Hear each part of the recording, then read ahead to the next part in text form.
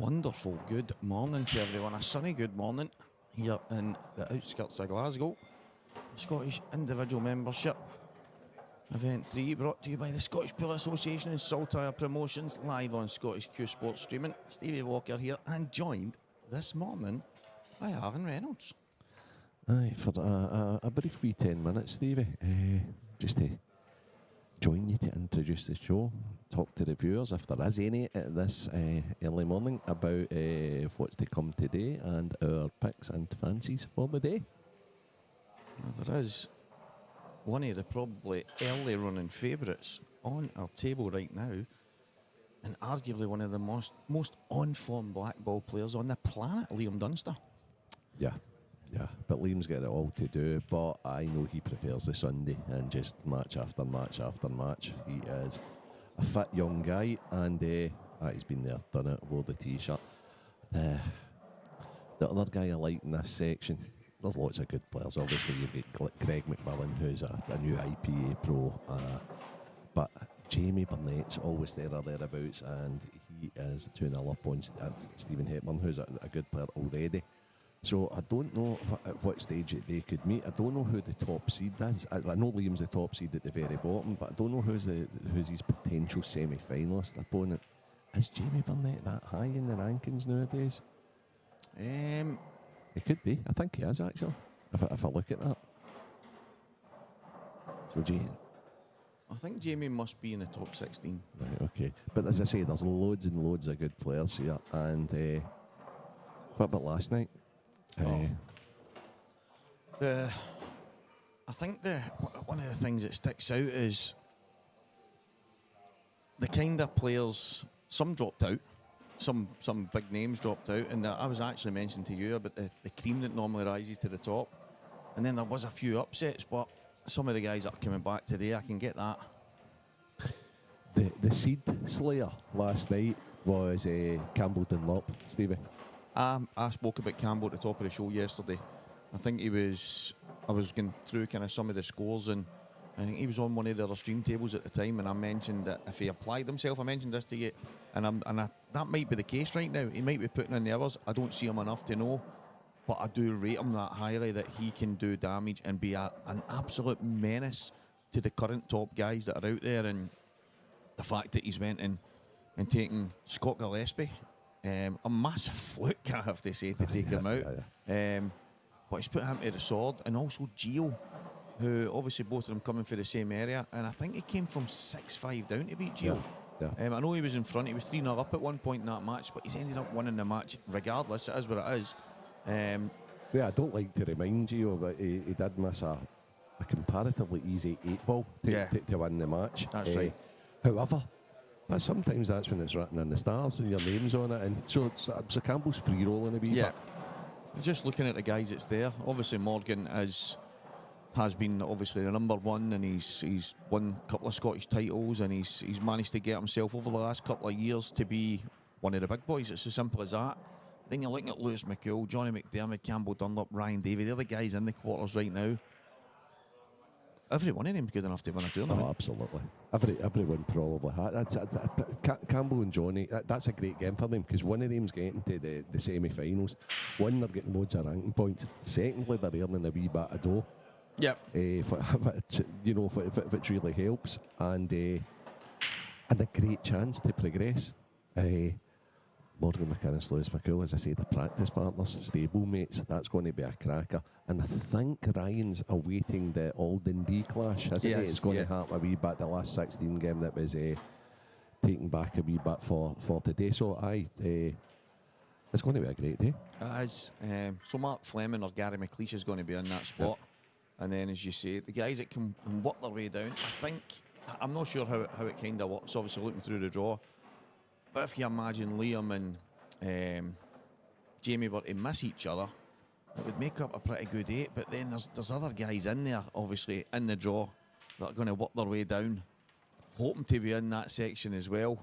Gary Gracie stood out to me. I seen him when I walked in the building. Yeah. Obviously, Stephen Kirkpatrick's been hovering about the top 16 for a number of years. And he's doing a job in Young Ethan Hermiston right now. He's 4-0 up Quick fire. And I'm looking at Brian Garrick destroying Stephen Benny right now. It's the best Brian's ever played. There'll be people looking on the Q score thinking, Brian's flying. Stephen's not here yet. I don't know if he's coming at all, but Brian will be hoping he does they come, because that would be embarrassed if somebody walked in and they were like, they turn it around.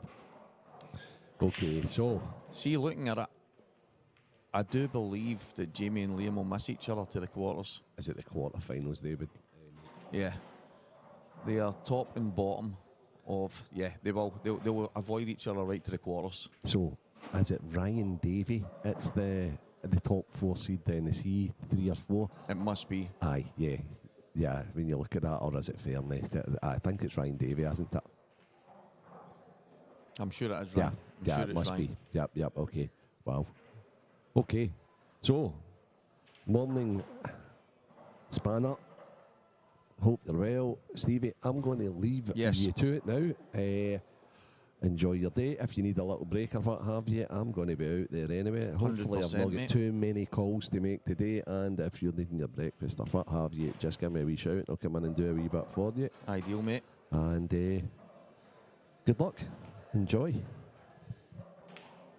Well, guys, as the numbers are slowly rising on this Sunday morning, we do have a number of matches on the go right now. Jamie Burnett's 3-0 in front of Stephen Hepburn. Gary Kelly 1. Christopher Slack, the Scottish Slack as he was known back in the day, the Tish, he's 3-1 in front of Gary Kelly. Mark William Henry Kitty 3. Ian Kennedy 0.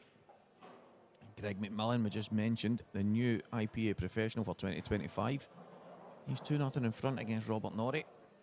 And Brian Garrick is down as 3-0 in front of Stephen Benny, but Stephen Benny has not he's not arrived in the building. Whether that's by design or whether something's happened and he's just running late, I've no idea, but he won't have long to go before that match is basically called as a Brian Garrick walkover. Mark Dobbin 2, Paul Graham 1. Ethan Hermiston 0, and as I just mentioned, Stephen Kirkpatrick he's a really good player.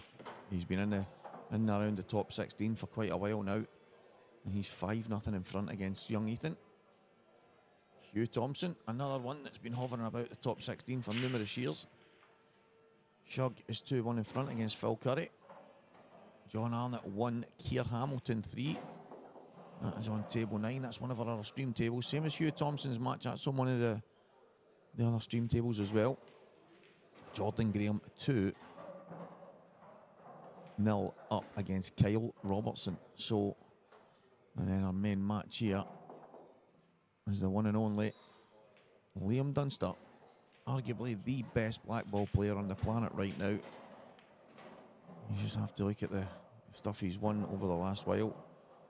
And if he's not winning, he's having to be held down in a final. So he's 2-0 in front against William Reid here. And it will play its way down. You've still got Colin Phillip v Jamie McCutcheon, Gary Gracie and Gary Pritchard, Stephen Allison Jr. against Andrew Norrie, Stephen Mark and Martin Shades. These matches all still to go. And we will play our way down to the quarter-finals, and I think it's scheduled for about 1 o'clock today. Mark Fleming will go head-to-head with Gary McLeish for a place in that quarter-finals. So as we say, massive good morning, everyone. That is a beautiful day out there. Hopefully it doesn't affect the viewers too much, but if you do decide to go out and enjoy the wonderful sunshine, have a wonderful day, and maybe we see you later on tonight at the later stages.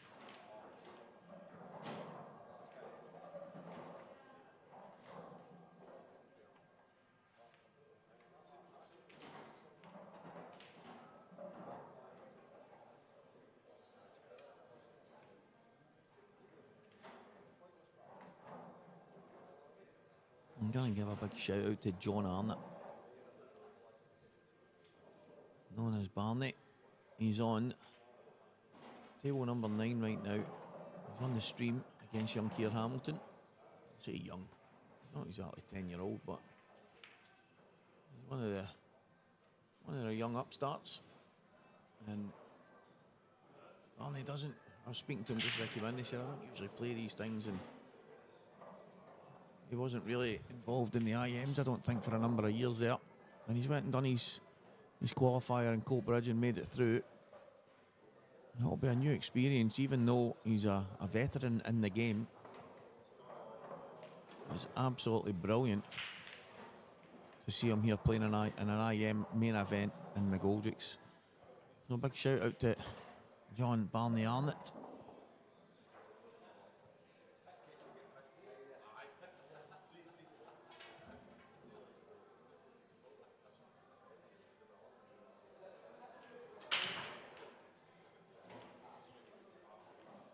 And that's a good shot from Liam, just in the yellow back up to the gap. William Reid, he'll have his work cut out. Just to hang William, kind of goes for every single player in the building today. That shot there from Williams just handed this frame to Liam. He's left him on. The yellow to the middle. He'll have the plant at the bottom. All the balls have got a pocket now.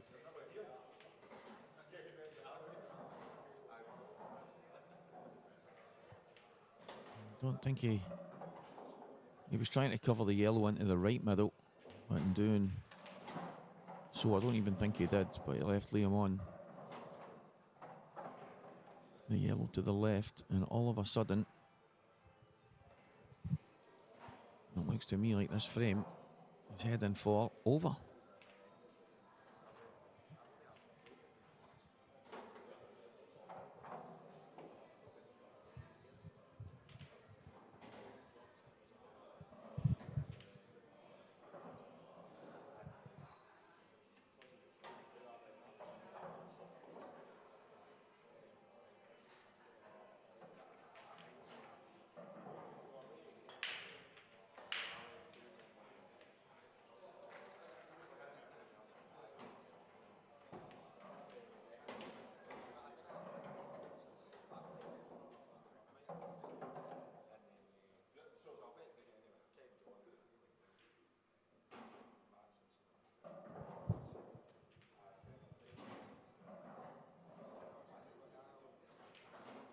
Balls at the bottom right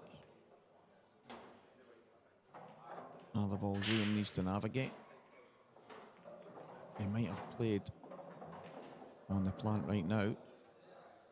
He's left enough space that he can drift between the red and the yellow. I mean, he could keep it relatively simple and just drop the ball in over the bag and then play his way across and back over and play that yellow last, but I think he'll play the plant. I think the plant stands out for me.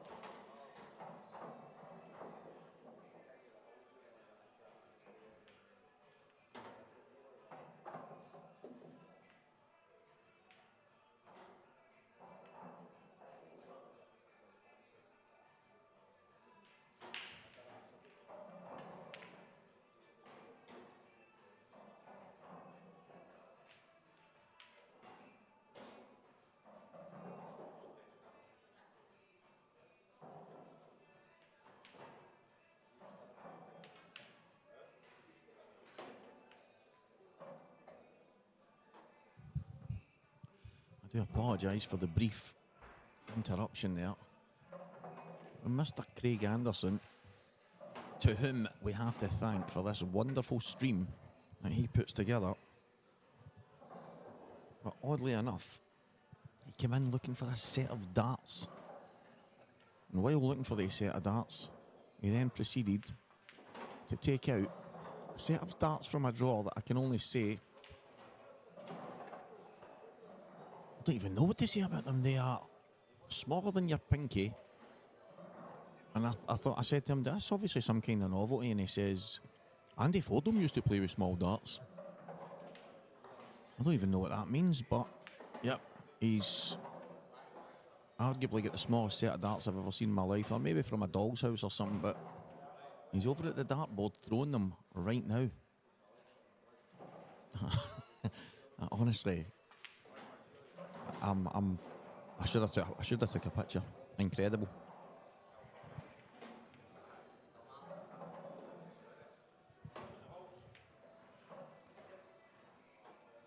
So William Reid gets one on the board. Fantastic finish. An even more impressive black. And you're playing against Liam Dunster. Slow roll on a black. Into the heart of the pocket. It's definitely the way to do it.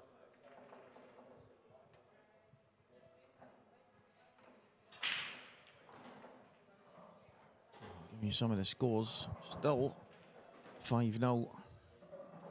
Oh, Jamie Burnett. I think he was 3-0 in front. He's 5-0 in front now against Stephen Hepburn. Gary Kelly 2. Christopher Slack 4. Mark William Henry 4. Ian Kennedy 1. Greg McMillan 3. Robert Norrie 0. Went from 0 to 0 in a space of 4 games. Jordan Graham 2. Kyle Robertson 1. Mark Dobbin 2. Paul Graham 2. Ethan Hermiston 2. Stephen Kirkpatrick 6. He's on the hill. Shug Thompson 4. Phil Curry 1. John Arnott 2. Keir Hamilton 3. Barney Boy digging in there. And William Reid and Liam Dunster is the other match on the go right now, and that is right in front of you guys.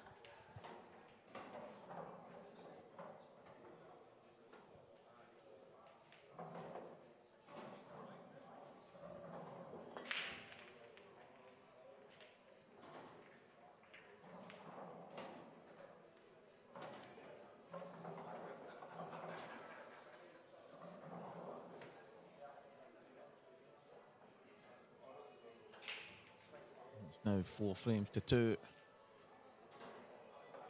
for Keir Hamilton.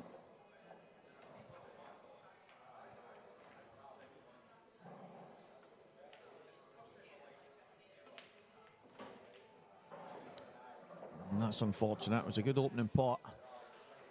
He was always going towards those reds. Yellows actually looked pretty good from the beginning.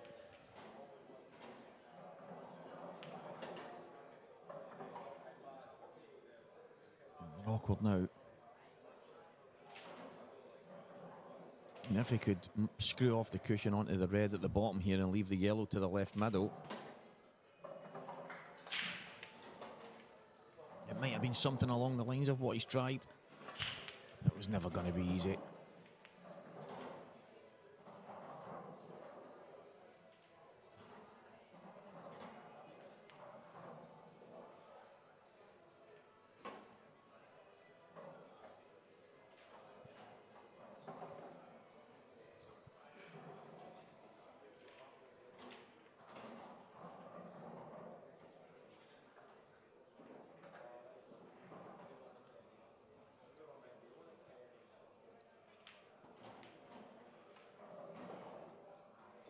Yeah, it's one of these moments where when you look at the table,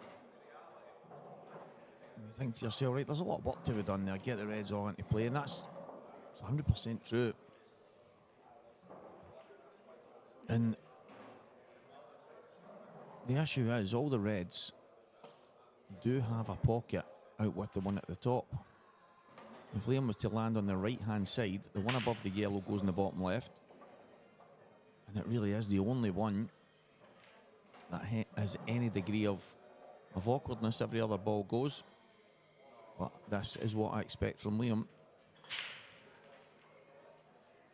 Just turning the screw.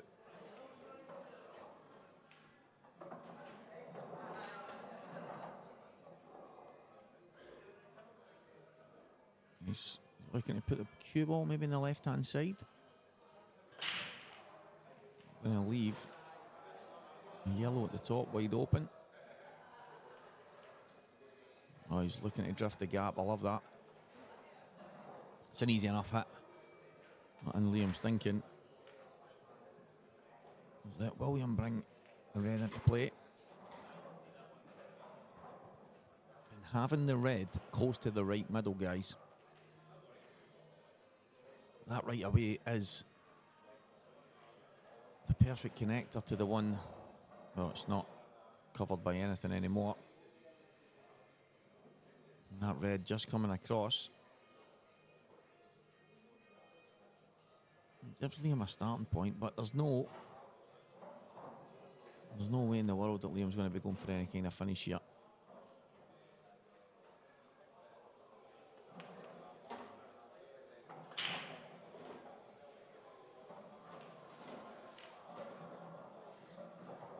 Actually wasn't far away.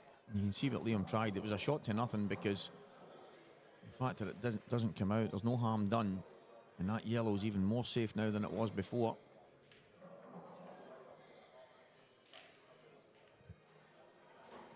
Liam is just going to leave William off the one at the bottom and invite him to get the red at the top into play.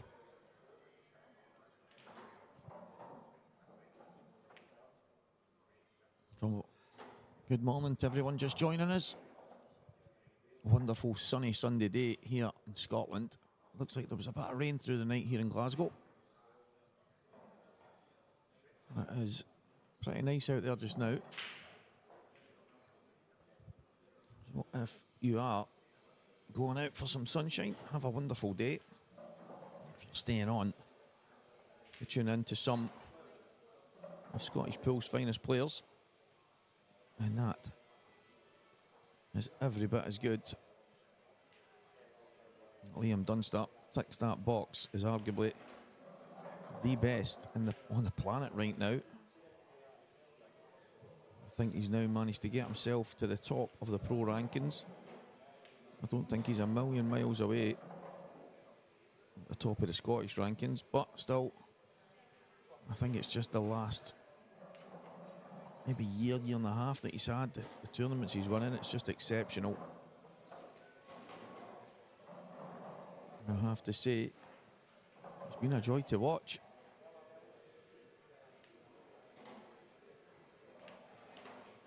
A chance here now to go 4-1 in front.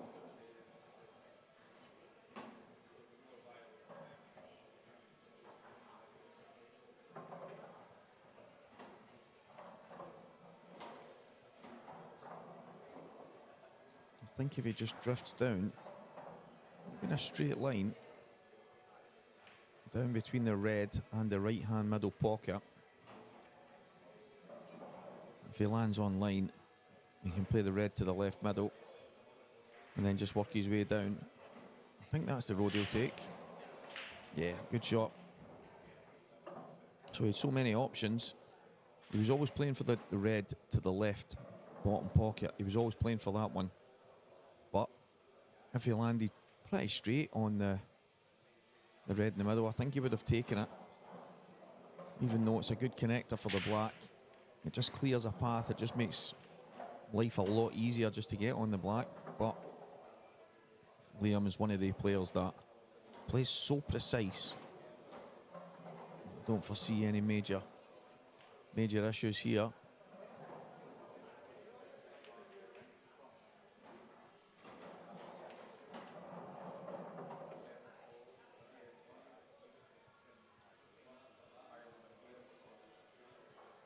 I'd be surprised if Liam plays anything but leaving the red to the top. He might screw off the left-hand cushion. Oh, I actually quite like that. Because even though he's left it on the cushion, guys, He's left himself with nothing to do but leave the cue ball almost where the red is. Straight black in the top. So precise. And even if he landed slightly short there, he's just pushing through and he's got the black to the left middle. He's just precision pull. Those are straightforward finishes for most people. Whether you take it the same way Liam does, I think a lot of us end up running out of position quite quickly and all of a sudden you're chasing it, but on more occasions than not you get them. Liam Dunster does not make mistakes from that position, that's for sure. Colin Phillip and Jamie McCutcheon just getting underway on table 7.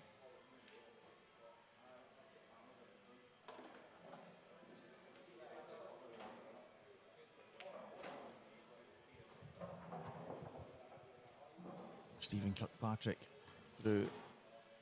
Brian Garrick through. Martin Jones through. These guys are already in the next stage awaiting. Stephen Kirkpatrick 173. Stephen Bennett was supposed to be playing Brian Garrick. Brian Garrick is now through due to a forfeit. Stephen Bennett not showing up for whatever reason. Hopefully everything's okay there and it's not some kind of issue that's caused that. Struan Bain, who withdrew from the event, doing pretty well in the IM rankings, so slightly surprised at that, and like maybe he's on holiday or something, you know. And Martin Jones has been the player that pops through due to that.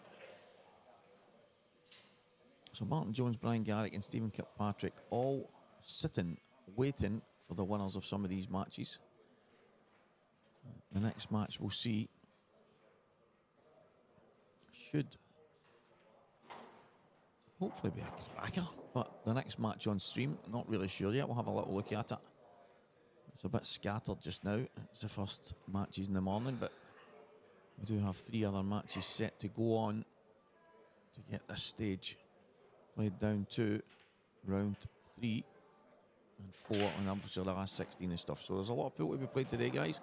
Hopefully we have most of you guys and most of the day, and I'm pretty sure the numbers will rise tonight as we get to the business end. And going to maybe get a couple of, I don't know, we'll maybe try and get a couple of polls on. We got them on yesterday, guys, for the matches. Didn't get too many votes, to be honest. I think one of the matches got 2 votes and another one got 1.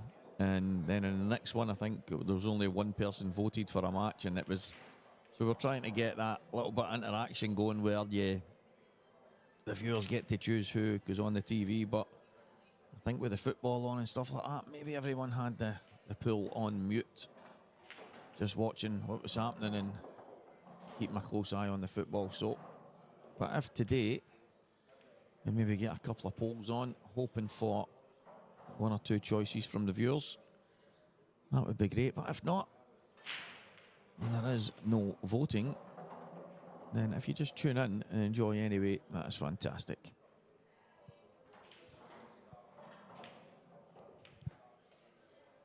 Slight scrappy one here. Although the yellows not far away from being finishable.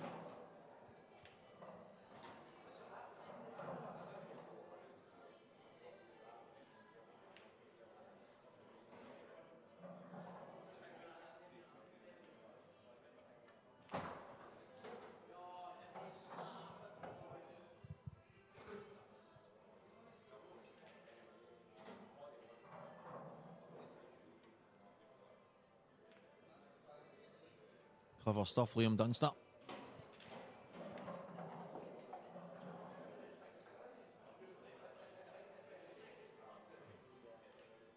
What an amazing bonus, guys. Having the football back on the weekends here in Bonnie, Scotland.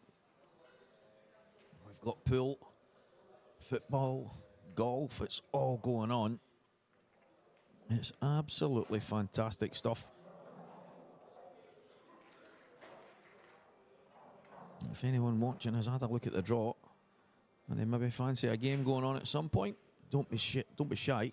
Get it on that chat, and I will see what I can do to get someone on that's worth the watching.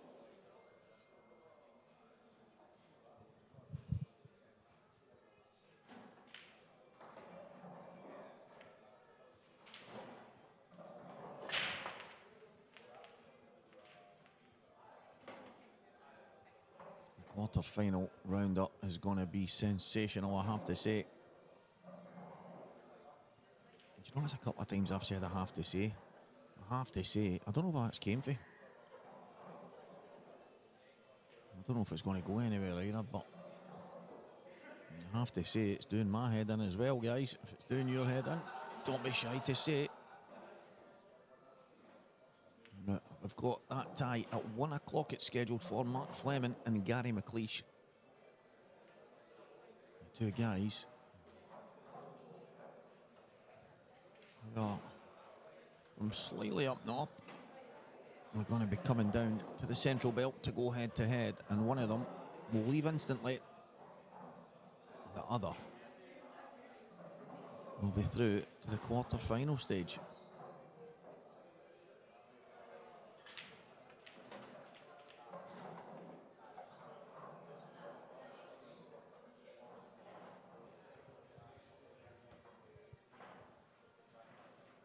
Well, one of these frames, well, Liam Dunster he's just so clever. The mad thing about it is he seems to play the obvious shot. After he's played it, you kind of look at it and say, wow, it's like so simple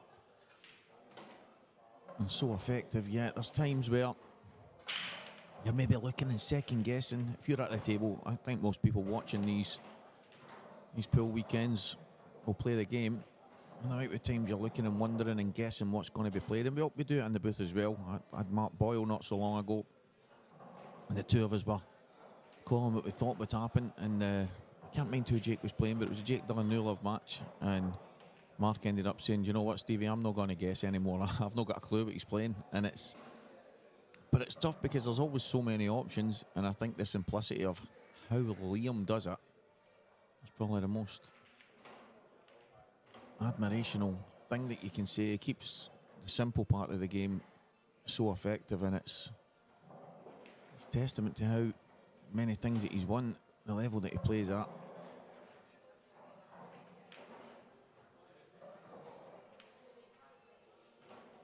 But looking at the draw, Liam and Jamie Burnett are at the top and bottom. Those two are arguably the favourites to make it to the quarters, but you've got Chris Slack, Martin Jones, Greg McMillan, Brian Garrick, Hugh Thompson, and there's a few more in there. They're going to have something to say about it. Again, Denori, Big Spider, Gary Gracie. Yeah, there's a lot of players that are going to be vying for a place in the latter stages. Good morning, Simon. Wonderful Sunday, sunny morning. Well, I think it is down here. I hope it is where you are, mate.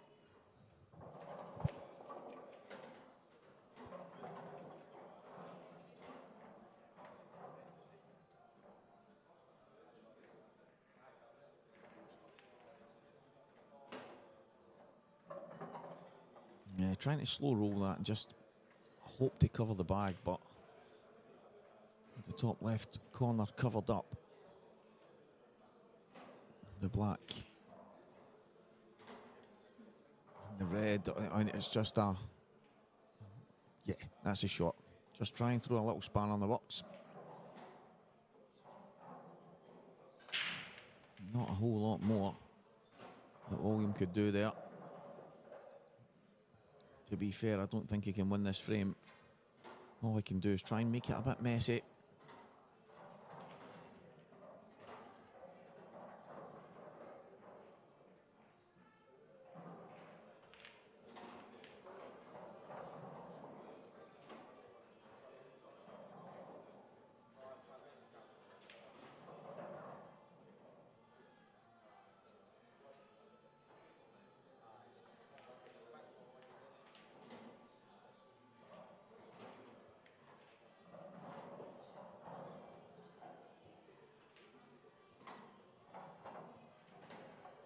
Not the worst idea, getting that red into the kind of open part of the top left corner.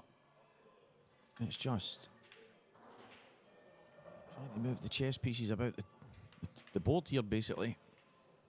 And then who is going to strike first? But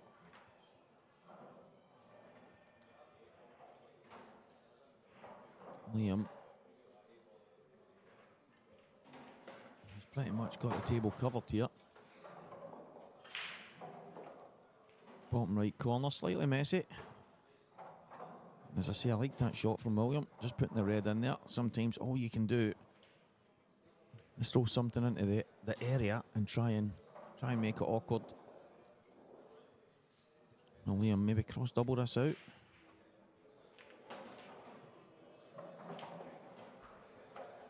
So he's played a kind of controlled 3-ball plant, knowing that the yellow. So when he was looking at it coming across, I'm thinking cross double, but he's played it in such a way he's knocked the red onto the yellow at the same time and get the yellow out. Now, doesn't go in the bottom left, but he can pop the yellow in the left middle, yellow to the bottom corner, and then he'll have that yellow he's just popped out into the right hand middle pocket, and all of a sudden it's a frame winning opportunity.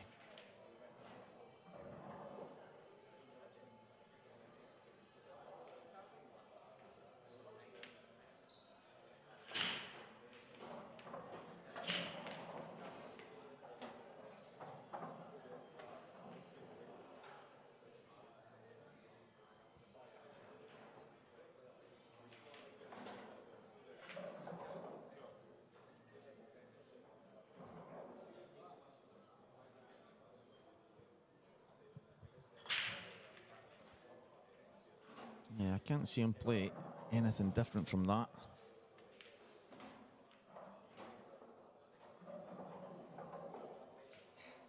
I think it'll be... It's more a case of how he lands on the one to the top left. Yeah, nice cushion on the red. He'll want the one to the top left first if he can. Obviously, he can swing around the black if he needs to. Liam, he likes to be tidy, so I can imagine him rolling up and taking the one to the top left, then one to the top right. And then over for the 8-ball.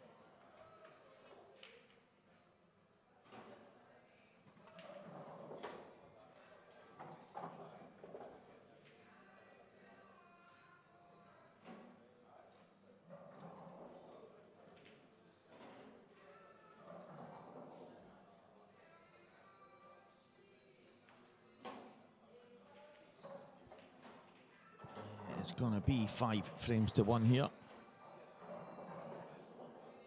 Ruthless stuff from Liam. William trying to hang in. But it's a tough school when you're playing against someone like Liam.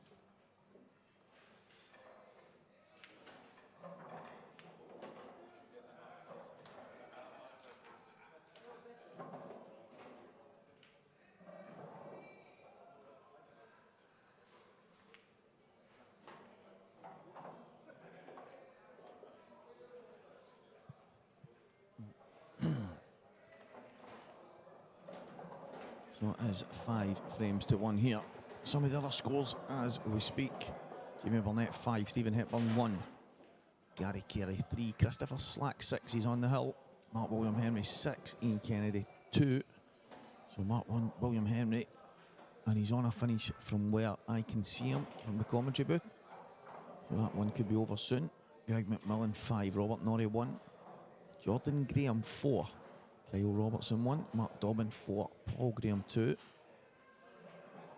Jamie McCutcheon is 1 in front of Colin Phillip. That one not long started. John Arnott 3, Keir Hamilton 5. William Reid and Liam Dunster is the match we're watching right now.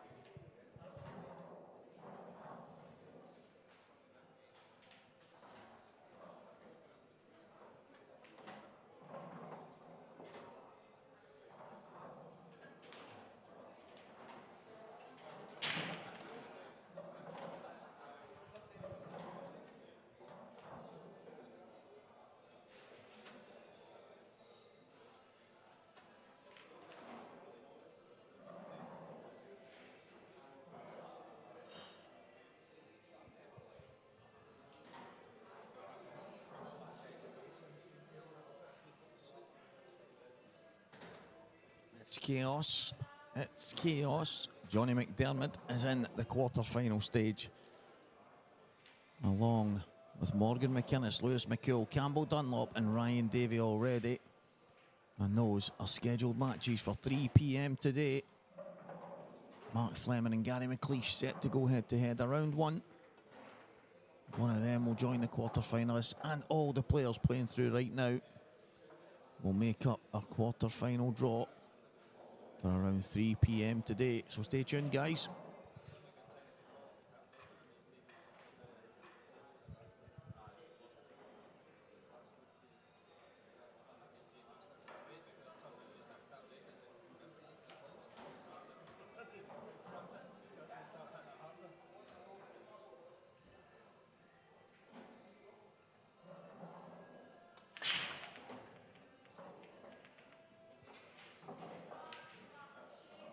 It's a beautiful Sunday morning. I'm pretty sure there's going to be someone sitting out their back somewhere, blasting the guitar. My money's on Danny Wilson.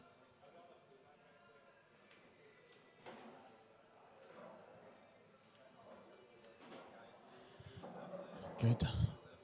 Is it nearly afternoon? Nah, still early. Still good morning, people. I hope the weather is fantastic where you are, because when I came over here this morning,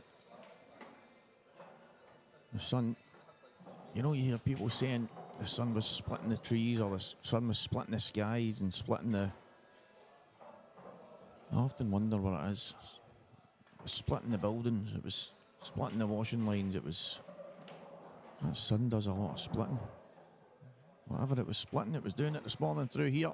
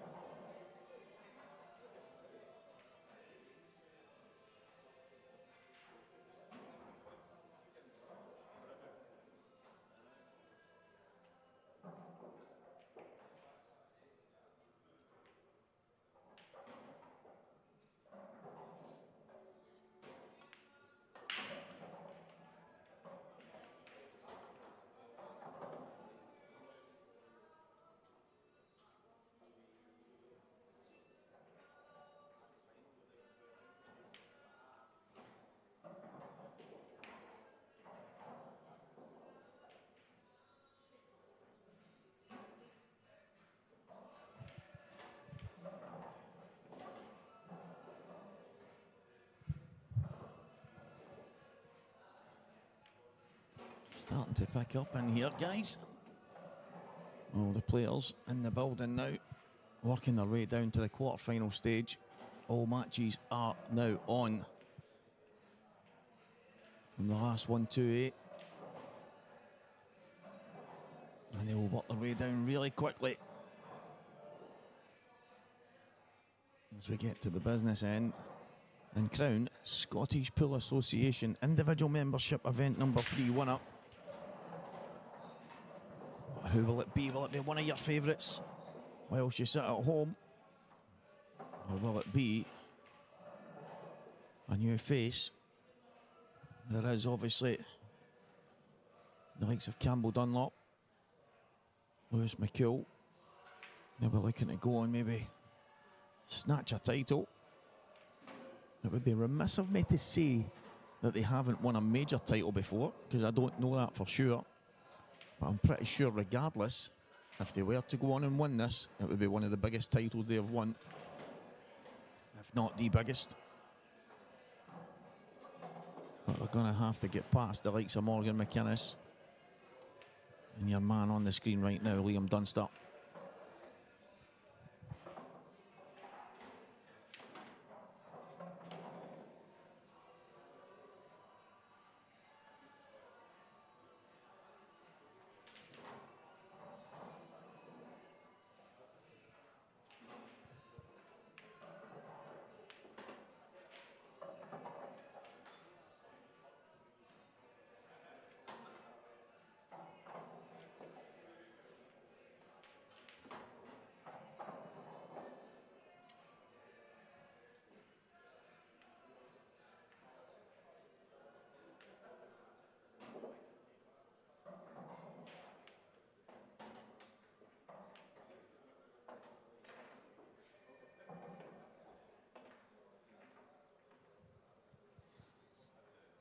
Just had the main referee, Alan Reynolds, popping in there, trying to mix me up with the way the draw is going.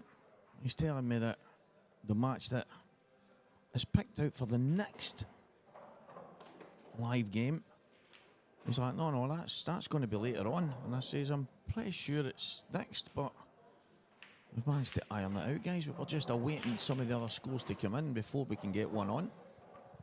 And obviously Liam Dunster will have to go over the line here into the bargain.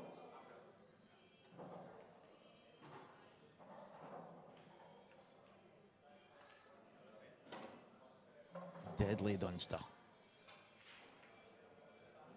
I think that is probably as good a name as you can give him. I actually mentioned at one of the last events, it was one of the IPA events, that I mentioned that I wasn't best pleased with the Duster. And I know he goes and dusts a lot of people, and I get that, that's fine, but I thought maybe we can give him, try and come up with a better nickname, because nicknames, you don't give yourself a nickname. A nickname has to be handed to you. You don't get to pick it. Like myself, I never chose Walker the Talker. That was my school teacher when I was a kid. And then it just grew arms and legs when I started doing some commentary. People were saying it, and I'm like, that's mad. My teacher used to call me that. And then it's just the way it ends up. So I don't think the Duster works for me, guys. So if you're sitting there at home right now and you're thinking, there's a multitude of things that you could call Liam, but let's see if we can get him a better nickname and then convince him to use it. A few people have said things like Terminator and stuff like that. Listen, I'm sorry, but I don't think he'll be jumping about with Arnold Schwarzenegger glasses on and a leather jacket anytime soon. So we need to try and get something that can stick. Mr. Methodical, the Method Man.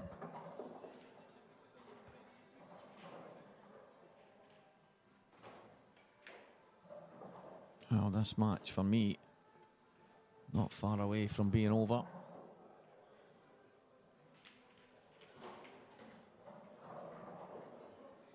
And I can confirm, guys, that the commentator's choice for next match live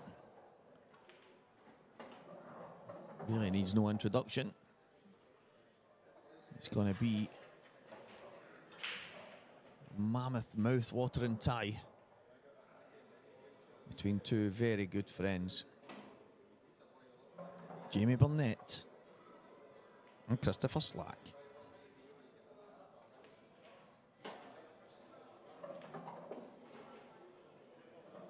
We're moments away from Liam clearing up on this table and taking his place in the next round.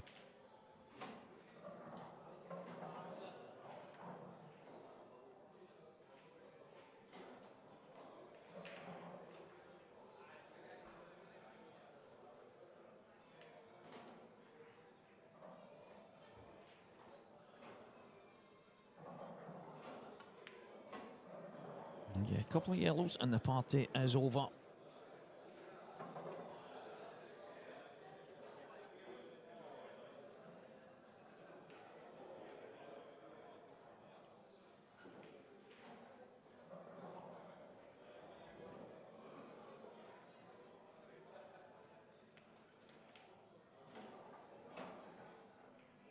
Well, that is a very strange one.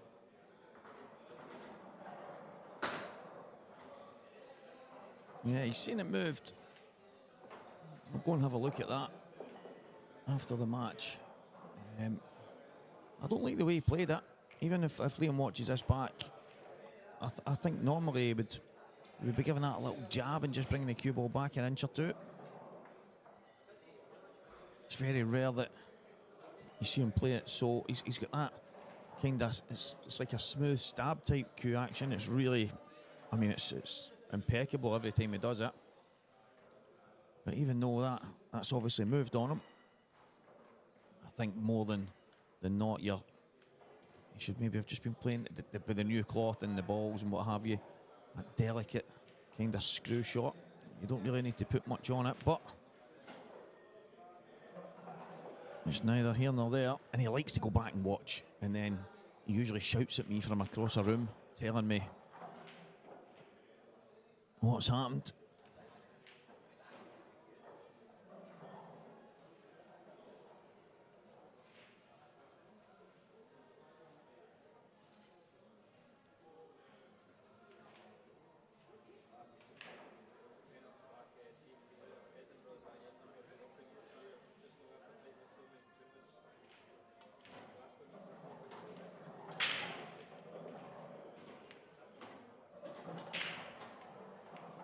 So, Liam Dunster will take his place in the next round.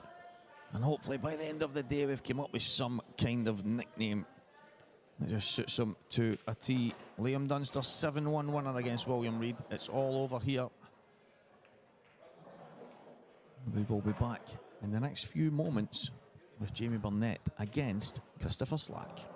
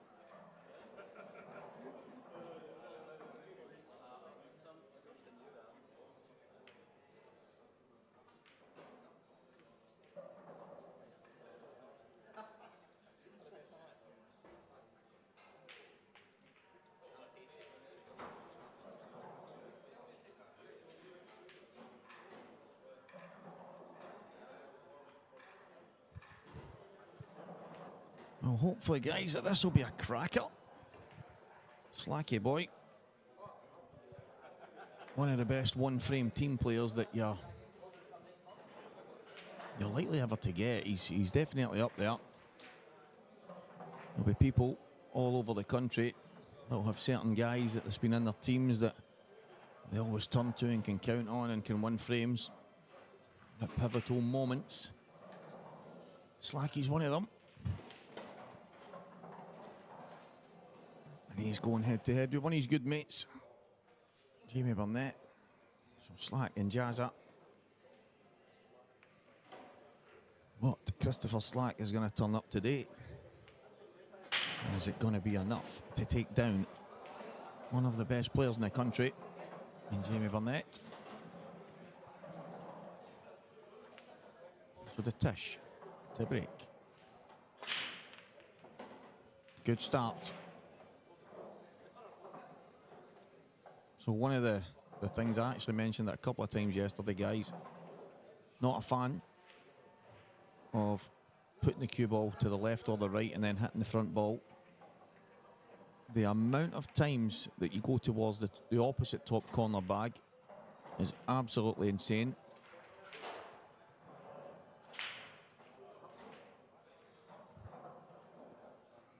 Got the luxury of sitting here watching these breaks, and it happens so often, it's absolutely frightening. So, watch, I think it was Gareth Hibbett and Dan Davey, I mentioned it yesterday, both of them were breaking from the opposite side of each other, but they were hitting the front ball. And I think the first 5 or 6 frames, both of them had been in off twice, and in the other 2 breaks, they had rumbled in the pocket with the cue ball. It was just bringing it straight back to the opposite corner.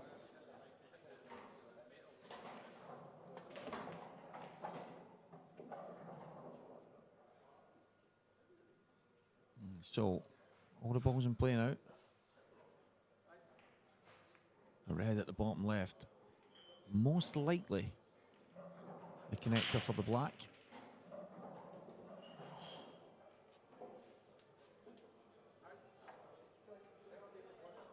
Is he going to go off the cushion and maybe nudge the red out? Yeah, good shot.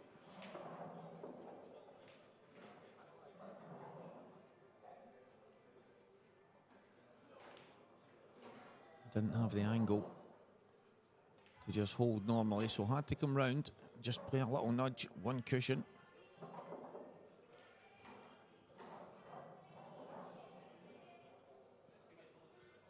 I'm not 100% sure that he can just nip this. I think he might be able to.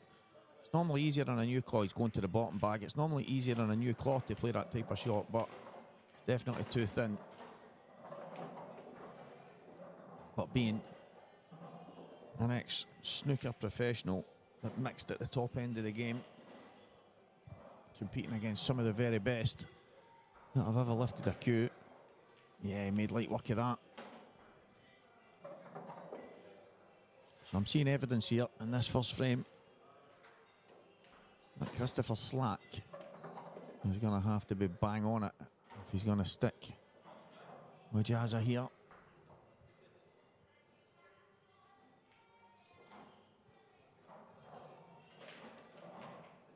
So 1 frame to 0. It goes against the break. Slacky going in off. And Jamie Burnett really wasting no time and racing into a lead here. Yeah, one thing I will say about these IMs, and we mentioned it yesterday, I do not believe anywhere on earth there's better value tournaments. There just isn't. I know the area qualifying and stuff like that you've got to go and do, they can be a bit awkward. They can be a bit annoying at times, having to go on certain nights and play these races depending on how busy you are in your life schedule and whatever. But as the value for money goes, to go and try and qualify to play in 4 of the major events in Scottish pool, I think it's... Yeah, I don't think there's another set of tournaments that give you that kind of value to go and play against some of the very best. So, but I know there is a few areas that have had massive growing numbers, and then there's obviously been 1 or 2 that's dropped, and but we do have the luxury of so many tournaments these days. It's absolutely incredible the amount of tournaments that's on the go. Tours up and down the entire UK. But these are our premier events. These are the SPA's flagship events.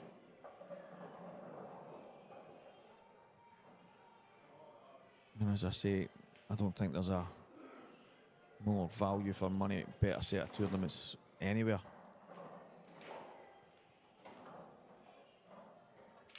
Slack shot from Christopher Slack.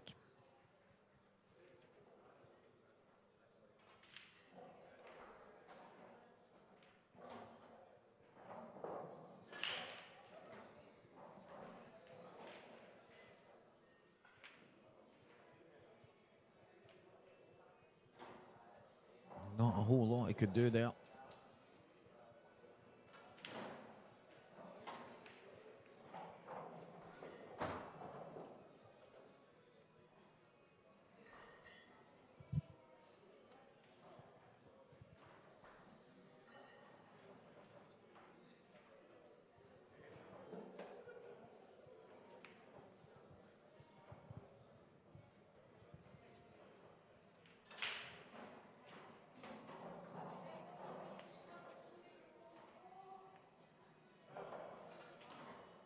The yellow.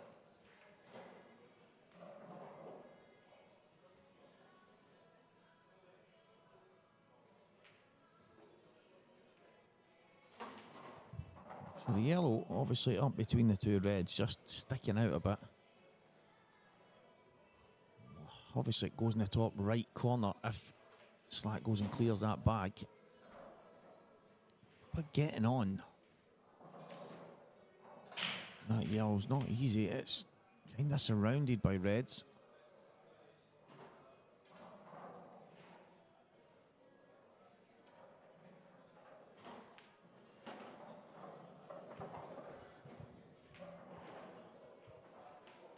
I know Slack can play quick at times.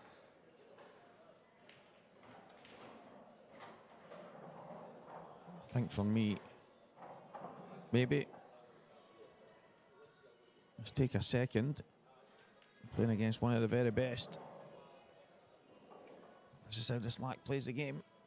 When he gets into that carefree motion. I try and drag this with left hand side and get to the opposite side. He's ended up kicking it. Getting a trace. Does it go?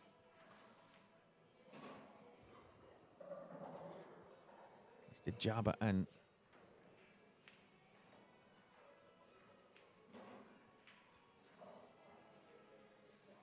Oh, he can go in the bottom. Go in the bottom.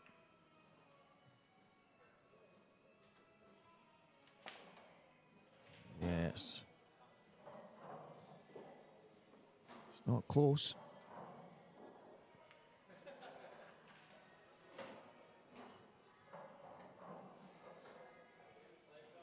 I've got a funny feeling here. This is going to be 2 frames to 0, Jamie Burnett. Half a chance. That yellow was obviously awkward. I wasn't sure if it went in the middle. Obviously it didn't, or he would have played it.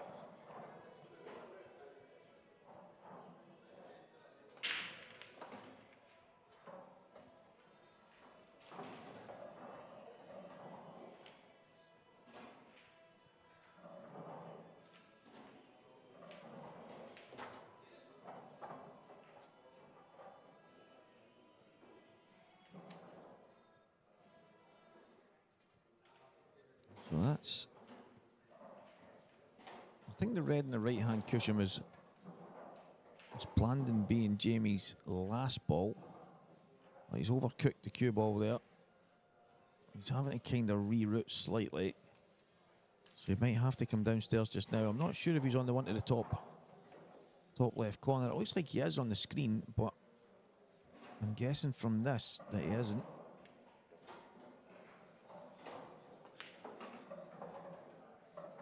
Yeah, brilliant shot. Oh, works itself out now. 2 frames to 0 lead. It will be Chris Slack to break though.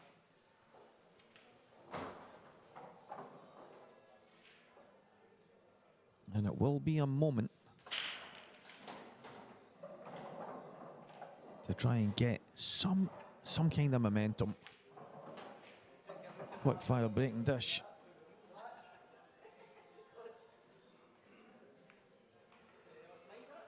It's Slack's break, is it not?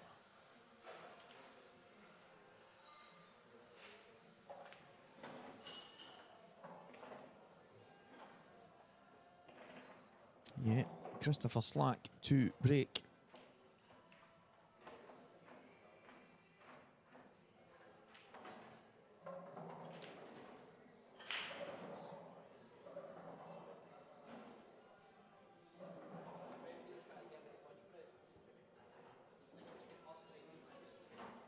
Good morning. Is that senior or junior? If it's junior, great run yesterday, young man. Couple of boys at the select series yesterday. Oh my God, he's gone in that bag once again. Although this time it wasn't straight in, this time it was kicked in. But if you watch it, yeah, it's so unfortunate. He's tried his best to pull it straight back in the direction it came, and all of a sudden, one kick later, he's in the same bag as before. Massive degree of bad fortune there.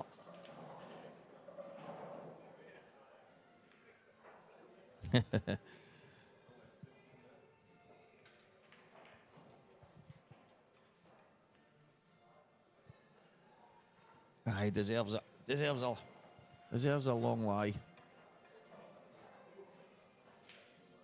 Phenomenal run yesterday. What a boy.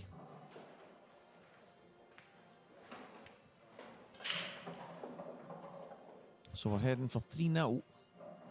Jamie Burnett, Slack at a half chance. Probably a chance that he would argue that he would expect to take. Oh, there was an awkward yellow surrounded by reds at the top left. He didn't quite get on it properly. And it gave Jamie Burnett a straightforward chance that he missed about. He didn't mess about at all, I should say. He was absolutely... I mean, Jamie's playing quite quick here. He's in the zone.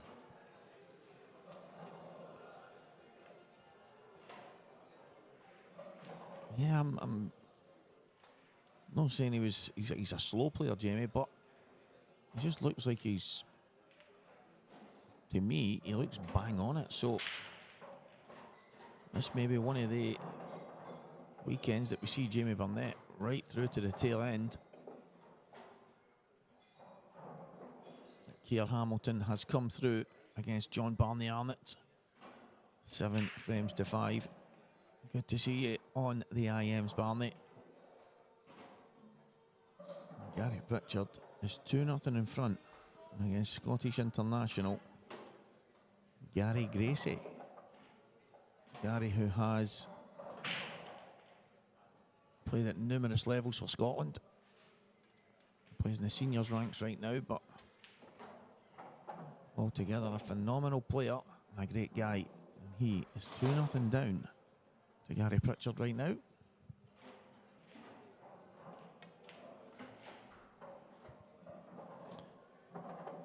Yeah, a little bit of snooker class there from Jazza, just running off the top cushion really wide. Loads of reverse side and just checking it all the way back down. That was an unbelievable shot. Great cue ball control. It's 3 frames to nothing here. And Slacky Boy needs to try and dig his heels in before this one gets away from him.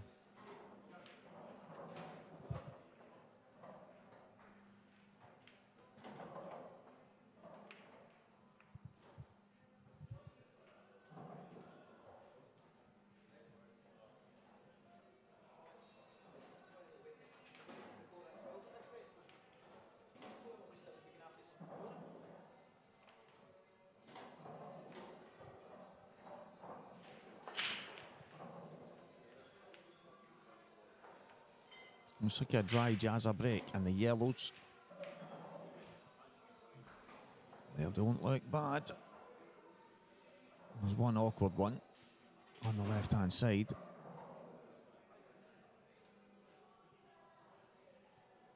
black considering red's here? No, it can't be. Can't be. Maybe thinking about screwing. Yeah, I think he's thinking about screwing the red. Place it, potting the yellow, screwing the red right into the other two and clearing them. Yeah. Yeah, that's... I think in those situations where you're kind of just smashing things out, there's obviously, you're leaving a lot to chance. But he has played to screw into the red so that the red would push down, but you see the contact on the cue ball there, it's screwed straight off it. And put him in a bit of trouble.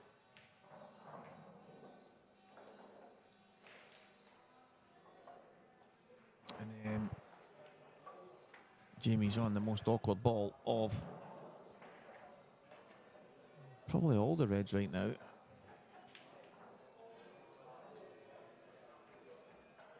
And just drop this in and flick the other red.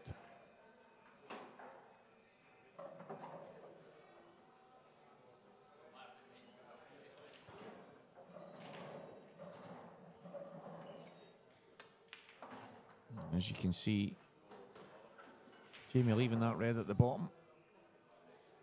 The reason he was leaving it is for the black. He might have to change his mind. I'm not sure he's on anything now, so he might have to come downstairs, but even at that, he's not got the right angle to get on anything. This bottom one must go. Looks tight. Yeah, not tight at all. Mr. Burnett, the milkman. And I start calling him Wiseman. Loves a bit of milk in this guy. There's no messing about here. Playing at a fantastic pace. He's in a rhythm. He's feeling good. He's feeling ruthless. And I tell you, he's got away with one there. He was worried. Absolutely worried. It's landed plumb. Absolutely plumb. But he was shaking in his boots. 4-0. Mark William Henry. Kitty against Jonesy. It's 3-0 Martin Jones. Stephen Mark 1. Martin Shades 1. That one. I think it started. Let's see. Yeah, so we're about half an hour into that. It's 2-1 to Martin Shades. Stephen Allison 1, Andrew Norrie. The Spider-Man. 2-1 to Andrew Norrie. Greg McMullen 2, Brian Garrick 1. Mark Dobbin and Paul Graham 5-4 Mark Dobbin. And Jamie McCutcheon against Colin Phillip. Colin is having a bit of a nightmare against Jamie. It's 5-0 to Jamie McCutcheon, but that is... Young Cutch is capable of wiping the floor with anyone when he's on his game. I don't know a whole lot about Colin, but he's right up against it in that one. Gary Gracie 1, Gary Pritchard 2. So keep you updated with the scores as they come in. And it's 4-0 in this match.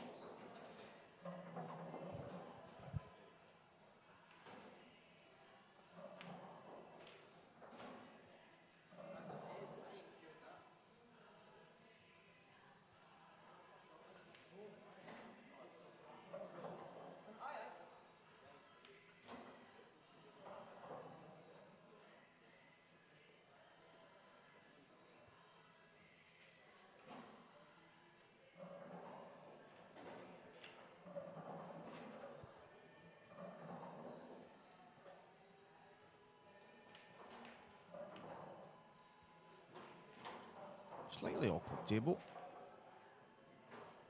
I think the yellow just below the cue ball goes to the bottom right. The yellow up next to the red will go to the middle left. So you can take the one up the cushion and drop on it.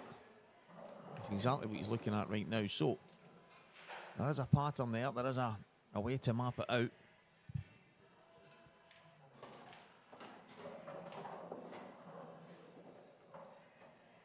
Needs to follow this through. It's a bit of run inside. Just drift past the red.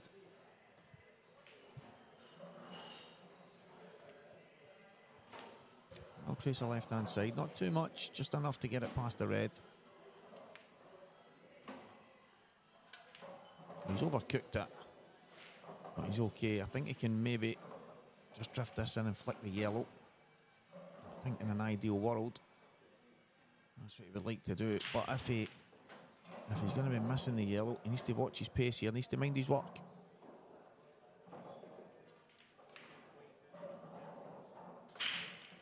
With the cloth being so reactive, he might be able to just screw back off the red. Yeah, he's just went a bit too far. Should be okay. Should be okay. I can't see. He's got a couple of options. Maybe screw off the red if he can nip it just enough.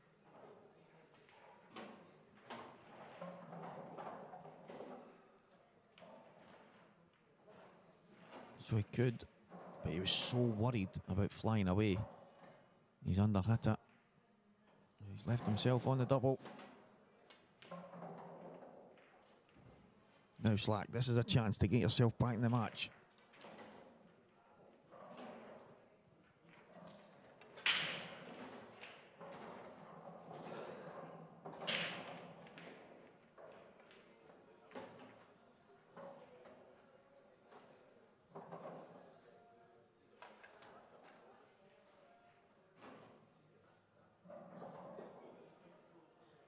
So apparently there's some spicy chicken nuggets on the menu at the McDingle's place. They look not too bad. Need to try and get Paul and Tash to get Anton to get some kind of spicy stuff on the menu, like spicy goujons or spicy picora. I don't know, because the sauces, I'm sorry, but the kick doesn't really come for the sauce. You need it in the batter, you know what I mean? So, not a fan of McD's at all.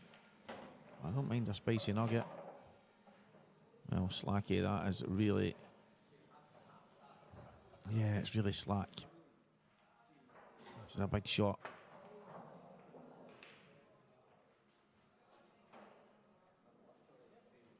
I don't think it could go much more wrong than it has so far.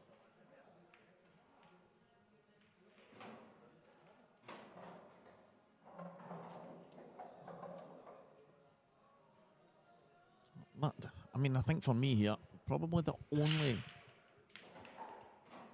critique I could have is maybe just a tad too fast, but that's the way Slack plays. Plays really quick. Round the table in a zone, that's his mantra. He likes to get himself in that kind of buzzing nature. Well, it's definitely caught him out a couple of times here today in this match. It's 5-0 Jamie Burnett. There is no doubt going into this match, Slack's going in as a second favourite against Jazza. Two of them know each other so well, played team pool together and had many a battle on the table. But right now, it's one-way traffic.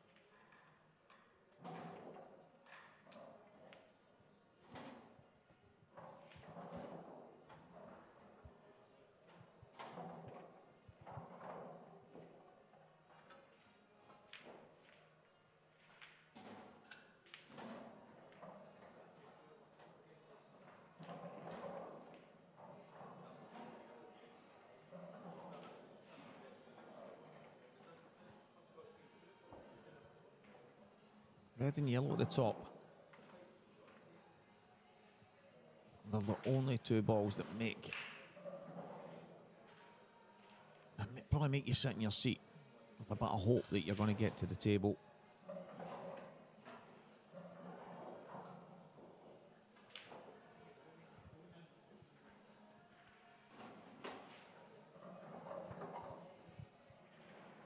So Jazza is going to play a type of shot very similar to what Liam Dunster played. I think he's going to play the plant with the yellow cutting off it and going up and opening the two balls at the top. Liam tried it in his match. It didn't come off. And it's come off for Jazza because he didn't have to smash both of them out. He just had to clear a path, and he's done that.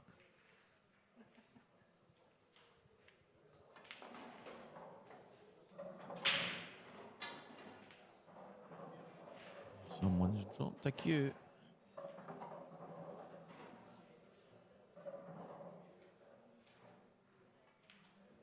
Yeah, it's getting away from slack now. That's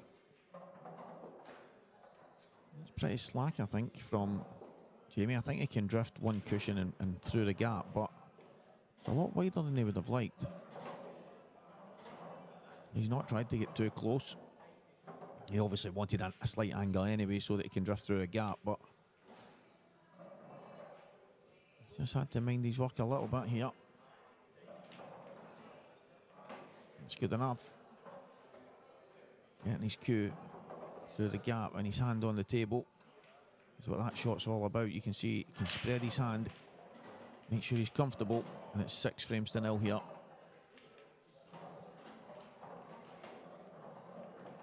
Jamie Burnett 6, Christopher Slack 0. Slack's had a couple of chances that he would tell you that maybe he would like to have taken. And Jazz has been ruthless from the off.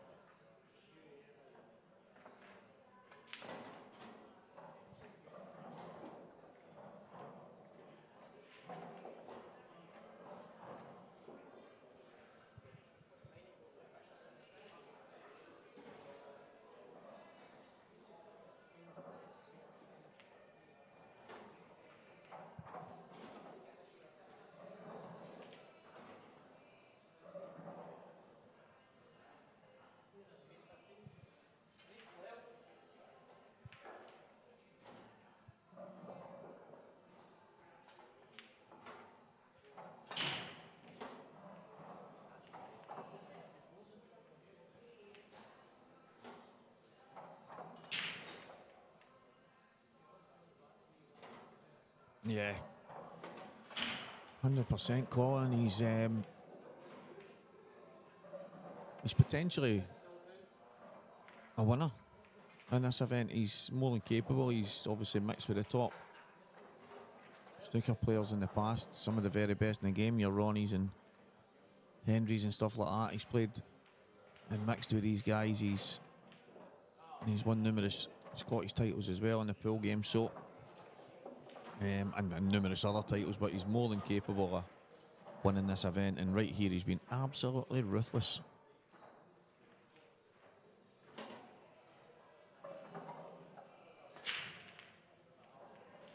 He's under hit that Slack. He's back down again quick. He's held the cue ball well. Cracking shot. Little tracer side just to kill the cue ball as it comes off the cushion.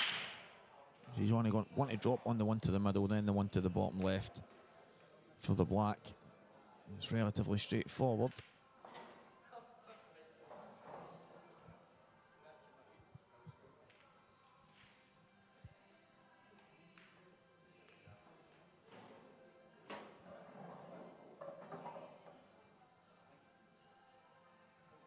So he's going to get a chance to take the donut away. The middle of a donut, should we say.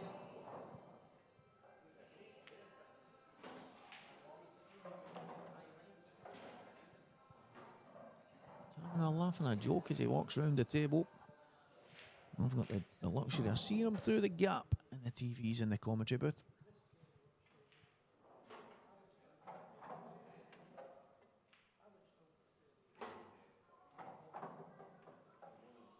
should be 6-1 here.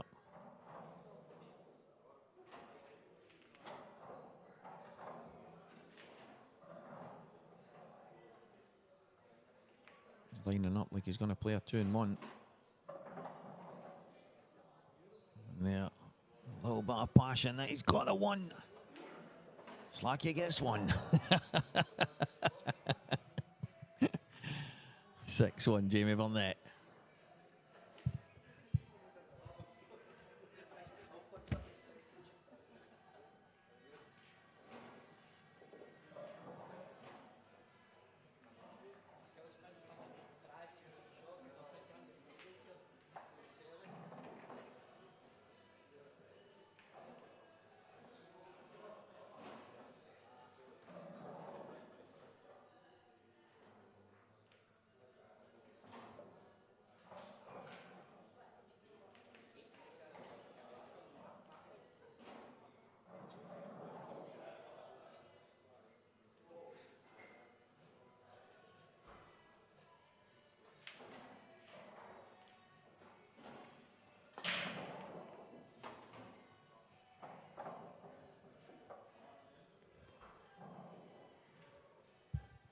Yeah, he's right in this match now, Slacky.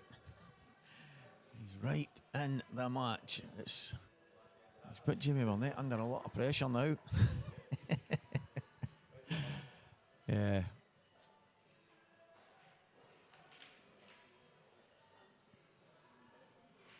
Good to see.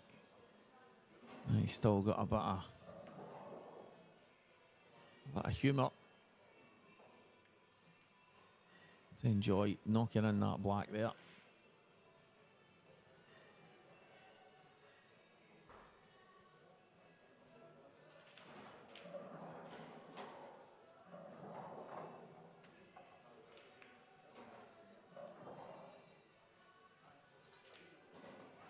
How long is it going to last?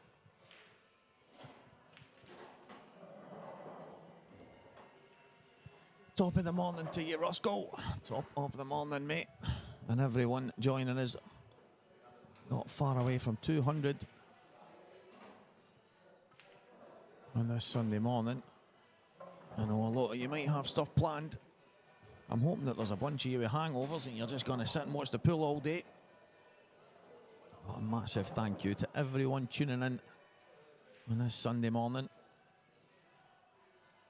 I've said it numerous times, but if nobody's watching, then there's no point in me being here or even the cameras being on, to be honest. So, huge thank you to everyone tuning in to the Scottish Pool Association IM event number 3. It's in McGoldrick's Pool and Sports Bar. Saltire Promotions bringing you the IMs this year. We are on Scottish Q Sports streaming.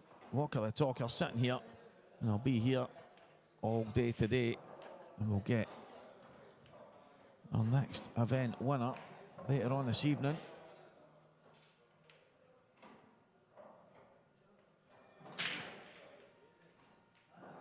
And I don't know if you guys have all got Q Score or a draw in front of you. Yesterday, we've already had a little bit going on the chat function. That's fantastic. Yesterday, I did put a couple of polls on, seeing who people would want to watch and stuff like that. I'll try and maybe look at doing that as we get a bit later on. But there wasn't much interaction. There wasn't many people kind of voting. I think, as I said earlier, I got 2 votes and 1 vote, and then 2 votes on one of the other ones. So the kind of matches took care of themselves. But today, if we can get a wee bit of interaction, that would be fantastic. It helps us with what the viewers are looking for. Jamie Burnett, Chris Slack, that's the box office game here. We're going to be showing next up is going to be Jamie McCutcheon and Jordan Graham. That's going to be on the main table. Those 2 guys are sitting, waiting, ready to go as soon as this match is over. And I absolutely love getting to see some of the guys that maybe aren't on stream as much as possible in the main events. Or maybe as much as they would like to be. Getting to go and show everyone what they can do. And both of these players very talented and doing well these days, so hopefully they serve us up a good match. As we get down, we're going to have, I think they'll be pushing to get the Mark Fleming, Gary McLeish match on, but I'll go and speak to the guys about that. But then as it gets to the quarter-final stage, round about the 3 o'clock mark, we'll see where we are at that point. But some of the names that still in the draw, guys: Ryan Davey, Johnny McDermott, Morgan McInnes, Lewis McCool, Campbell Dunlop, Mark Fleming and Gary McLeish will go head-to-head. Martin Jones, Jamie Burnett right here just now, Greg McMillan.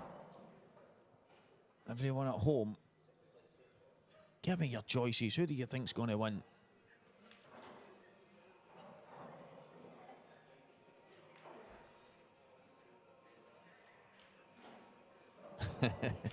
Cheers, Simon. I'm good at that.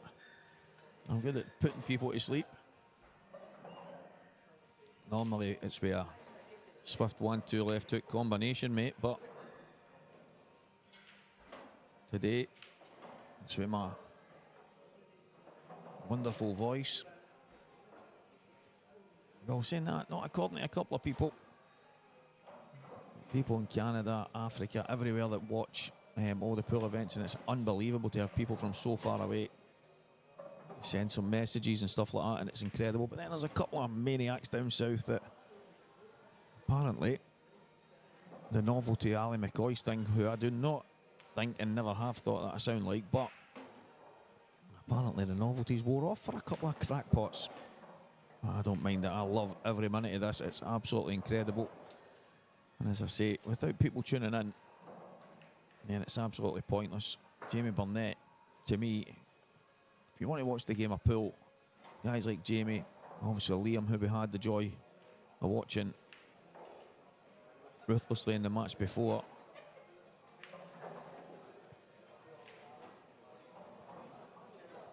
I wish I had some kind of microphone on the two of them there. Jazz is in stitches. It's like he sat back down. I don't know what was going on there, man. I don't know what was going on, but it's a private joke. We're just going to have to find out in a bit.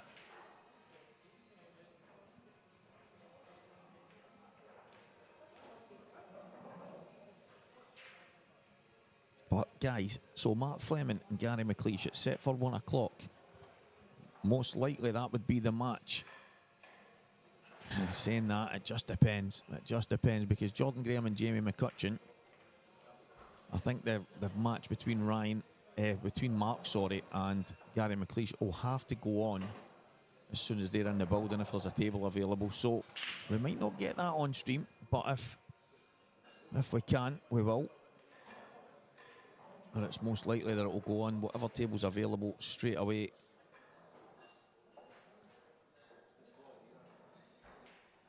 Although in truth, looking at the way the draws in that are, it might be possible, but that would be box office. That would be one of the matches we'd like to see.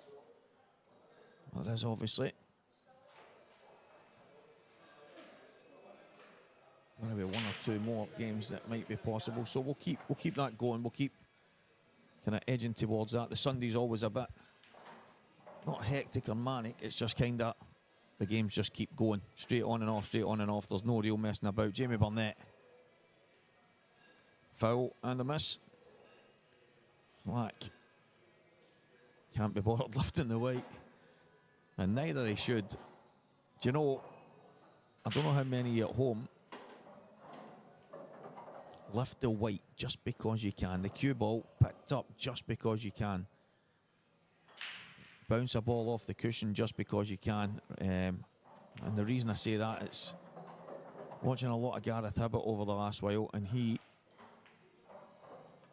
just, even if it's on the cushion and he's got 2 shots, he only really moves it if it's to get him in a better position for another ball. But if it becomes part of the pattern, he just plays on it. He doesn't move in. It's just incredible to watch.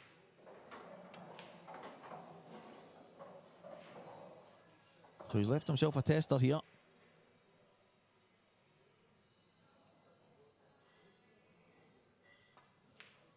Yeah, nice stuff, Slacky. We've got a match in our hands here. 6 frames to 2. Jamie Burnett. And all of a sudden, Slacky's saying, well, Jazza, if you can win 6, who says I can't?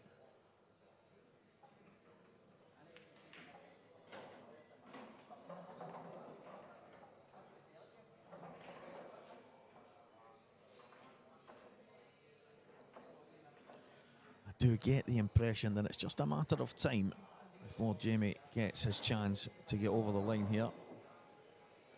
But Slacky trying to make a fight of it. But the issue is going to be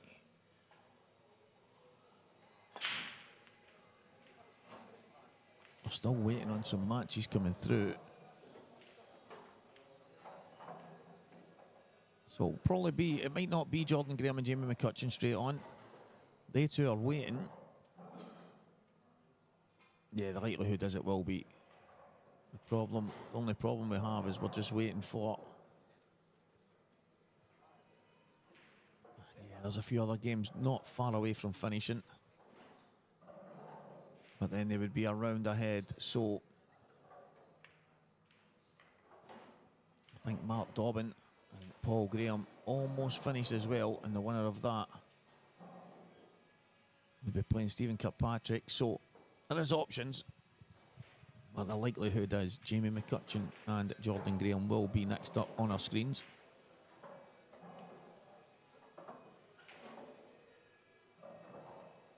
I tell you what, guys, things are getting a bit awkward here.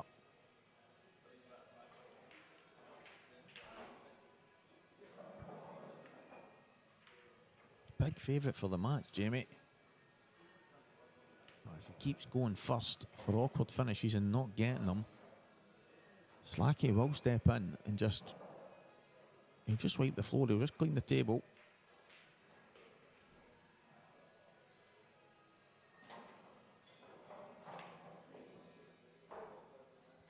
And he's obviously realising that himself, so he's taking a bit of time here. As he has landed really awkward. The two reds just below the black spot, not in great shape now.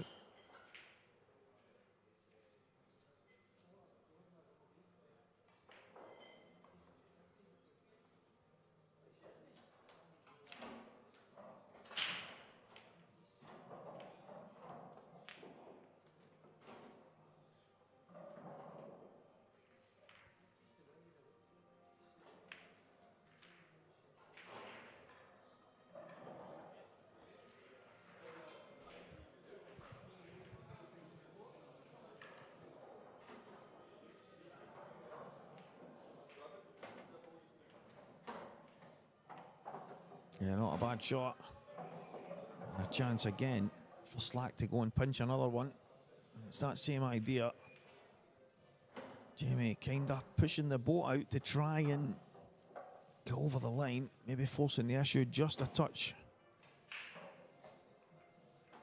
What's ending up happening is he's not getting over the line in the frame. And he's creating an opportunity for Slack to go in and basically just clear things up. So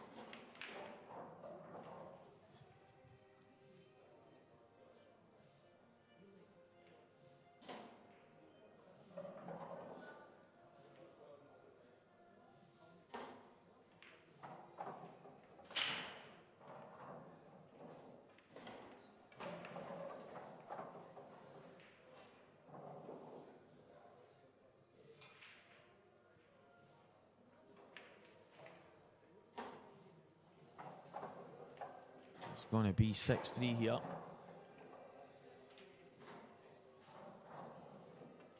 And to be fair, Slacky might be kicking himself a bit, because had he taken the chances that were sitting nice and easy for him,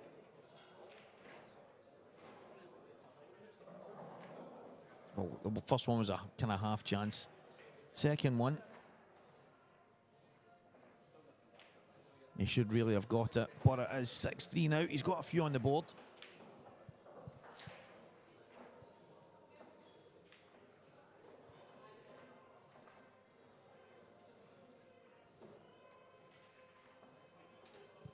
Yeah, Stephen Murray. I'm I get asked quite a lot,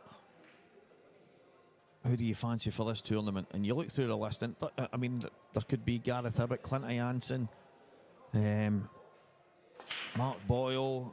I mean, the list is endless, obviously, all the top guys, Dan Davey and what have you. But you always seem to gravitate towards Liam Dunster. Even this weekend, you're looking at the draw and the players in it. And again, you just think, anyone that beats Liam, they're going to have a chance of winning the tournament. But there's so many top players. And Jake Dillon-Newell beat Liam in a final in Glasgow. It wasn't so long ago, and I think Jake had 6 breaking dishes out of 7. And the other frame, he took one of the best finishes you're likely to ever see. And he won 7-6 in that match. And that's what it takes to beat Liam. And that's just in a final. When it comes to consistency, I'm really struggling to see anyone that is more consistent than Liam, and anyone that can match his consistency. If there is someone out there right now, I would love to see it. He's went up a few levels, and I know that sounds mad, but he had lost his way a little bit, and I think he would be the first person to say that. But Liam Dunster right now is, I think if most people were given the opportunity to pick someone and they had to really go out on a limb and choose a player to win a tournament, and he's in it, I think more people would be going for Liam than probably anyone else in the tournament.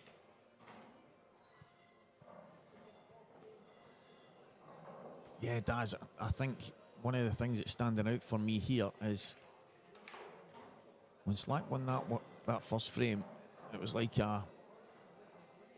one of the moments where he was swinging his arm and celebrating. So he created a laugh and a joke with Jamie. And obviously everyone else that was watching had a bit of fun. But all of a sudden, Jamie's went for a few chances after that. He was really ruthless up to that point, and since then he's went for a few opportunities and he's not taken them. Slacks went in and just cleared the table, and I think it's maybe, without realising it, I think it's maybe messed with Jamie's head a touch, because he's ended up in a bit of a carry on and having a joke with Slack, and all of a sudden that ruthlessness is gone. So he's going to have to work hard to go over the line here, and Slacky is warming up. He definitely should have won 1 or 2 of the frames earlier on in the match. But at the end of the day, it's not over till it's over. And right now, there's still a bit of work to be done. If Jazza wants to go over the line now, you can see his reaction to that shot he's played there. It wasn't what he was playing. The yellows aren't bad.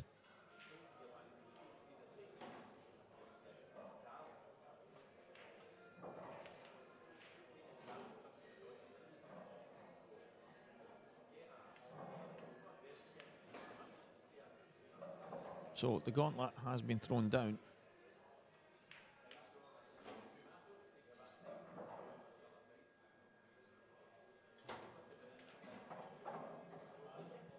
So the yellow just below the black and red. That's the work that Slack is going to have to figure out.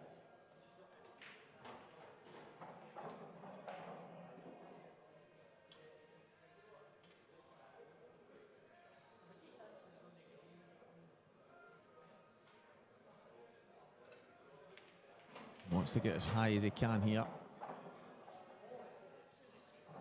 I think he's okay. I think he can just stun down through the gap.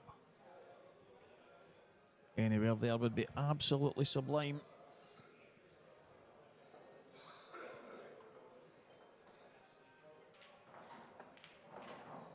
Needs to stop. I think he's got a tiny angle.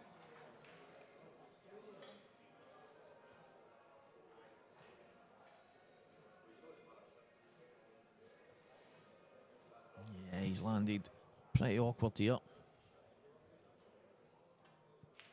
Yeah, Craigie, that's 100%. He's 6-0 down, made loads of mistakes by his standards. Oh, Is he going to try and drift this into the bottom right? Well, he is going to try, but he's not going to make it. But he did most definitely knock Jamie off his stride momentarily. But is that going to be Slack's last contribution?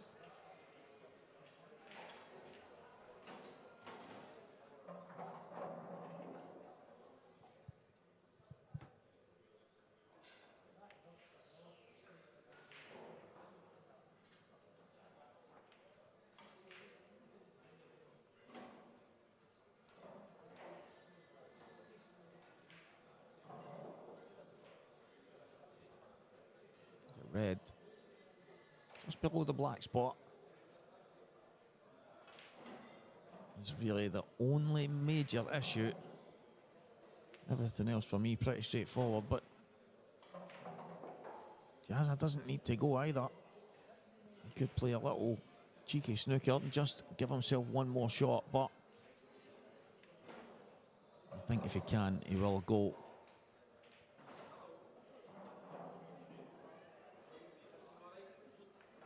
In the red, he's closest to it. If he was a bit further away, the angle he's got would probably run towards the yellow. There he's backhand, getting in Jazza's head.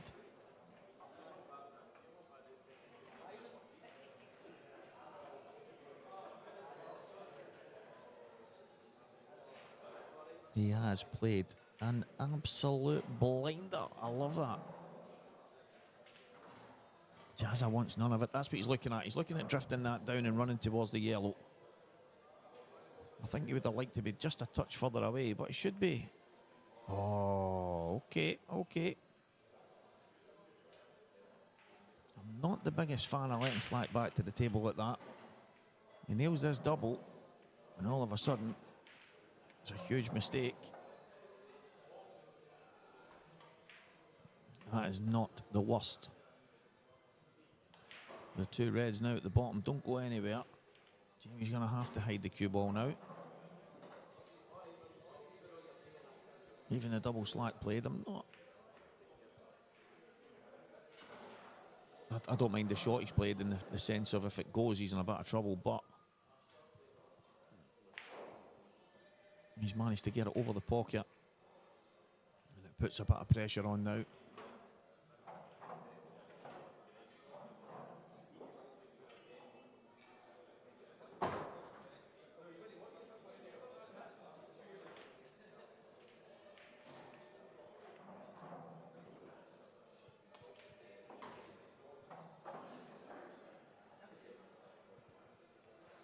It's all going very wrong from 6-0 in front.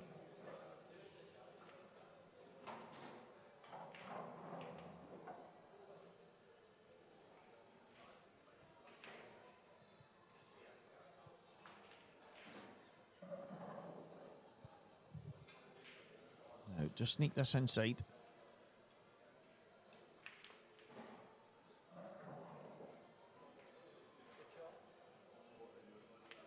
Very good shot and a tap on the table from the Scottish Slack.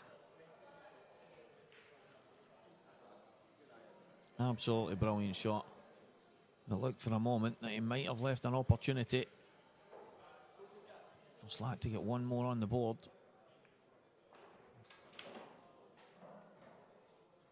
Oh, you're glad that stayed over the pocket.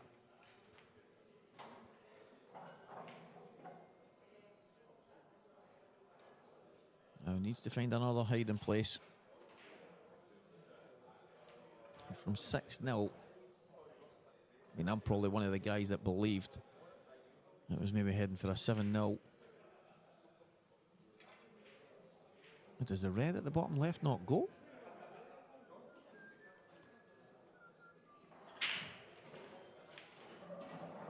I'm having a laugh and a joke.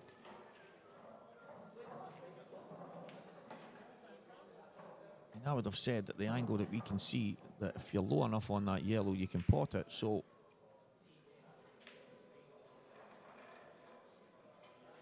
I'm not 100% sure, but we'll see what Slack plays here. Is he going to try and play the banana? Kick into it.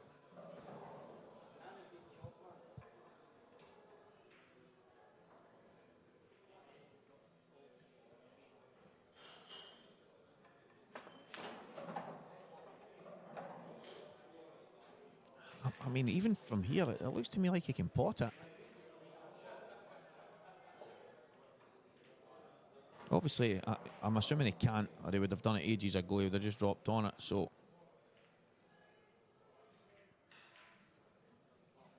Yeah, that tells us it obviously didn't go, but the camera angle, pretty deceiving.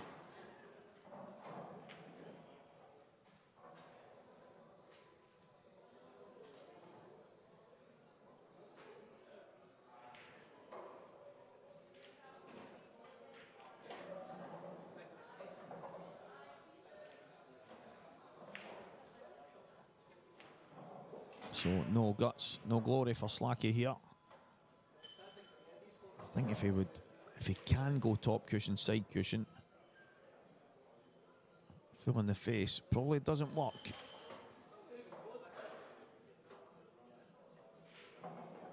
Probably about 10 inches up the left-hand cushion. Far too wide. A tad pacey for my liking. But that will be all she wrote.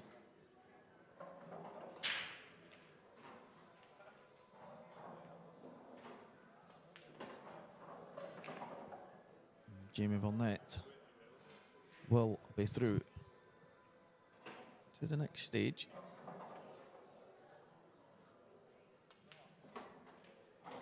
Where he will play Martin Jones.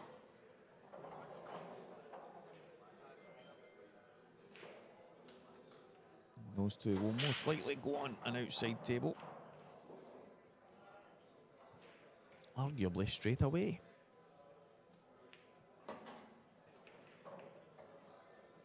And we will be straight back with Jordan Graham and Jamie McCutcheon, guys. Two players, no doubt, looking forward to showing what they can do on the main stream table. Two guys I know pretty well. Congratulations, Jamie Burnett. Good luck in the next round against Martin Jones. And we will be back momentarily with Jamie McCutcheon and Jordan Graham.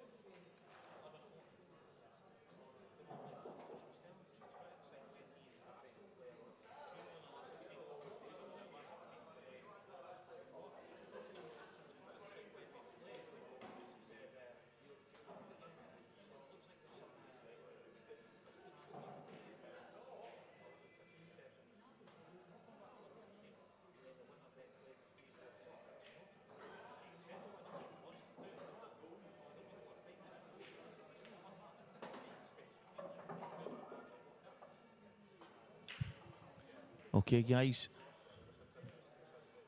Jamie McCutcheon, Jordan Graham. 1-0, Cutchy already.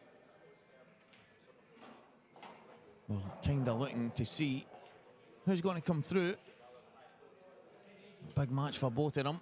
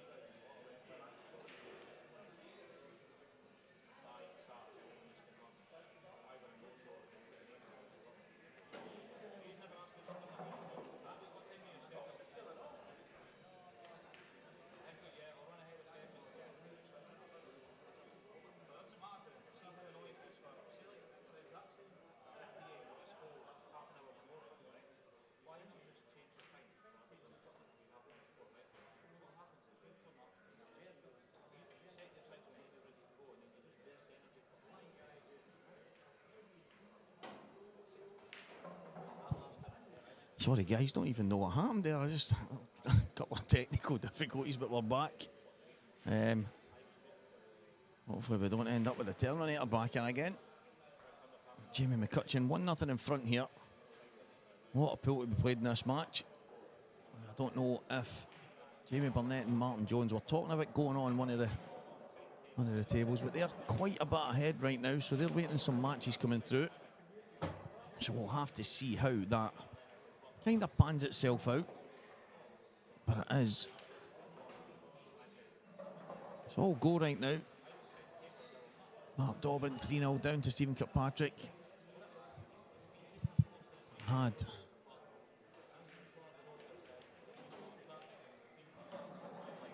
just looking at the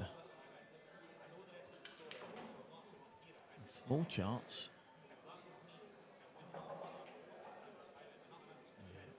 Craig just in doing what Craig does, just turning everything off.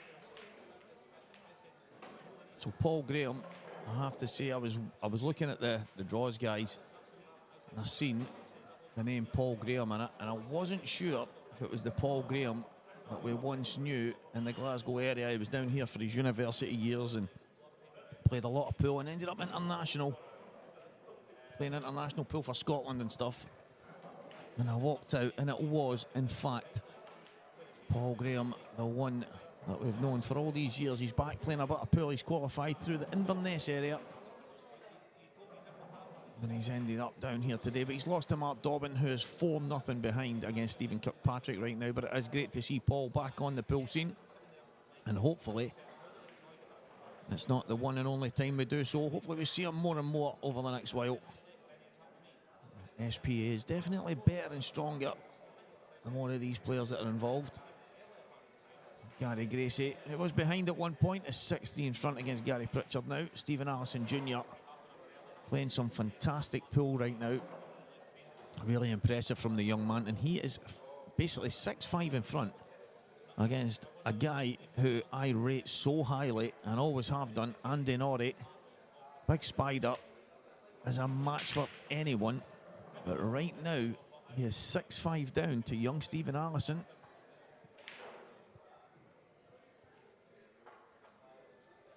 I can't say he's at the table right now with a chance to square the match up. However, young Stephen is on the hill, so we'll see how that goes and we'll keep you posted. Hugh Thompson 5, Keir Hamilton 3. So we are all go right now. Stephen Mark 4, Martin Shades 3. That match has been on quite a while. There's going to be a bit of waiting due to that match. I don't know if those guys had passed the hour mark.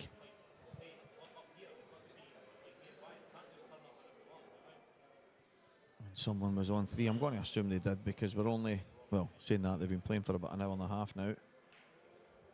So about 90 minutes in, they've only played 7 frames. So I know if someone's not on 3 by the first hour, that the match would get cut.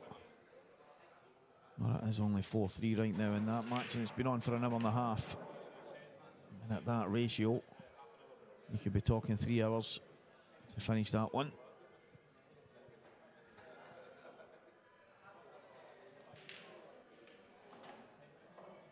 Maybe we can get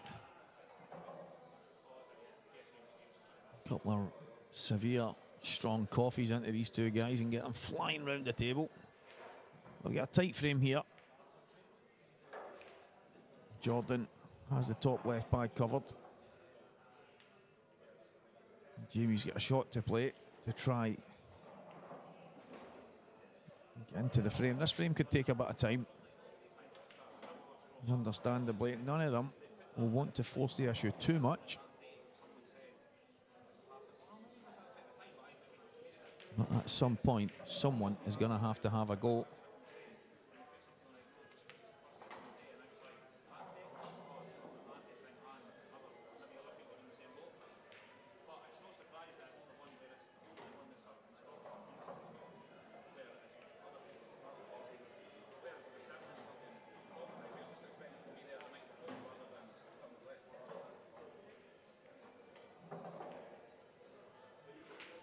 Just try and touch the red and go in next to the black.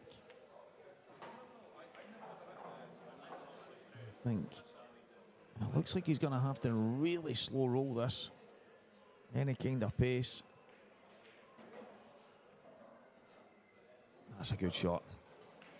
The worry was that the red would bounce out and basically leave Jordan on the yellow over the bag. But he's got it absolutely spot on. Is that the shot that wins this frame for Jamie McCutcheon?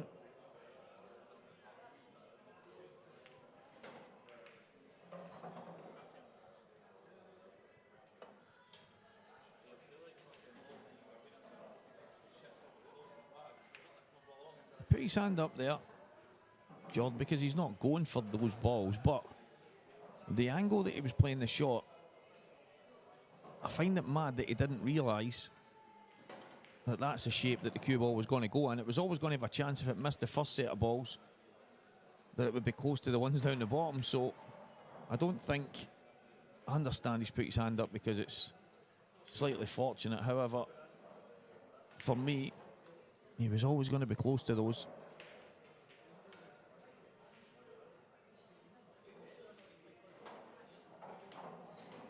Hugh Thompson, 6-3 in front against Keir Hamilton.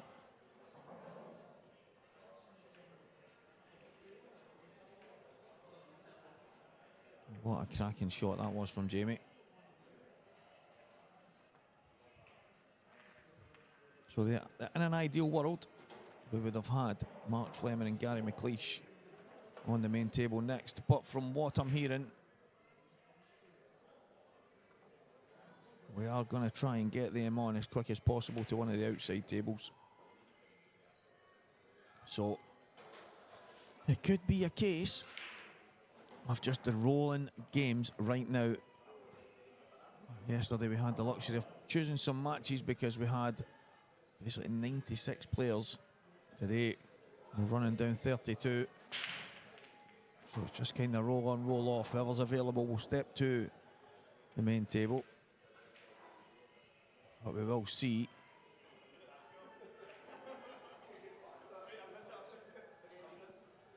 what matches are available. But at this rate, this match could be on for quite a while. So we won't see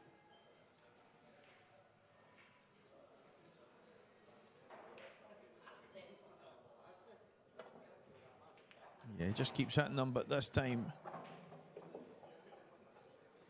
the hit is not enough.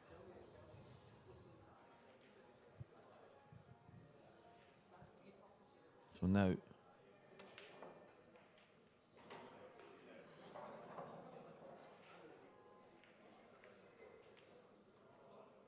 I think for me, you just pot the yellow and then pot the yellow, screw back, and then just play a snooker in behind the exact same as you have done, in behind the black. And if you get another set of 2 shots, then all you do is bounce that red into the middle of the table and then roll them all in. But this is not an easy finish. However, he will have the top left bag covered for the black ball. So, good shot, Jamie. Yeah, very good shot. Still a little bit of work to do. But you have to fancy him to get these and go 2-0 in front.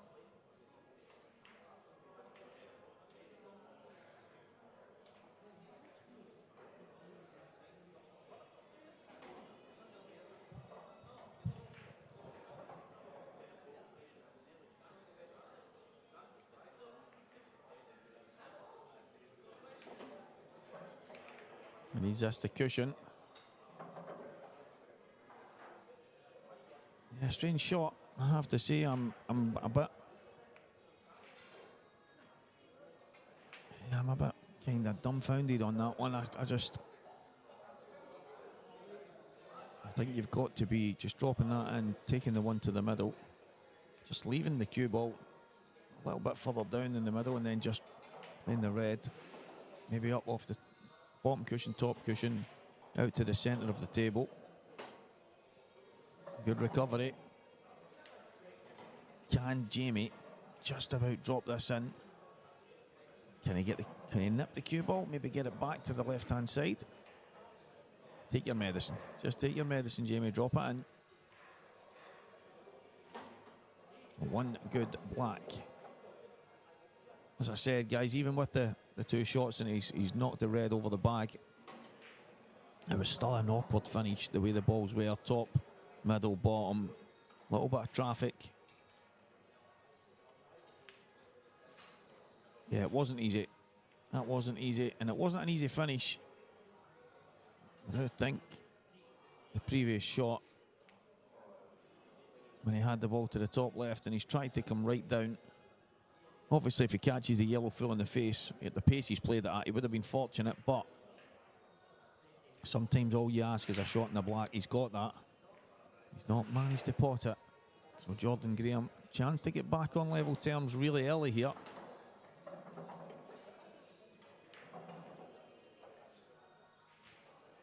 Oh, very similar shot once again. Going to have to run the angles.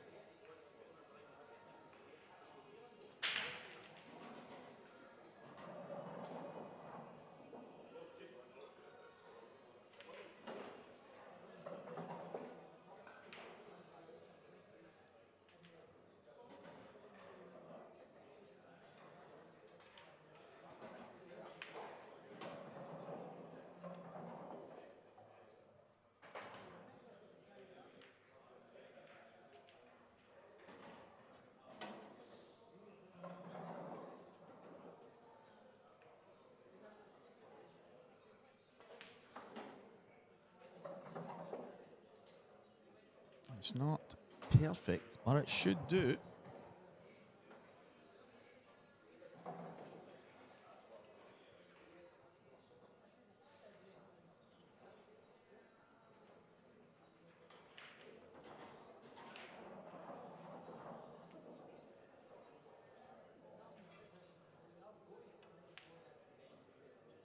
Yeah, the answer's no, and I think there's enough space for the black to go through the gap.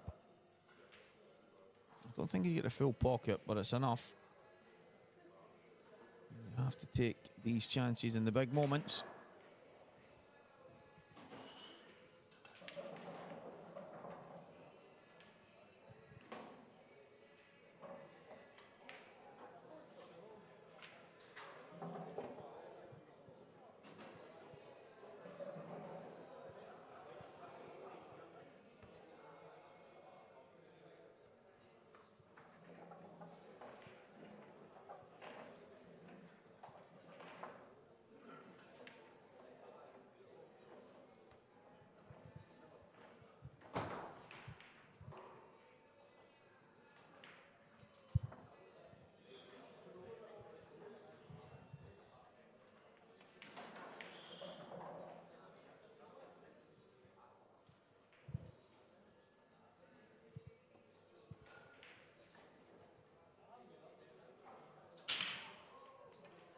Jamie McCutcheon to break, frame number 3.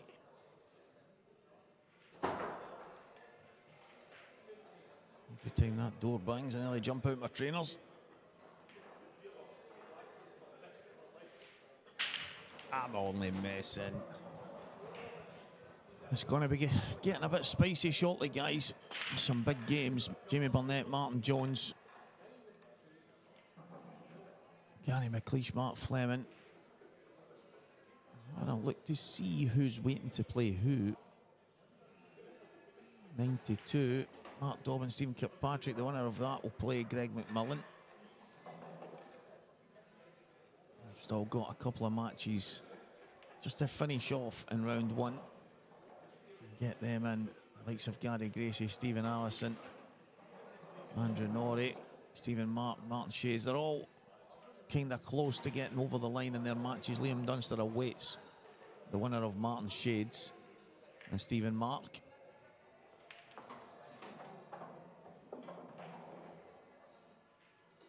So there is quite a few matches just to kick on and get us to that kind of stage when we start to see the business end really kick into gear.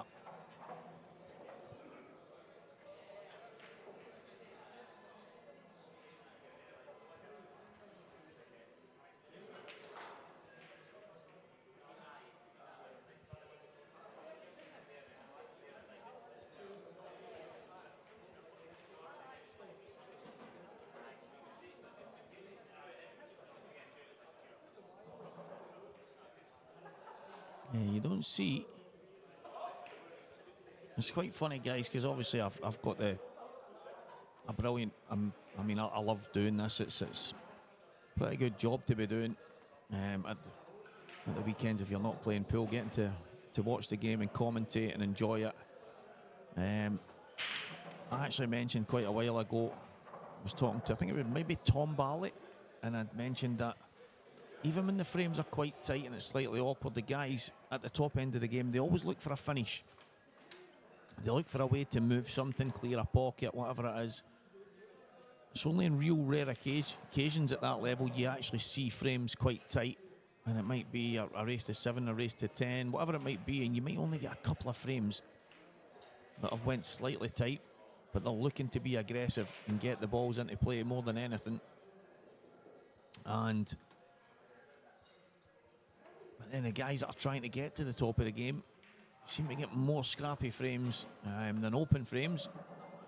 And we're heading for a couple of them straight after each other here.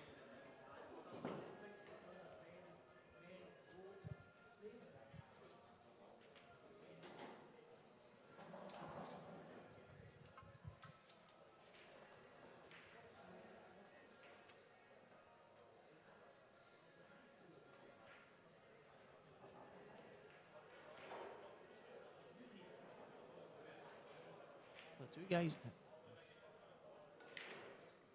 I think both of them are away. Not only have they started fudging, they've then done a disappearing act. Paul Daniels and David Blaine going head to head in this match.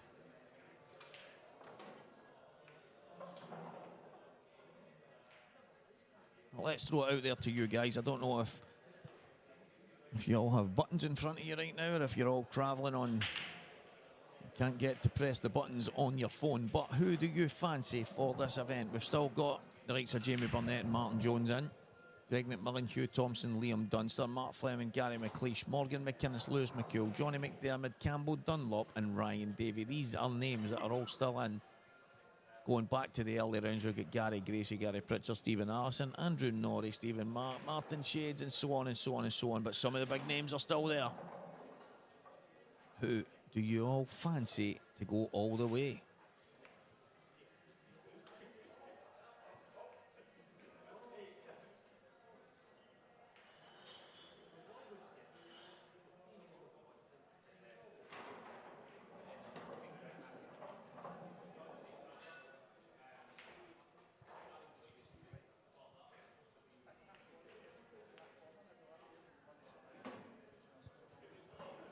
So who do we fancy? Kenny Skeen, who do you fancy to win this event? There's a lot of big names in it, and it's opened up for one or two as well. As everyone rightly says, it's hard to see by Liam most of the time. But for me, there's one or two kind of upstarts in there that could go all the way. A Lewis McCool, a Campbell Dunlop, something along those lines. Johnny McDermott, who's already won a Saltire event, one of the biggest events in the country, probably in the UK. So we do have quite a few winners in the tournament still. Which one of them will go all the way? That is the question. So another scrappy, fudgy frame. Sit back and enjoy the ride, guys.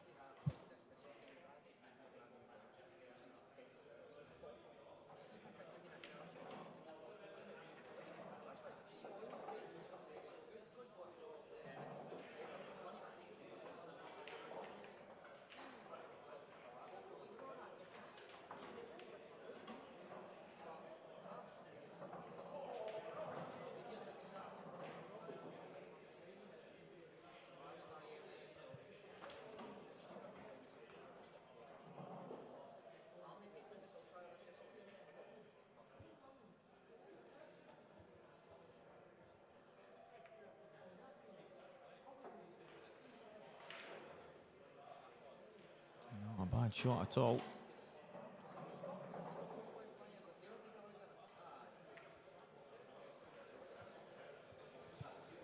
Johnny hasn't won a Saltire. What did he win then? No, Johnny definitely won. Johnny either won a Saltire or an IM. And there's no doubting. He won one of the big tournaments. 100% he won one.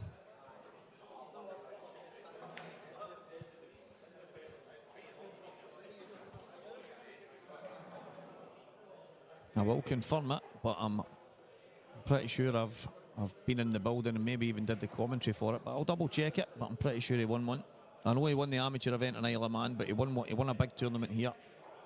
I'm sure he won one of the Saltires, but I'll check it out. And if I'm wrong, I will openly hold my hands up. But I'm pretty sure that Johnny won a Saltire.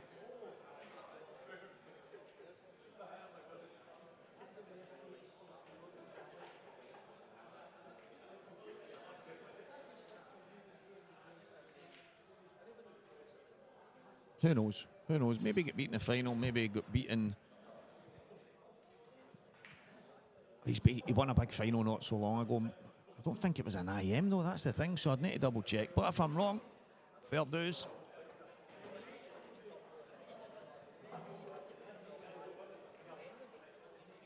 What did he win? What did he win? He won something big. So I know he won an Isle of Man, but if he's not won a Saltire, I know he's been close. He definitely has been close, but he won something quite big not so long ago here. I think it was in the Players' Lounge. I can't even remember. I'm going to have to check that right enough. But you guys will probably know better than me. I am too busy filling my head with nonsense, but I do know that he's been banging at the top end for the last while, Johnny. So who knows? He might be the guy this weekend that gets there.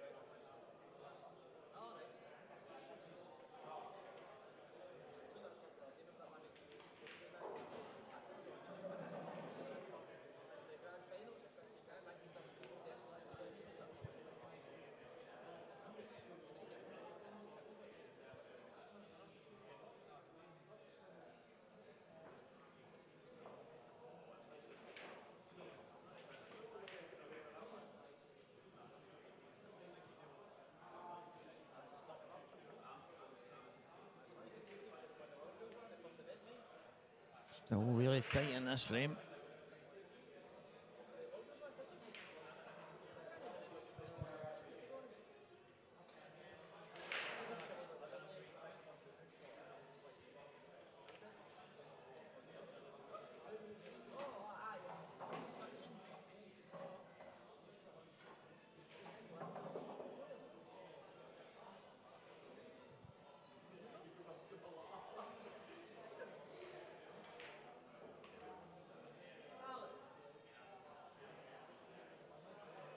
Chance here, maybe. Still a bit of work to be done, though.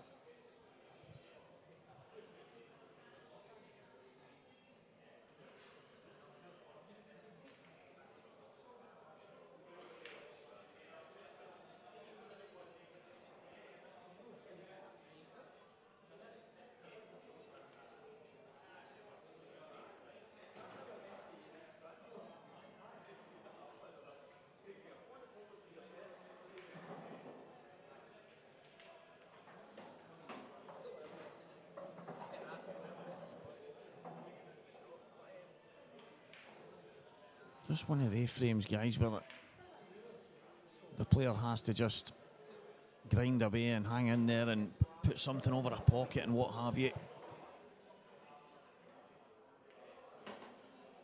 There's always a little bit of work to be done. It's never easy. It's never ever easy, but the black ball's still slightly awkward, but it doubles. He's just going to come straight back out here. Landed short on it.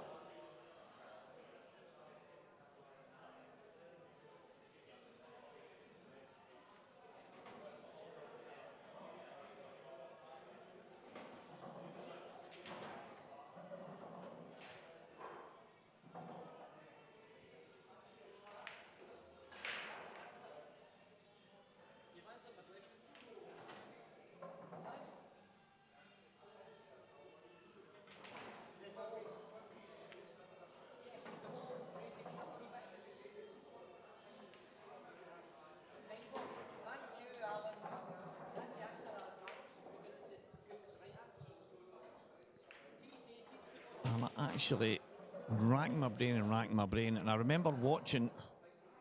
I don't even think I'm not sure if I was doing commentary for it, but it was in here in McGoldrick's on table. I don't think there was commentary, and I'm starting to think now, was it a West of Scotland? Was it a West of Scotland that Johnny won, and was it Goobsy beating the final? I know for a fact he won one of the big ones. He won one of the big tournaments here, and he beat one of the very best. I think it might have been... I've envisaged it being a Saltire. I think it might have been a West of Scotland in McGoldrick's. Johnny would have to confirm it, but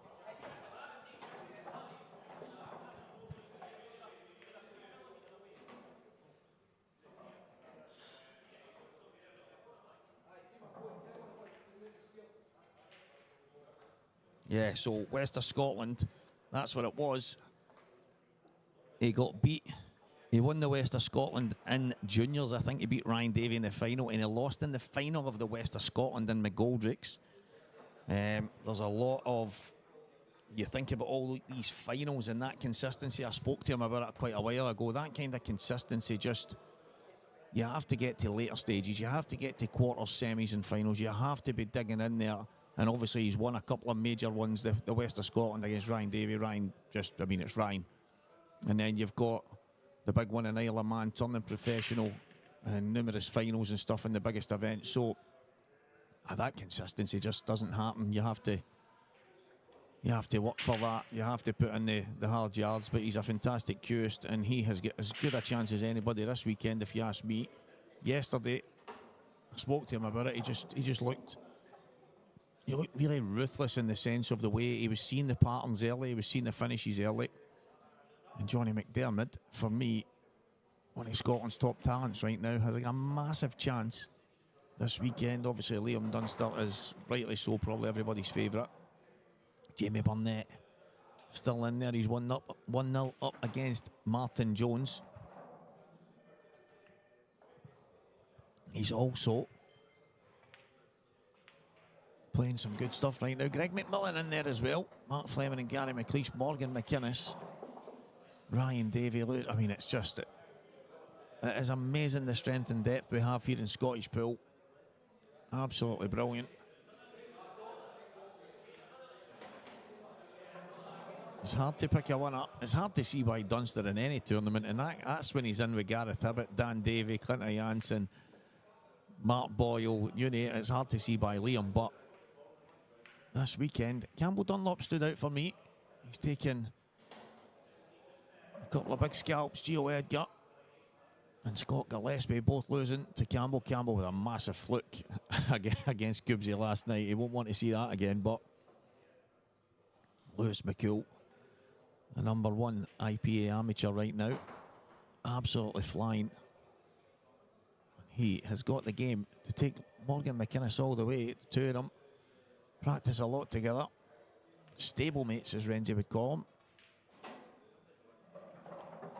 So I'm thinking Jamie's tried to cover the pocket there, but maybe he didn't think it could go. Maybe he didn't think it could go. So just assuming it's going to drop off the knuckle, but straight in the back. And he's had a little chuckle about it, but I think this has led to him having a chance, because the bottom yellow passes, if he can just make a little trace and just use the red at the bottom just to cushion. That's what he's tried to do. He's just slightly misjudged it, and all of a sudden Jordan Graham is favourite in this frame now.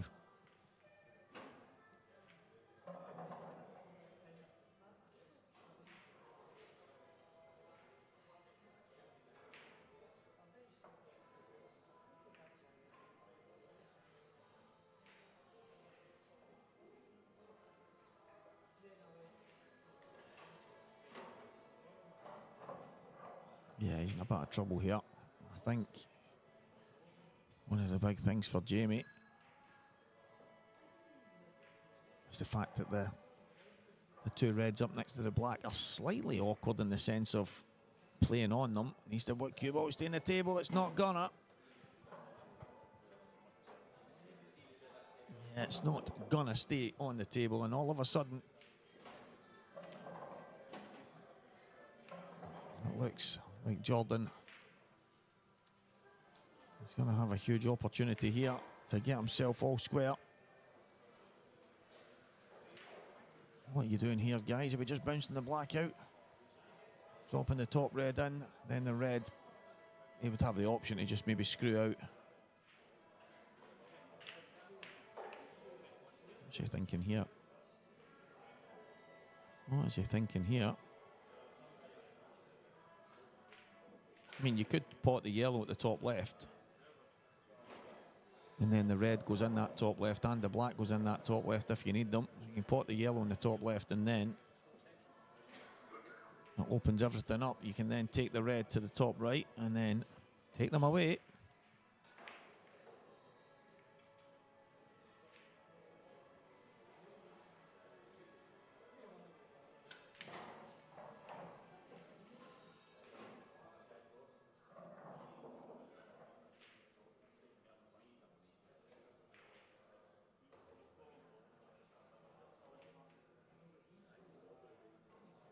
Yeah, I'm not.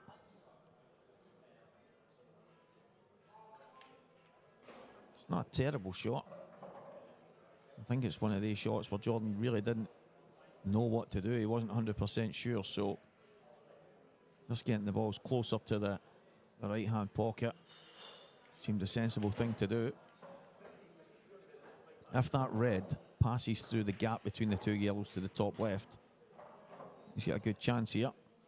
It just gives him options, just depending on how he lands on the bottom balls. But even now, this is awkward. Are we taking the plant? Obviously, if you miss it, you've lost the frame. So you take the one to the bottom left, drift through the gap. It's becoming more and more awkward here. Now, do you be brave, drop it in the middle? Or do you just screw around it off the one to the bottom? Jordan is going to drop it in the right middle pocket.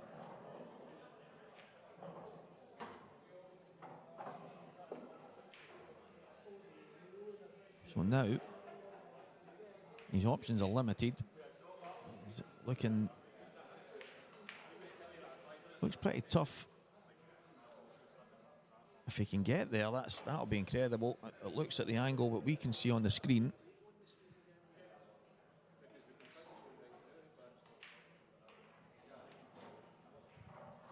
It doesn't look easy to get to that angle. It always looked wider, and it always was. I think he had to play to get to the right-hand side of the table and hope that the red passed through the gap between the two yellows. He hasn't done so. Yeah, Craigie boy, I 100% agree. The talent, obviously there's loads of talent all over the UK, of course there is, but if you put the top guys together at every level, I think you're putting some decent teams together. From the men's, the A's, the B's, the C's, the D's, whatever it is, and then into the seniors, A's, B's, C's, D's, blah, blah, blah, blah. You know the script. It's just, you could probably get 30, 40 class acts to fill up a lot of teams. And all the teams would be super solid all the way through, the consistency levels. And I think it shows right now because probably 99% of guys that you would expect to be in and around certain teams are not available to go to the European Championships in Ireland. But yet, look at the teams. The teams are absolutely banging. Guys that can go and win frames and matches against anyone have still filled up these teams. So I think it just goes to show the strength and depth that we have in this country, and a massive good luck to every one of them. And all of you that are on here watching that are in those teams, get over there and get the job done.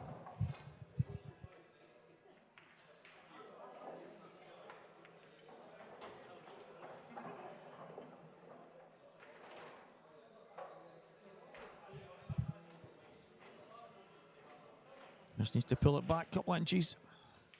Give himself a chance, and he's done that.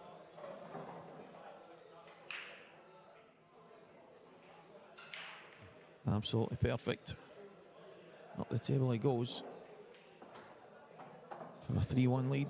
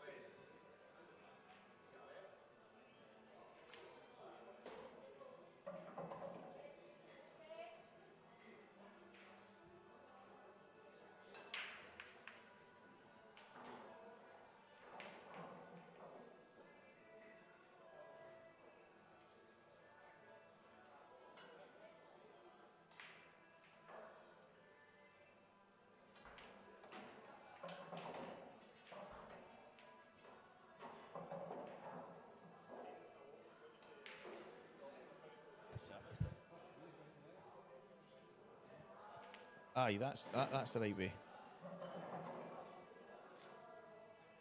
Guys, I was joined in the booth by, who was in? Liam Dunster and Shug. Shug's right next to me now. Hold on. I don't know what Craig's done. Hold on, turn that off now.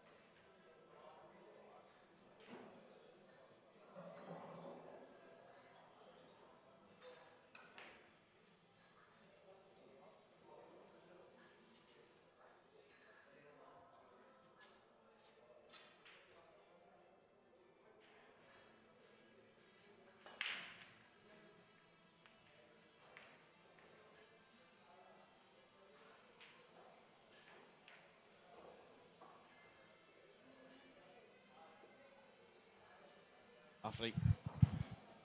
Yeah, aye. So, guys, Craig, that madman that he is and his crazy sense of humour, tried to set up Renzi for when he came in here. He sounded like a robot and it ended up Shug. And I've got Hugh Thompson sitting next to me, guys. He's going to join us to finish this match off anyway. Cheers, mate. No bother. So, first time you've ever sat in the commentary booth, is that right? It is, aye. You know the game inside out. It's simple stuff. You just call some of the shots and talk a wee bit of nonsense, mate. We've been doing that for the last maybe 15, 20 minutes anyway. So Aye. we were talking about Liam Dunster, guys, and his nickname. And while he was in with me and Shug there, he mentioned that he's actually been thinking about it, and he's come up with a chameleon because he can adapt to the surroundings very well. No matter what venue or tables he plays on, he seems to always be there at the business end. And then he said maybe even the chameleon. The chameleon. Oh, Deadly Dunster, he liked that one. What we thinking here, Shug? Deadly Dunster or the chameleon's maybe a bit... It makes sense, but maybe a lot of people won't get it. Yeah, maybe. I think Deadly Dunster kind of sums him up. Renzi came in and says we can maybe get him a sign with... What does that say? Watch it, guys. I'd like seeing others with shoes. It's so much smarter. Yeah, I agree. I actually said yesterday about that stuff, Chug, with the shoes and the trainers, right? So I wear trainers because I can. Right. If I was told tomorrow that we all had to go back to shoes, I would be delighted with that. Robert Stephen was one of the ones that stood out to me. He was wearing trainers for a while. He turned up to one of the IPA events with shoes. And I mind looking at him and I went, you look smart. You look... Because I was used to seeing his trainers on. And he said, Stevie, do you know, he went, I was at the table there and I felt amazing. He says, I just felt so much more professional. I've always said the same at counties and all the rest of it. When I go to play pool, or say if you played snooker, you prefer to wear actual shoes. It feels as if you're dressed for it, rather than just going for a knockabout. 100%. And that's what he said, and that's what he felt even when he went to the table. And just even looking at now, I think Jamie looks the part with his shoes and that on. And as I say, I've done it over the last while. There was one of the tournaments, I think it might have been the World Championships, and I had my shoes. And again, I felt smart, I felt more professional, whatever it might be. I know we say it's a comfort thing. You can actually get these comfortable insoles and stuff these days, and you can make shoes as comfortable as you want. But it's a good point. I quite like that. Back to the Liam Dunster, the Deadly Dunster. I don't know. I actually... Renzi's Grim Reaper thing with the two Qs, kind of... I like that, by the way. Or even just the Grim Reaper stands with a thing. Maybe the Grim Reaper just standing with a Q. Yeah, maybe. With a wee kind of bit on the top, like a wee flag thing or something. I think we've got the... I think we've got it here. Do a poll on your page. We need to do a poll and see if we can get... What about you, Shug? What's your nickname? We need to get you one as well. Just Shug, everybody calls me. Just Shug. Big Horns. Aye. Shug the Shovel.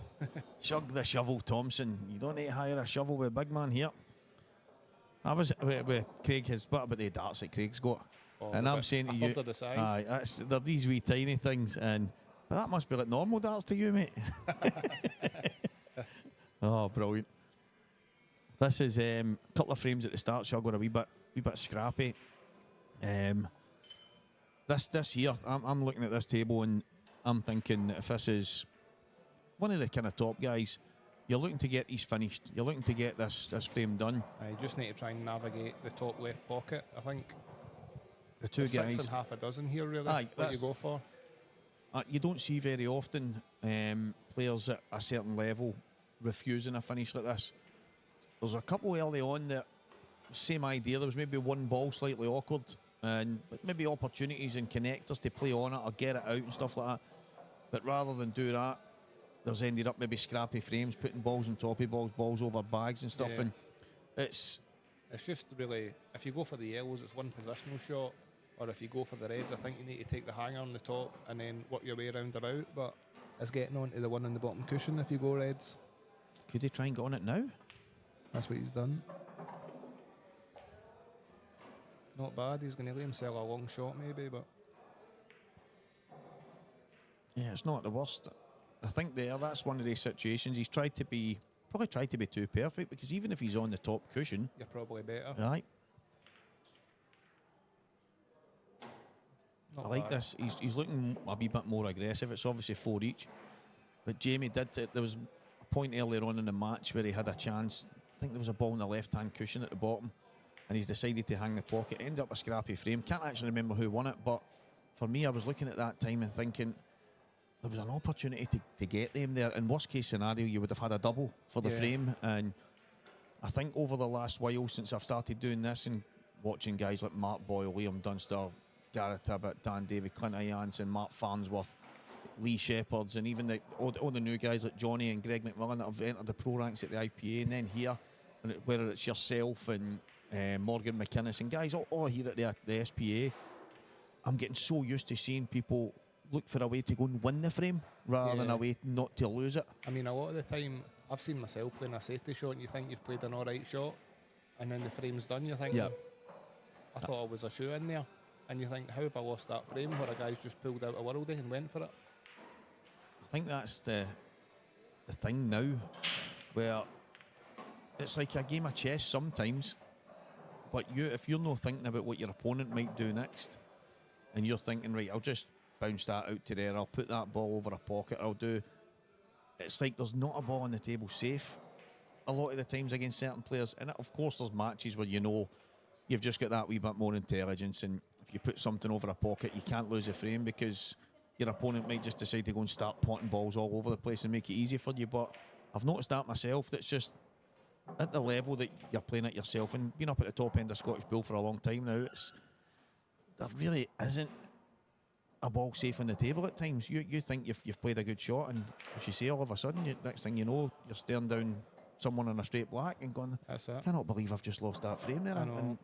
I mean, when I was kind of first starting out, I used to go for it all the time, and I was getting good results, but then you used to think if you miss the ball, you're beat. So your hand frames it's away. one of them. If you go for it and it's a wee bit awkward, a lot of the time you're not getting back to the table. It's funny, Jamie Burnett against Slack, he was 6-0 up, and Jamie ended up 7-3 one, I think. Yeah, but he from 6, he's had a chance, he's blew it, he should have won 7-0. And then Slacks went in and won the frame. The next 2 frames, Jamie said they weren't easy, but he's forcing it, he's trying to force his way over the line. Missed, Slacks cleared up, missed, Slacks cleared up, and all of a sudden you're thinking, and Jamie said to Slack, you're going to beat me here. And they were having a laugh about it. But I think Jamie was realising he'd been caught up in a wee bit of the shenanigans, if you want, and just broke his focus. Yeah, and all of a sudden he was kind of forcing it a wee bit and just lost that rhythm. And it's so easy, even, I mean, I don't know if I've ever been 6-0 up. I remember being 6-1 up and losing 7-6, and it's just one of the days I would rather forget. It was in here. I think was it Anton Riley I was playing? I can't remember, but it was like, it was a wee bit of a joke at one point, and I was buzzing, and all of a sudden, next thing I was getting a bit uptight. I couldn't get the frame over the line. I was forcing it, and all of a sudden, next thing I've lost the match, and I just think, how can you lose for that position? I know. I've tried to convince myself over the last while that if you're 5-0 down in a match, so your opponent's won 5 frames, well, if he's won 5, I can win 5. That's unlikely, but it's possible because it's happened against you. But if it's been a case that you've been missing chances and gifting your opponent frames, the likelihood is the match will just keep following that kind of. I mean, IM qualifier years and years ago, I was playing Martin Fisher, and I was 5-0 down, and I come back to 5 each, and I missed my last ball. But it just shows you that it can be done. If you're down, then you can come back. I think you need to have some kind of. You need to have a bit of steel about you. You need to have something different because there's a lot of players. I used to be that guy. If I was 4 or 5-0 down in a race to 7, the match is over. I'm beat. My head was already gone. If my opponent had one little flick or rub in that match, my head's away. Because I'm now blaming that little flick for me losing. Even if I'm down 5-0 and he's dished 4 of them, but had a rub in one of the frames, I'm blaming that rub. And that was the way my head used to work. And it used to be like, nothing ever goes for me. My opponents are getting everything. I was already beat, and a lot of opponents would know that. They would see my reaction and obviously go, that's me, got him, punish him, just going. And I started to notice when I was playing some people and they reacted like that. You get the lift from and I started to think about it, and I'm going, that's what's happening to me. That's what I'm doing. And it's I know it's the mental side of the game, Shug, is absolutely mad, but it is so important. It really is. I find it hard sometimes to get out of that funk as well. I mean, Martin Fisher, we're talking about there, he spoke to me one time. I used to always bang the table or upset and all the rest of it, and he spoke to me one day and said, your opponent's just thriving off that. Don't show your opponent anything. And see, when I started doing that, it made such a difference. That's it was funny because I can't exactly remember who it was that was in the building, and I actually says to them, it might have even been Morgan McInnes. It was a while back, and Morgan did say to me one day, he went, Stevie, you've changed massively on the way you react to certain things. you just kind of go to the toilet, shrug it off, splash some water in your face and go again. He went, whereas before you knew you had you beat. But I can't mind who it was on that day that said to me, and because I've basically walked off and says, by the way, he's lost a plot over there, man. I can't get beaten. They looked at me, I can't remember, it might have even been John or something, says, that's what you do, you madman. Aye. And I'm thinking, no, I'm not that bad. And they're like, you're worse. And see, at that moment, you don't realise the way you maybe react yourself, and it kind of. That's it. And probably if you looked for the sidelines, you might be embarrassed with yourself sometimes. 100%. The way you go on. 100%. But it's hard in the moment to. Emotions are high, and it's tough because everybody. I think people sometimes maybe look at it and think, when you're a bit of an idiot, you're acting, your etiquette's all over the place. But it's maybe more like a passion and a desperation to do well. Yeah. You're not trying to be bad towards your opponent. You're not trying to disrespect them. Although it can come across that way, and I've seen that myself now, when you kind of realise the way you've been acting. And it's not really making any excuses. I think it's just some people have got a will and a desire to try and win. And it's disappointed with yourself. Yeah, and it's hard to take when you know that you're the one. You can do better. Exactly. You're deep down trying to blame everything else but yourself, but you know it's you. You know you've not performed well enough. You've made too many mistakes, and the last thing you want to do is blame yourself in the heat of the moment. But I've had so many drives home where within 5 minutes of leaving the venue, I'm saying to myself, "What an idiot! You've made too many mistakes. You're blaming everything but yourself." Just that heat of the moment thing, and it's. And then you need to try and sometimes just go back to basics. 100%. Your full setup, the way you approach the table. But like talking about attitudes on the table, it's quite hard when you see younger players doing it.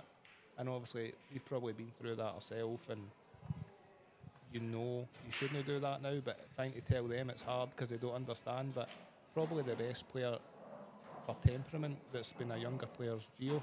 Aye. Gio hardly shows any emotion when he's playing, whether he's playing good or bad. He just kind of shrugs it off and gets on with it. And that's probably what you need to do to be at the top of the game where he is. I love yesterday, the match where Gio and Campbell ended up going all the way 6 each, and Campbell got over the line.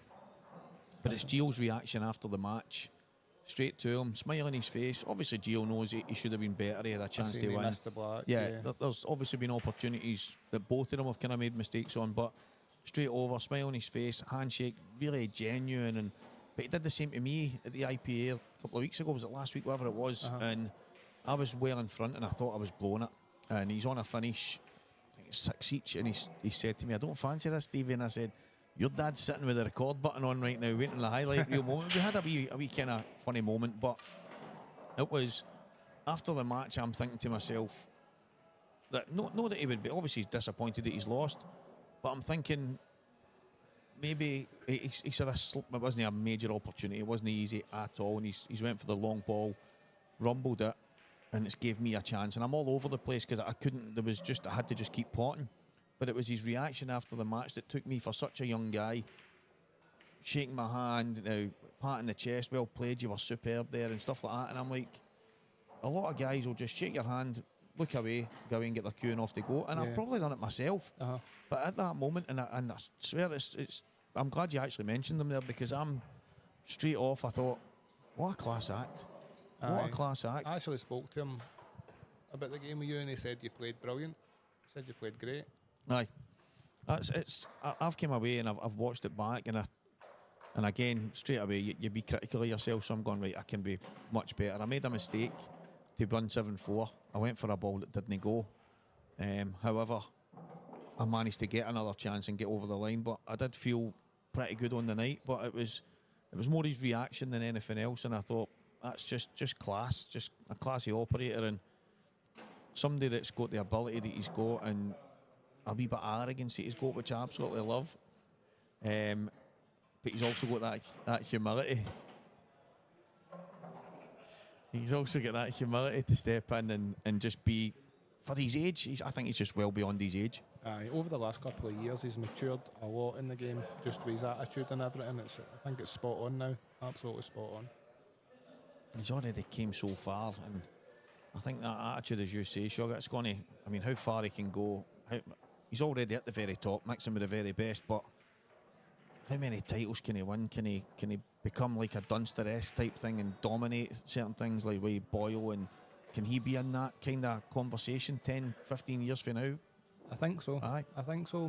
The last maybe couple of tournaments, I think he's kind of slipped off a wee bit. Maybe just not get the consistency there, but he's going to get that back. There's no way he's going to stay away from the semis and finals of the tournaments.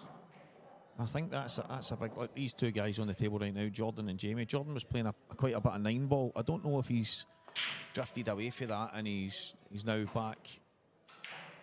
Obviously playing the game of black ball that we do, but I play with Jamie quite a lot on the Wednesday night league, and these two, Jamie in particular, came through the youths and juniors and stuff as well, and he played obviously a lot of unders pool, and he's played international pool. He's won titles with the B teams and stuff. Yeah.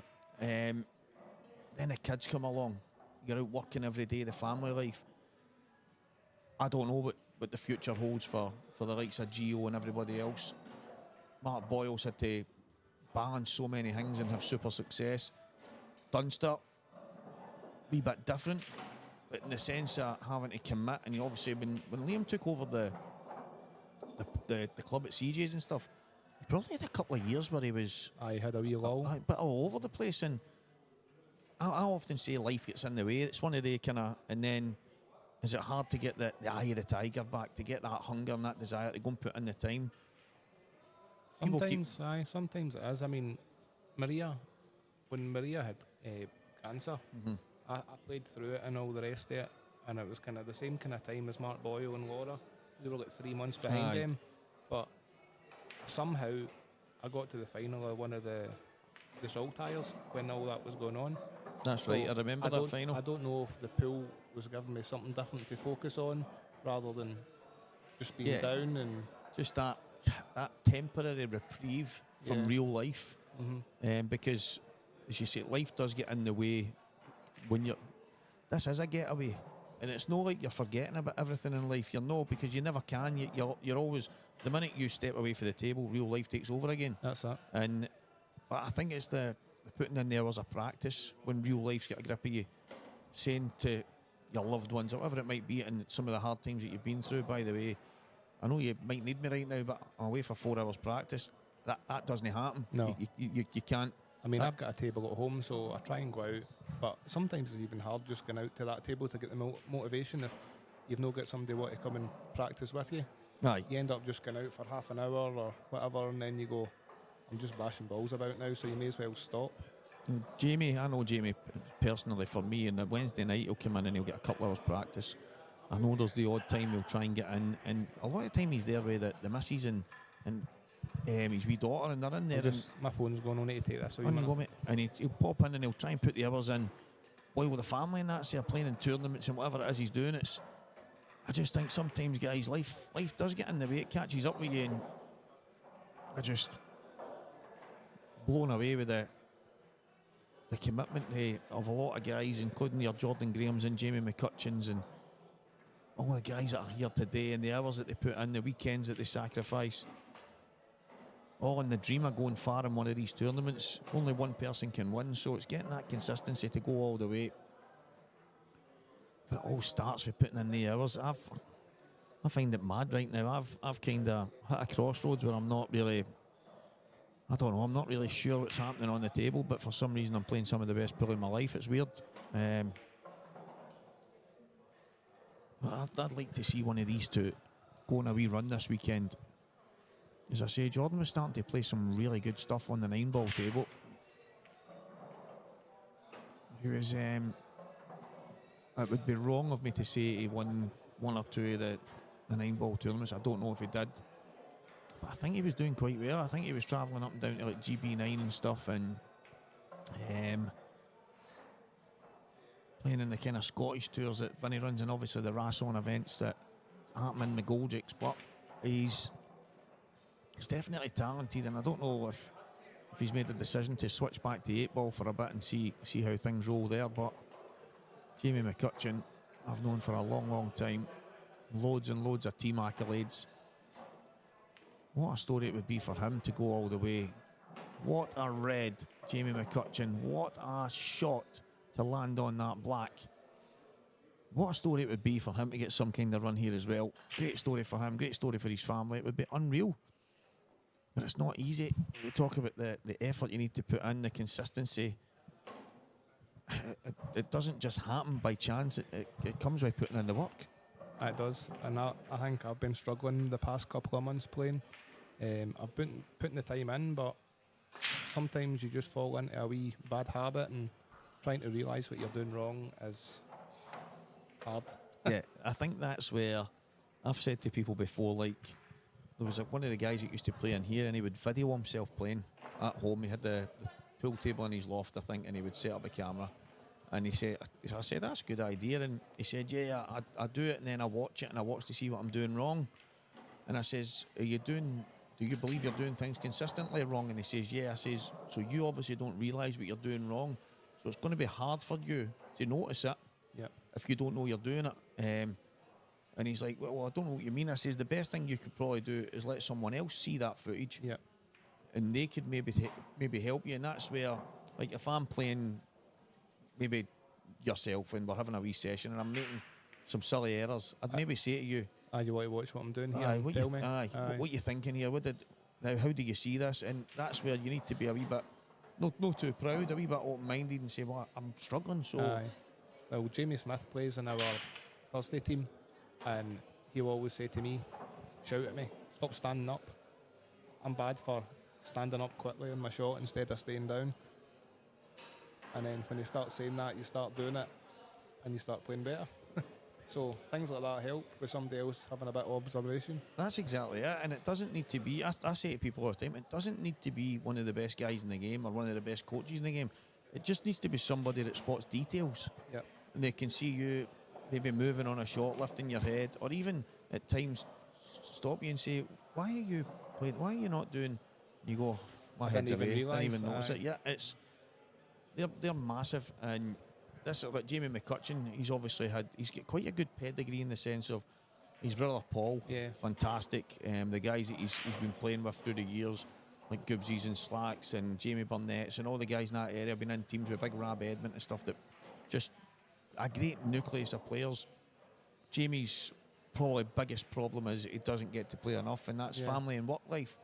It really does take over. I've got a huge, massive loft, and I'm going to get the table on that. I'm going to get it all done, get the table, and I was going to get a hut round the back, and I keep thinking, why am I doing that when I've got such an amazing space right above my head? Oh, you'd rather have it in the house 100%. So now that's the plan. I've started to work out some things, and that's the road I'm going to go down. But I think I've said, and you're the best guy I could ask right now because you've got a table at the house.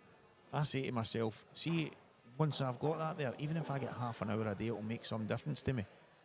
Now, I know it'll make a difference.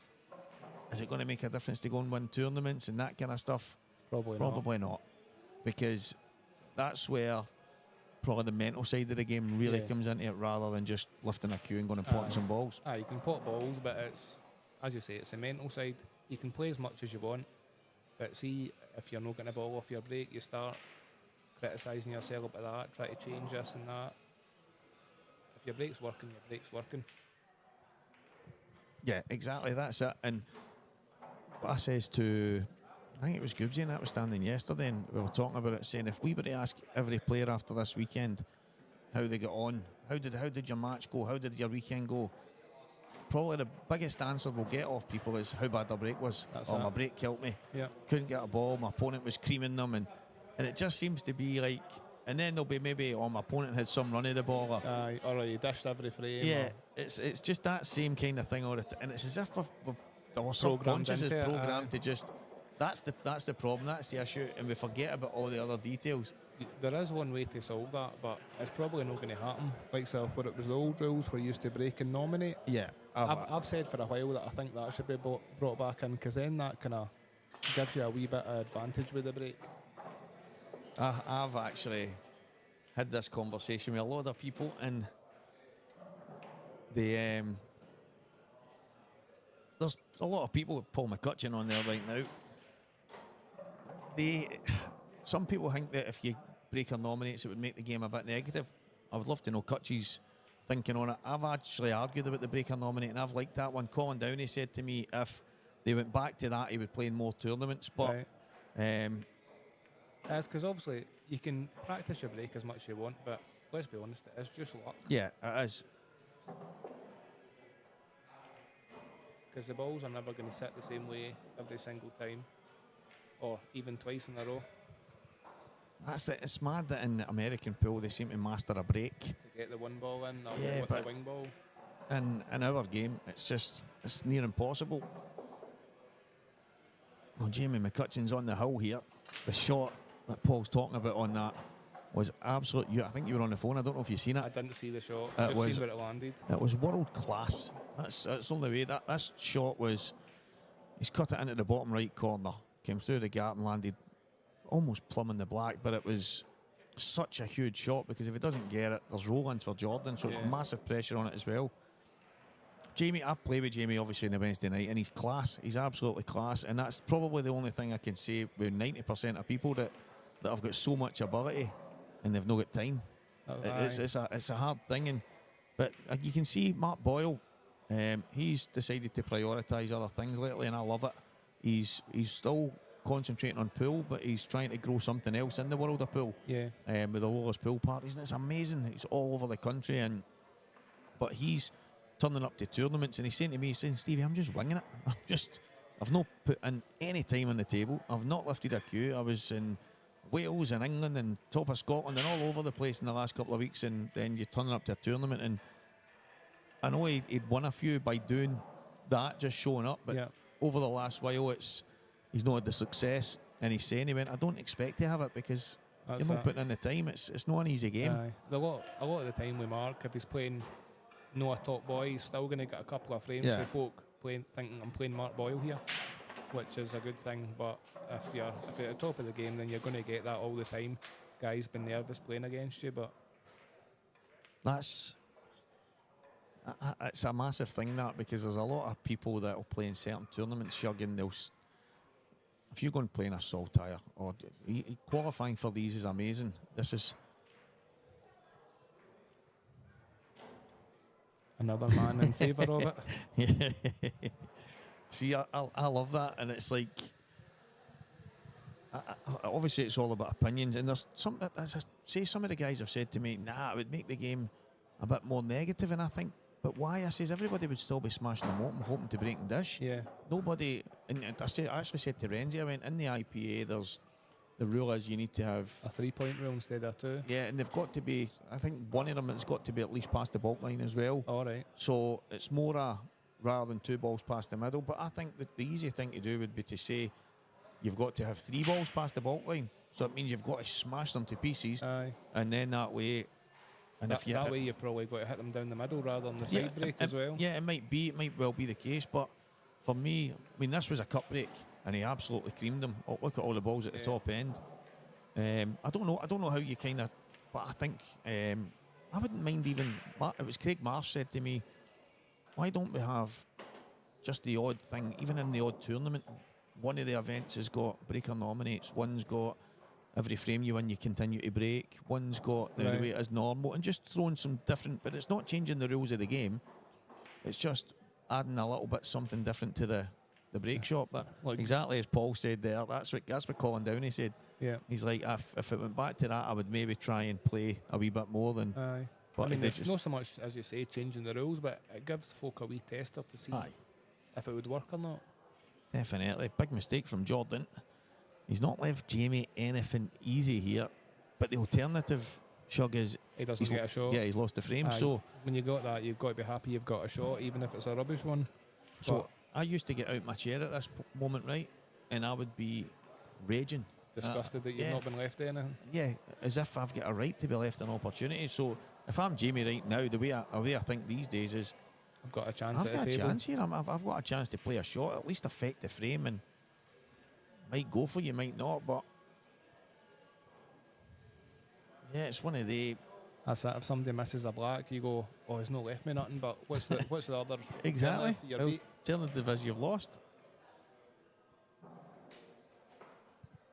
I think that's when they say that pool players are just never happy.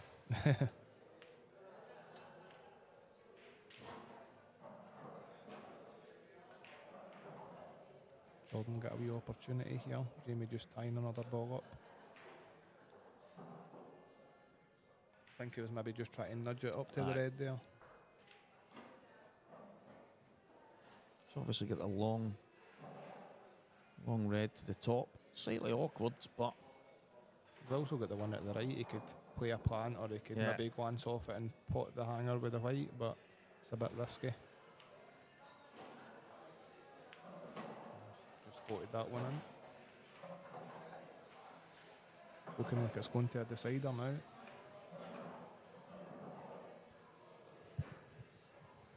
yeah, I can't see him making any major mistake from here. You wouldn't think so. He needs to be careful here. Doesn't want this to go towards the... Played that well. Good shot. Just needs to be careful here. It looks like he's maybe got a wee angle. Depending on if Yeah. he does have an angle, he might try and play the combo here to leave himself on the last one. That's what he did try, but still okay, I think. Yeah, it's looking like a decider. His only decision now is, I think he's taking the middle one. Yeah. Just depends where he leaves here. He might be a wee bit awkward to get back out for the black from there. Depends how he plays this. Yeah, I think he could have maybe just popped that in a bit thinner and just screwed out a wee touch off the yellow, but should be all right. Just give himself a shot. Yeah, taking his medicine. It's going to be a decider then.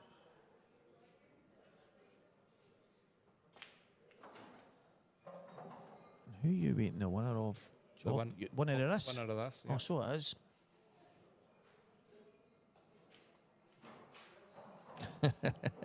Oh. Surprised they missed that. And that's where, see if he plays the one in the middle and screws off the yellow, even if he gets out 6 inches. He's got more of a chance of getting better on the Yeah, he black. can get better on the black, and that's... I get it, sometimes you just want to just pot and give yourself a shot, Yeah. but... I mean, if it's probably the start of the match, he knocks that in, no bother. Jamie playing a snooker here. Yeah, good shot. Jordan just needs to try and get a hit, so he's still hopefully going to leave it awkward for Jamie if he hits it. With they two at the left-hand side. Don't know if you've seen the birthday boy charging it. Oh, you're only here today, ain't you? Yeah. Oh, the birthday boy yesterday. He came in fresh as a daisy. After 5 minutes, he was making all these excuses. Paul Crawford, happy birthday. Oh no, look at that. Wow. I need to look at the replay. I wasn't even looking at the screen Wow. there. He's went so wide. He's went so wide. Probably the only criticism I could give Jamie there is he could have maybe potted. He Did could it come have, off the top cushion? yeah. Oh, wow. He could have potted maybe their yellow in the middle of the table, Jamie, and then went down and put him really tight in behind those two yellows. But you play that shot, you think No, you're I know. guaranteed another shot. No, there. that's what I'm saying. That's probably the That's what only I'm thing. talking about earlier. It's incredible. Talking about that earlier, you think you've played a good shot and then you don't get back to the table. Absolutely unbelievable. Yeah, Paul's came in yesterday and he's like, oh, had a wee bit of a late one for the birthday and that, and he says, but if I was on early this morning, I probably wouldn't have showed up. He says, but I got a bye, so he's come in and he's feeling good. He said, I felt really fresh until I had to set the balls up. He says, and then I couldn't figure out why the balls kept moving. He said, I kept flicking them with the triangle. He went, I was wondering what the hell I was doing, but he's ended up had a good day in here anyway. We ended up talking about Neil Armstrong and aliens and that yesterday. Good laugh. What about Flat Earth? What he actually gave me, I don't know how many people watching know that Neil Armstrong, right? So Neil A, he's obviously second name initial and his first name. That's alien backwards. Yeah, that's, I mean, might be a coincidence, but I was telling Craig yesterday and he went, and he was shaking his head and looking, he's going, oh, don't you start all this conspiracy stuff. And I went, it's not a conspiracy if it's true, mate. I went, that is his name if you turn that letter. He says, yeah, but if you throw the full name in, I went, no, I know, but that's just put there for the sake.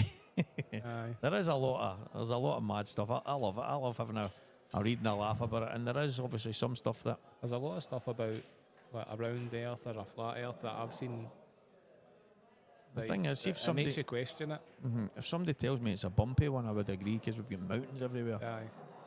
definitely. I mean, they've done tests where the curvature of the Earth's meant to be so many inches per mile and all the rest of it. And there's hundreds of miles where they've set up a laser Right. and it's hitting at the other side where it should be like thousands of feet below their Right. view. I mean, folk are going to debunk it, try and do this, try and do that, but see when you hear things like that, you wonder. Yeah, I Is it? mean, I don't think we're ever going to know. no. Unless you can get us a shot of a spaceship, mate. We Aye. can go up and have a look. Unless Trump stops it, lets everybody go to Antarctica. Aye. With the Tells us treaty. the truth. What a break. Has he got a chance, though? Has he got a chance, though? Oh, he's got a chance. There's an opportunity here. He might even be able to go reds if he can cut that one in the middle. Just maybe get the chance of going in off in the bottom if he takes that one. I don't know if he's on that yellow at the top. Maybe Yeah, I think he could get it off the cushion with a bit Yeah. of side, but reaction. Maybe a wee swerve as well. Yeah. It should be. an argument for both balls here. Just you've got that yellow on the side cushion. It's a difficult one, but if he gets the first red and he doesn't go in off, then you've got to be favourite for that. But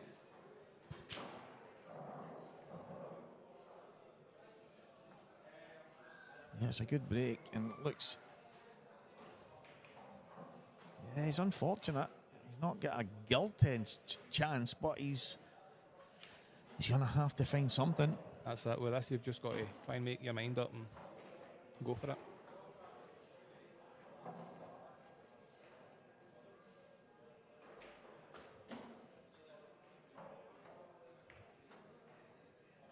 This ball coming in with a. You've got to agree with that because you didn't have to touch a cushion. That would make it slower. 100%. I've been a massive advocate for the Breaker nominates because I don't know what it is. It was just, for me, players are going to attack regardless if that's the type of player they are. And Jamie took on a tough shot there. Yeah. He's left Jordan a chance now. massive. But then would have made a difference here if Jamie could nominate the balls? Probably, because I think he could have took the yellows and just left the white up the top there. Yeah, just maybe even left it right in the Yeah. jaws of the pocket, Yeah. kind of delicate snooker. But yeah, I think there's no real advantage of breaking these days apart from you're the one getting to smash the cue. For me, Aye. that's it, and it's in the hands of the gods whether you or your opponent get something out of it.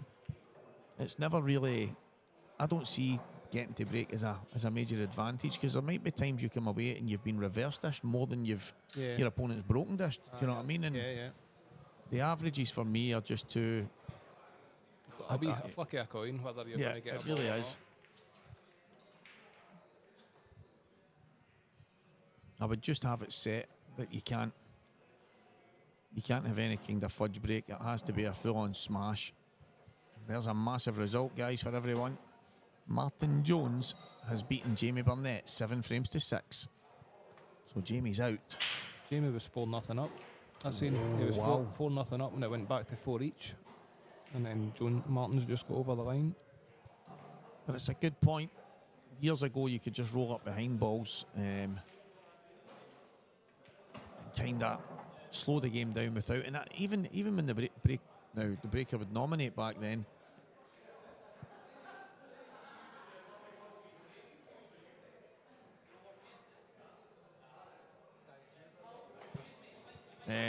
It's breaker nominates, but did it really change? It would change who would have the advantage in the frame, but did it change how people played the frame? I'm not 100% sure. I think he would still play it the same. Yeah, I agree. So, but I understand some people that they look at it and think, well, you're just trying to change something that doesn't need kind of fixing. But as I say, maybe it doesn't need to be across the board. Maybe just in a few tournaments. But here, this would have made such a difference if Jamie could have picked yellows and just played a kind of safety type shot, knowing that he was on yellows.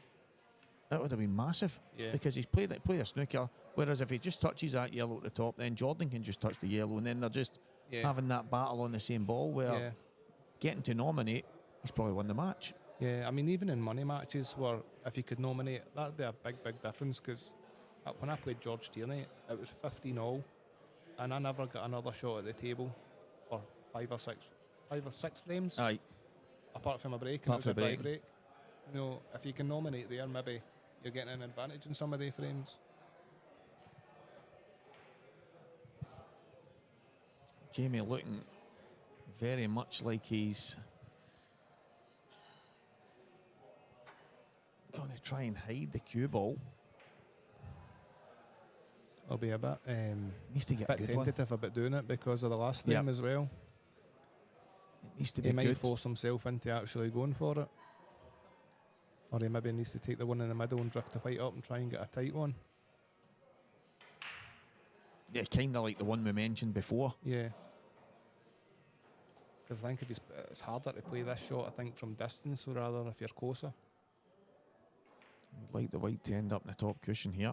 Yeah. Oh, he's left a gap, I think. Not sure.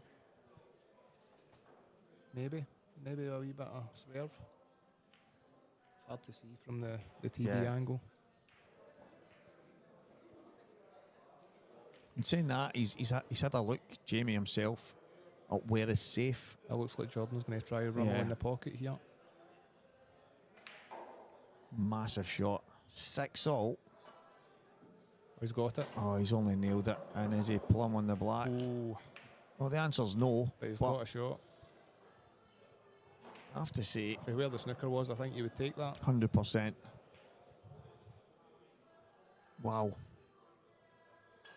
He's played that well. I have to admit that's not it's not a shot I get right very often. No. Off the two jaws. No, I seem to. Especially on a new table, you don't know how it's going to react. Exactly. That's an even bigger point because, as I say, I find that quite hard to judge exactly. But you know, I think in big moments, especially when I'm been doing the commentary and stuff like that, I've probably seen that more success stories on that shot than I've Right. seen maybe failures. But Yeah, maybe other people are just better at playing it than me. maybe. Oh, he's looking at a.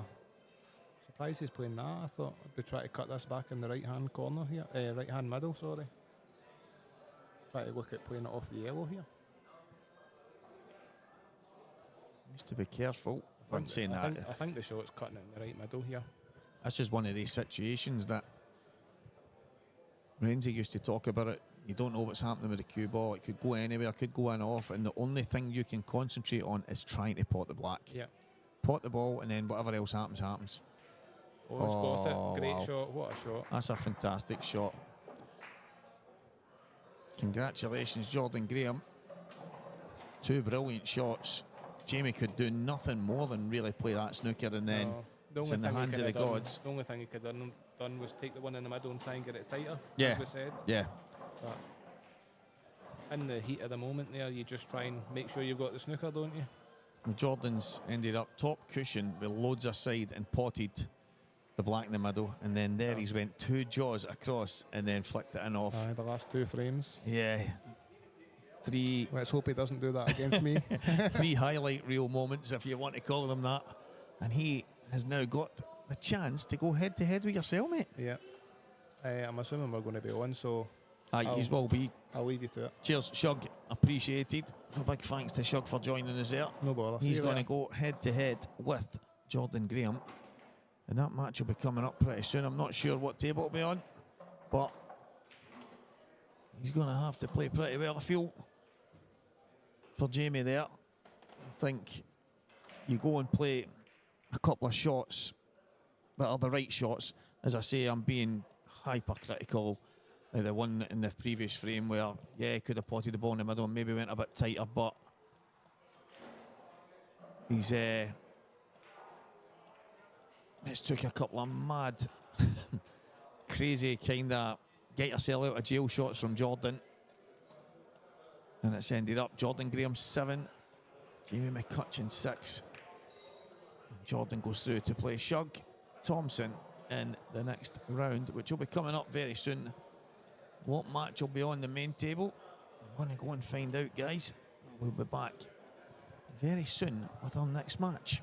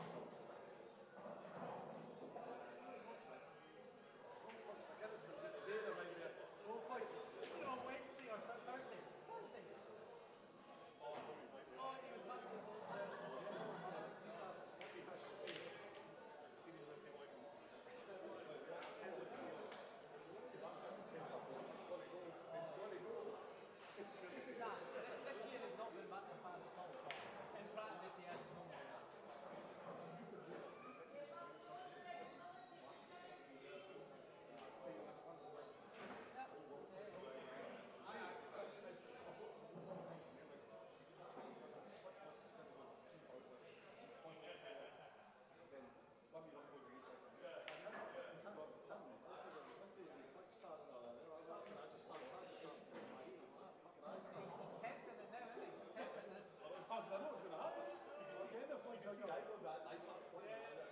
coming. The pipes will follow.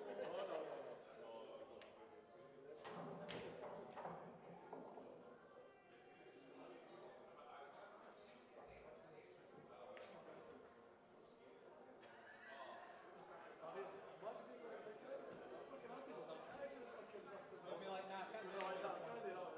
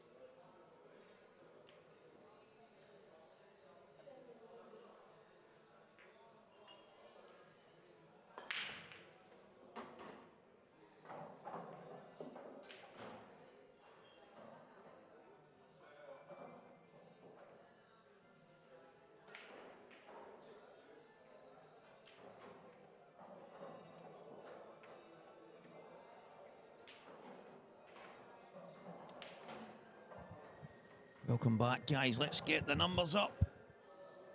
We've got the quarter-final stage on right at this moment in time.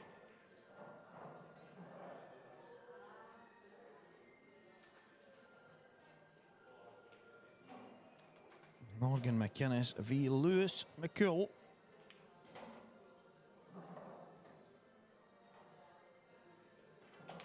Two of these guys practice, play each other almost on a daily basis. So this should be an absolute cracker.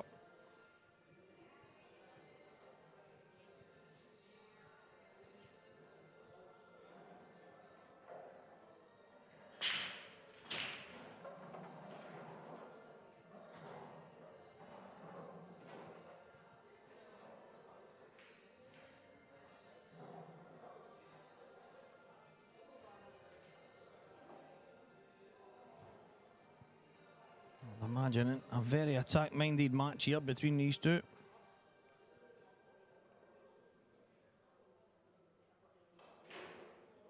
As individual membership, Series Event 3, live in McGoldrick's Pool and Sports Bar. As the Scottish Pool Association's flagship events, Saltire Promotions are bringing these events to you. So what a match we have in store here. The stablemates going head to head. And a guy that knows two of them very, very well has popped his head. It's Alan Reynolds. Well, we did discuss that I'd be in for this one when we started the show, which feels like ages ago, Stevie. 10 a.m. this morning. Looking forward to this one. Two great players, two great friends. I think Lewis will be joining the pro ranks next year because he's #1 amateur at the moment in the IPA.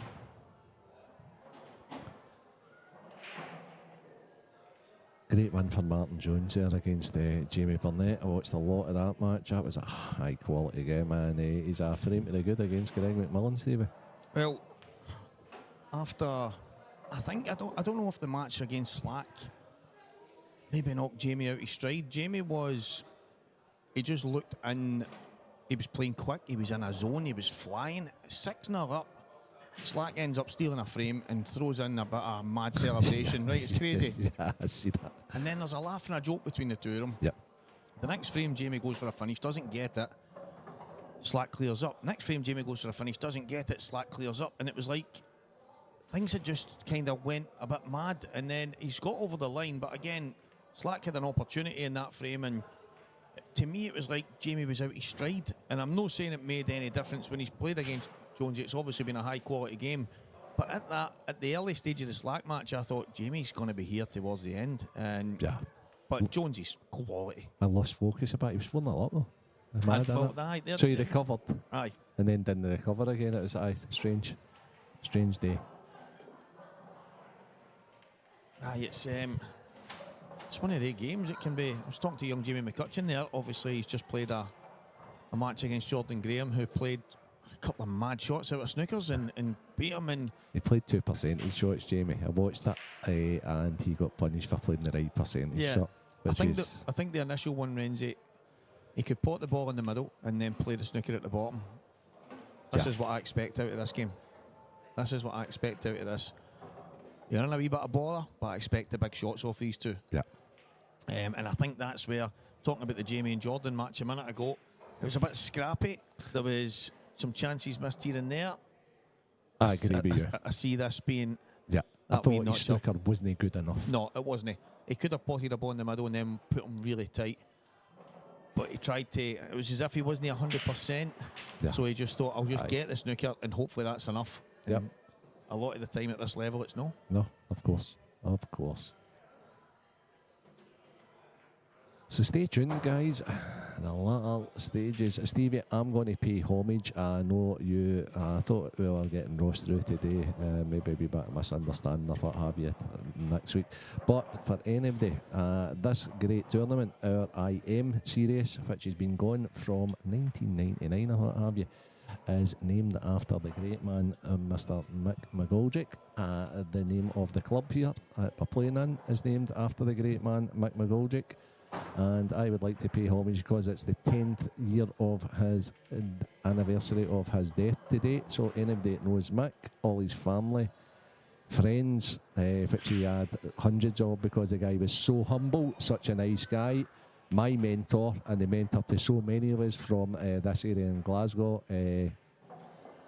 I hope you're looking down on us, Mick, and saying, "Oh, you shouldn't be saying that about me," because that's exactly what he would actually say. But inspirational figure of the SPA. He was. It was mad when we started playing the game for the Road to us. Obviously, he had a brilliant relationship with Johnny in the pub, and he had the Rose Bowl up there. He had numerous of the IM qualifiers. A lot of pool stuff was happening through the pub, and Johnny would get extra tables in for the road for the Rose Bowl and all these other things, and it was just. We were kind of like pests to him, and he used to go, "Do what you want, I don't care, just use do what you want, stop phoning me." But Paddy would phone him all the time, but he wasn't the guy that went off his head and chased you away, and it was more a joking way where he was loving the relationship. It was like Absolutely. the grandfather relationship. He was loving no doubt about the fact that we were doing his head in, but it was keeping them going. And I still remember where I was. I was lying in my bed next to Claire, and when Chick phoned me, and I mean Claire looking at me, and I lost my ma a long time ago, as you know, and it was the first time since then that I had shed a tear for anybody. It was mad, and I didn't expect it. It wasn't one of the. I actually says to a lot of people, I don't know what it is when I get these kind of bad news, or I'm at funerals, and I feel numb. It was the first time I shed a tear because he meant that much to us. No, exact same myself, to be honest with you. I was actually sitting playing poker in the Monday night poker league, and I think Jonesy was at the same table as us, and a maxi phoned me, and I could not believe it, and I think I lasted maybe 2 hands after that, and just that be surreal walk of about like 200, 300 yards up the road was, it wasn't nice, to be honest with you, but he got a hell of a send-off, and he's still with us all today, and he always will be, to be fair. That was it was quite special for me at the counties when I took the winning finish for Glasgow not so long ago. I had just climbed out a hospital bed myself. I remember coming up and visiting you. Quite ill health, and then dragged myself at a hospital bed, and a couple of weeks later I'm taking the finish to win the counties, and I wasn't 100% on it, and I found out later on as I was heading home that night that the last time we won the 15s was when Mick took the finish. So when I went home that night, and the medal that I got for when Mick took that finish sitting on a wee shelf above my bed, and I got it down with my medal, and I had my top folded over with his face on it. And I posted saying the medal for the last time we won the counties when Mick took the finish, and now the medal for when I've went in and done it. And it just, there'll be a lot of people thinking, but that meant so much to me. Yeah, I think sometimes we just we've got to celebrate people when they're not here, but we need to celebrate people when they are here as well. And I mean, I've been around a long time now, and the two guys that were my inspiration, 3 guys to be honest, Charlie Shaw, I need to mention that, but Ross and Mick, they've modernised the Scottish Pool Association. It's as simple as that. So although we're paying homage to Mick, we need to pay homage to Ross as well, because that's what's going on. These conditions, playing in the best conditions, over an amount of frames, the IM's just like unbelievable. Great value for money, great banking system, and what have you, and that's down to these 2 guys. It's as simple and straightforward as that. I can't mind exactly the context of it, but there was something going on, somebody moaning about something, and I says, listen, there's a wee bit of a point there, and Ross said to me, do you think Mick would be alright with that? And I says, probably no. And he says, right, well, how the hell do you think I'm going to, because if I think that he wouldn't be alright with something, then I'm never going to do it. He says, because that's just that. They were like brothers. Ross was like Mick's young brother, to be honest with you. He had a soft spot for Ross, no matter what. He knew he was mischievous, and he was like his young brother. So, anyway, that's off my chest now. We can get into a bit more of the game. And Morgan has got another chance to cement his start here. These aren't the easy rows, Stevie. No, I mean, Is he thinking he can get to that wee cluster right now? Yes, he is, obviously, and he's played it very well indeed. He's just playing great. He's playing great just now. He was in here with me yesterday. Yep. We obviously spoke to him out there. Yep. He's feeling something. Aye. He's feeling like, not an invincibility, but he's feeling like Good. if he keeps playing and feeling the way he is, it's going to take something special to beat him. That's what's in his mind, and that's a good place to be. It's a great place to be. The only problem is there's quite a lot of special players still left in the No, tournament. exactly.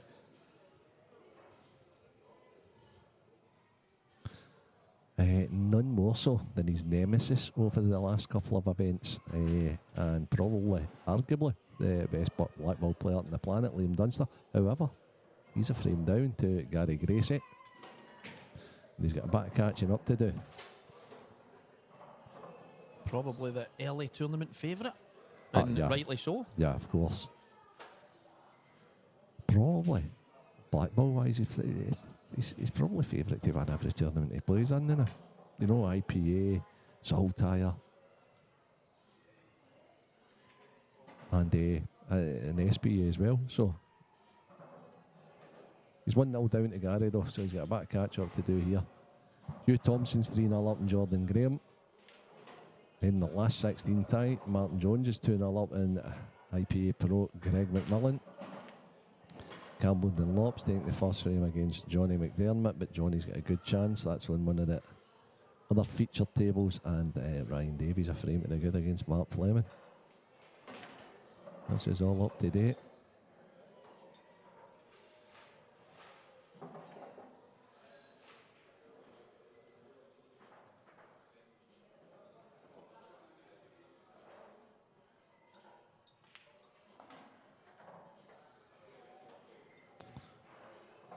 So afternoon to everybody that said afternoon to us. My eyes are painted on, guys, so I can't really see who it is. Stevie, however, could probably fill us in. Andy Neal. Oh, And Andy, then how's it going? We've actually got Woody talking about some of his talks with Mick at the SPA meetings. Buddy, I hope you're well, my man. I hope you're doing okay. Kevin Blois and Ross Ewan. Afternoon, chaps. Hope you're well. Who do you fancy to win the tournament? Morgan's started like a house on fire in this match. Now, He's got that invincibility complex. I spoke to him yesterday, and he's like, Stevie, I'm no messing about. I'm being serious. I don't think anybody can beat me. it's unlike him I know. to be that super confident. He can be quietly confident, you know. But aye, that's good. That's a good thing. Maybe it's something new that he's been working on. Yeah, to quite- have that Possibly. chest puffed out, shoulders back, and moan then. I talked to a lot of the boys, and aye, there's a lot more to it than just putting the practice in. And aye, they're all they're looking for every avenue to make them better, shall we say?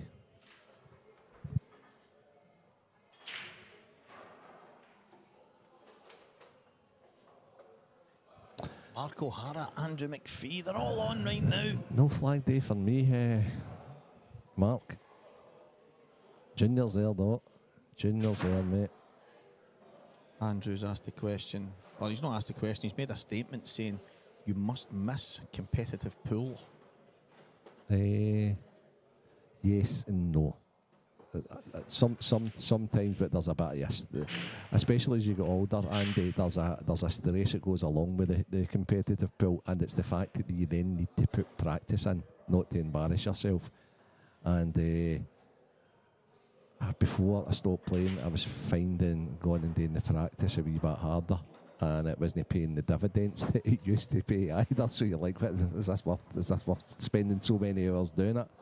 And obviously, as you know, Andrew, I've got like other avenues as well. So I was about to work on a wee bit more of the coaching with people, and then I was going to have to delve into things that, if I was still actively playing and I was playing them, or what have you, they'd be like, "Oh, right, it's okay. Is that what you're doing? That you've told me to do?" And I was like, "That's awkward." So no, I think I miss it a wee bit, but not enough to make an old man comeback. Nah. It's a good point, that, though, because it was actually a funny moment. I was playing and I had one of the matches, but it was me and Johnny. We had good moments in the two, had some bad moments, and it was in the players' lounge not so long ago, Renzi. And when I've come back to the commentary box after the match, I'm sitting there and I've just managed to glance at some of the stuff on the chat, and somebody wrote, "Who is this clown?" He's talking about me. He says he's sitting in comms telling us what shots should be getting played, and he's not got a clue what he's doing himself. That's what he said in my match with Johnny, and I'm like, have you only whoa. read that once? But I've ended up having a wee laugh with it. Commentators get that all the time, No, it's Steve. brilliant. Yeah. But I end up having a wee, and I've made a few wee kind of subtle things like, I'm not really sure, guys, here, because I've not got a clue what I'm saying. But I was just kind of, but I thought it was, I took it light-hearted. Obviously, the guy was having a right go, and that's fine. But You have to take it light-hearted. There's no point getting offended. There just isn't. Marmite. Some people's going to love it. Some people's going to hate it, and it's just the way it is. What is nice, Stevie, and I know you've had a lot of this recently, is people actually saying to you, "Love it, aye, love it. You're doing a good job. This and that." Me, not as much, but still, not at all. but still, no. It is. It's when you get feedback like that, it's great.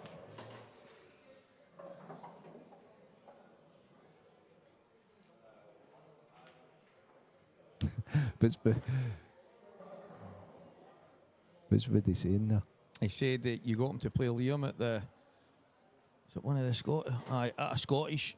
He was about 16, dished the first few frames, and it was like he made him angry. And obviously, what a player he realised then. Aye, he was talented even when we were young. He was the different kind of talent then, hey, buddy, to be honest with you. But when Liam turned pro, we discussed that his game would need to change because he was so tactical. And he had to start going for games more than that. Listen, the rest's history. Just had a talent for the very, very start. Andy Neil got the memo there. Great job, Renzi. Andy, that just right on cue. You're my man. Sean and Jamie.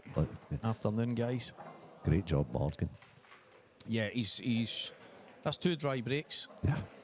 2 dishes and a breaking dish. And we know Lewis is going to be sitting there just stewing and thinking, the world's against me because I'm not getting a ball for my break. And he needs to stay strong because it can turn round. Well, we know Lewis, I mentioned yesterday, I think I don't know if Lewis is one of the guys when he's playing that he marks up the breaking dish or the dishes. I know a lot of guys do and a lot of guys don't. Because it doesn't get you an extra, I get that. It's good to see how someone's playing and how the frames have went and whatever, but I would love to know how many, in the last maybe 3 to 6 months, how many dishes, breaking dish or reverse dish, that guy's had. I honestly think it must be close to the highest in the country in competitive pool. Probably the UK. Okay. He was going and winning matches 7-1, 6 dishes, winning. Who's that? Lewis. Aye, okay. Winning 9-2, 8 dishes. Now it was like almost every frame he was winning was a dish out with maybe one, and it was just the statistics were incredible in the standard he was playing at. My son practices in the same place as Morgan and Lewis, and he says that. Not even Morgan, right? And I say Morgan's the #1 ranked player in the country, right? And he's like, "Da, I just sat and watch him and see Lewis. He just goes, doesn't he miss ever? Dash, dash, dash, dash, dash, dash. Incredible." Mark Boyle actually said a few years ago, he went, "I don't know what's wrong with him." He says, but he comes to mine for a practice session and he'll dish the entire night. He says, and then the next week in the tournament, he's scattered was about. He's like, I just can't figure it out. I mean, I was talking to him yesterday, and he's in a great place. Aye, it's good to see, actually. Really, really good to see. But it's how you deal with disappointment. Yeah, definitely. So all he wants is a shot. It'll be interesting if he gets a shot to see if he goes about them in the right order. That's an interesting question. Kev, to be honest, I've not played enough with both. Maybe Stevie would know the answer better than me. I know it does throw differently. Of course it does. I tried it a little bit, just experimenting when I had some cues. And I was selling cues at the time. I had some in stock, and a couple of them had titanium ferrules, and I tried them, and I was like, I instantly didn't like it because I was so used to the throw of a brass ferrule. But I could see definitely the advantages to it for snooker, especially like longer shots. That, you know. I had quite a lot of shots using the titanium ferrule and stuff, but the first thing I noticed, and I actually said, I was like, "What tips on this? Because I was straight away, I was thinking, how am I ending up there?" And I know there was just a lot of differences in it, and I was starting to question the chalk, the tip, everything, and then it dawned on me it was just so different to play with. But I'm one of these kind of people that if you're going to play with something, just go and play with it, and then eventually it'll be right for you. Because if you try a new tip tomorrow, it's going to be very similar to trying a cue with a titanium or a brass ferrule. It's going to be different. And then it's just a case of if you want to persevere with that, and that's the kind of take I've got on most things. If you plod away with it, well, if it ends up right for you, it ends up right for you. But it could be like tasting food. You know, and that's the way it's got to be right at the start, I think. If you feel iffy with anything, you're like, oh, I'm not sure about that, and then you'd go to what your preferred does. And that's the way I was with it anyway. I was like, no. It would take me too long to get used to that. And I think it's a rare thing that you see or get something and it just feels right. And I actually had that. I was downstairs and I went, oh, wow, this is a bit of me. And it was kind of, my head was spinning with it and I'm going on. Was that a cue? It was a cue, right? Aye, and I'm like, because I've just, like I said to you a minute ago, I've just got and persevered. And then I've got to a stage where I don't think about it, I just play and that's it. But it was one of the moments I was like, no, this is, now you've just found something like a glove. And I went away and I'm kind of, and I'd said to Paul and we'd spoke a wee bit, and then about a week later he messaged me because I was kind of humming and hawing. He messaged me, you're not going to like this, mate, but that's away. And do you know what was mad? I was fuming. Okay. And I was so annoyed with myself for no just... Right, Because it was a rare moment. I'm not one of the. I'm usually like, well, I'll try it. Because they all play different. Aye, and I was like, I'll plod away with it and see what happens. But that was one of the rare moments where I was like, damn it, that was. I should have. Yeah. But I think everybody's different. Once I use something for a wee while and I don't really think about it anymore. Whether it's perfect or no, whether I make a mistake, I don't really look to blame what I'm using after that. Maybe in the first 4-6 weeks when I'm just getting a wee feel for it, but after that, it's down to me. I've had enough time. Do you know what I mean? So that's a good way of looking at it. It then means if something goes wrong with your crew that you're not distraught. No. You know, there's some of these guys. I mean, like Lewis, for example, is at the table now. I think he's had his crew since he played snooker when he was a young kid. Right. You know, so I mean, if that was to go missing, right, or not go missing, but if that was to break or it had to get shorter or something like that, Liam's had his crew for that ages as well. So it might be harder for those guys to adapt to a new crew than it would be to somebody that changes quite regularly. Do you know, it's probably, when I started, I was using an old cue, I think that maybe came from my dad's cupboard or something, and then you done the exhibition in the road tips and I won the cue. Aye, okay. So I used that at the start, and then it was one of them where, I think it was actually you that said to me, maybe a year or two later, listen, that was handy enough for you starting, but it's probably time to get a better cue. And I was like, I think that's all right. And you were saying, no, it is all right, but it was basically one of the wee kind of cheap prize ones. That's what it was. It was a prize for doing the X and you know, it did you at the time. You get used to them. Even the cheapest crew, you can get used to it. But I knew it was time for you to upgrade and play with something better. But then I ended up with a beautiful Andy Gibb cue. That get blew up in a car. And then that's another story. That's an X-rated. Tune in after 9 for that one or 10 o'clock. It was just, Lewis needed that. Big visit. Well done, Stevie. So sorry, guys, because we are babbling on a wee bit there, but that was a really, really important visit there for Lewis. And he'll be feeling better about himself. And the thing is, the shot at the end there, when he's having to can in the Reds, 3-0 down, not a visit to the table. You can be forgiven for throwing your arm at it a bit to try and make sure, but he controlled it well, created a gap, hand on the table, lovely finish. Very much so. Very much so. That's the maturity in Lewis. Yeah. It's mad because the two of us are quite similar in the way we've reacted at times to some of the stuff on the table. I mean, when Tiger would, there he goes again, mad balls, throwing balls off the table and stuff. And Oh wow, what a game of football! That's just turning it. it's good to have the football back. Oh, and it is. It's good to have it back. I thought that game yesterday was unreal. It's just like, listen, sorry guys, as I say, you are sitting at home now. You might not be watching the football, but the United just actually scored to go in front. Falkirk's just equalised.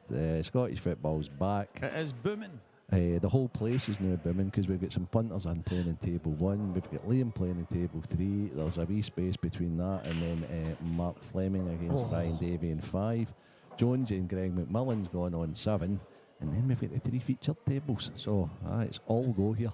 We were in here. Mark Fleming was in doing a bit of comms with me yesterday. And Mark's great, isn't he? Comms, yeah. the Rangers and Motherwell game's on. So it's full of oohs and ahs and everything, right? And we're right into the pool. We're zoned in and everything.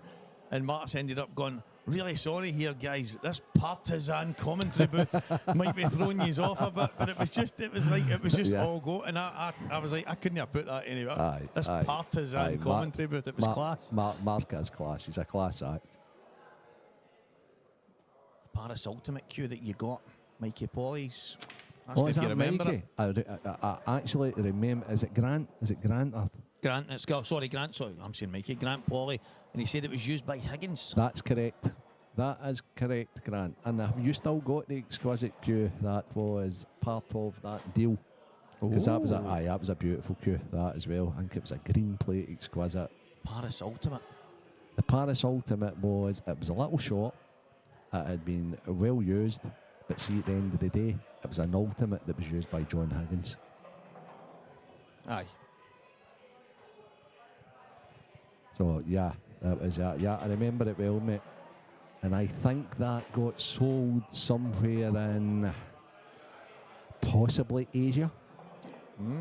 Possibly Asia. Because I took that to a guy that knew a guy that knew a guy. That sort of a style. And everybody ended up happy, I think, mate. Yeah. Yeah. Brilliant memory. But the cues that you remember things like that, yeah.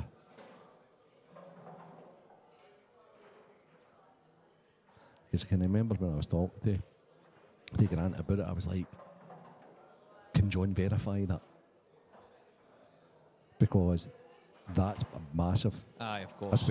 Especially over in Asia or what have you. Because they're all like, they're snooker daft. And China, in fact, I'd go as far as to say China. But no, you've got other places like Hong Kong and all that as well, whereas they want all the UK stuff, they want all the best stuff, but they want their heroes' cues. You know, and if John had used one or Ronnie had used one, the value soars. All of a sudden, it's like, you've basically found some kind of hidden treasure and you've managed to get your hands in it, and it would be probably, I'm not the type of guy that gets excited about stuff like that. But if somebody walked in and handed me Henrik Larsson's football boots, I would probably be quite a happy guy. Do you know what I mean? It's especially, I think what actually happened was, I think it needed some sort of a tidy up. And in the queue world, if it's like a John Paris queue, it should go to John Paris to get tidied up. You know, if it's an exquisite, it should go to Raymond to get tidied up, and that's the way. So I actually think it may have went to one. It might have went to Paris to get the tidy up, and then it was authenticated. Right. That was the one that I made for John all those years ago that John used. Oh, brilliant. So yeah, everybody was happy at the end of the day, and that's all that mattered. Nice and easy here. Just slide past the red, the yellow. That was a big shot, by the way. That was a big shot. Tell you what. Yep. Temperament. Yeah. Unbelievable. Has to be Renzi. Excellent. Just excellent. So there's not much getting missed in this match. The D.O. Double G is an absolute bus couch, but I'm sure you'll be back soon, son. The Rune dog. How's the dog? You all right? I've been watching about you on TikTok, dog. Aye. I bring you back a celebrity. That's it. In your own, yeah. You need to add a few more characters, right enough, mate, so Yeah, you yeah, can yeah. become the Scottish Kardashians or the British, should I say? I'm forgetting your missus is English. Well, she's no Scottish. And also, Dave, maybe try and get a bit of makeup before you go on the camera as well, because obviously your missus is outshining you by a mile, mate. Come on, We need to get we back a tidy some up. bronzer on you, mate. I hope Married Life's doing you as well. It looks as if you're doing all right anyway. Magic, absolutely class. Healer Labs, mate. Healer Labs. I am not joking. You will not be disappointed. So, anyway, It's exciting stuff happening right now. I watched Campbell take a cracking finish a moment ago against Johnny. 3-2 up. He's already put a couple of big guns to the sword, Renzi. Is there an underdog story in here somewhere? Possibly. There might well be. The Seed Slayer, I called him this morning. And Johnny's pushing the boat out here in last wee finish. Played a nice wee shot there, but he might need to play a double kick. But that's not it. Morgan's just relentless. Morgan's just went back to back, reverse dash. Lewis has just went breaking dash, reverse dash, and Morgan's back in again saying, no, I'm going to get a couple of frames in front again. High calibre of match.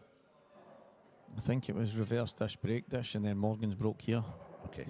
Just throwing it out there. I fancy this guy, honestly. But details matter. Oh, they matter, Stevie, because I would rather you corrected me than like half a dozen people come on and say, no, you're wrong. Morgan looks in the zone. Jeff Dunn. Every time I put on TikTok, there's a half-naked Rooney. He's like a treat, I would say. Brilliant.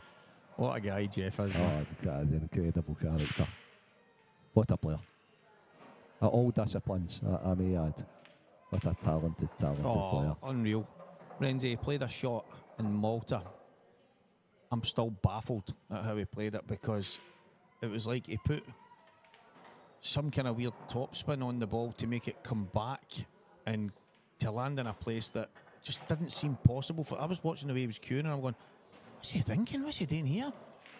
It's one of the best shots, one of the best pieces of queuing I've ever seen, and I've obviously watched a lot of, since I was a kid, snooker, everything else. It was one of the best shots I've ever seen. Yeah. And to him, it was just like nothing. Yeah, but that's the way he cues, effortlessly. And Jeff's got like a cue action that's effortless. Yeah. But when he's hitting the ball, the look he has, it's as if he's trying to kill the ball. It's class. It's class. Morgan McInnes. We say that we're using the word ruthless here, but am I right in saying that's 6 dishes? Yeah. I'll correct you. It's either dishes or reverse dishes, Stevie. They're all dishes. Anyway, the one game it's not as tight at the moment is Hugh Thompson 6-0 up against Jordan Graham, who has just won a hill battle against Jamie McCutcheon. Hugh Thompson using his experience, and I think he's at the table again with a chance to clinch the match. Jonesy's 4-1 up in Greg McMillan. He's keeping the flag going for the old crew. Yep. Johnny has just brought it level against Campbell. Dunster, after losing the first frame against Gary Grace, he's now 2-1 in front.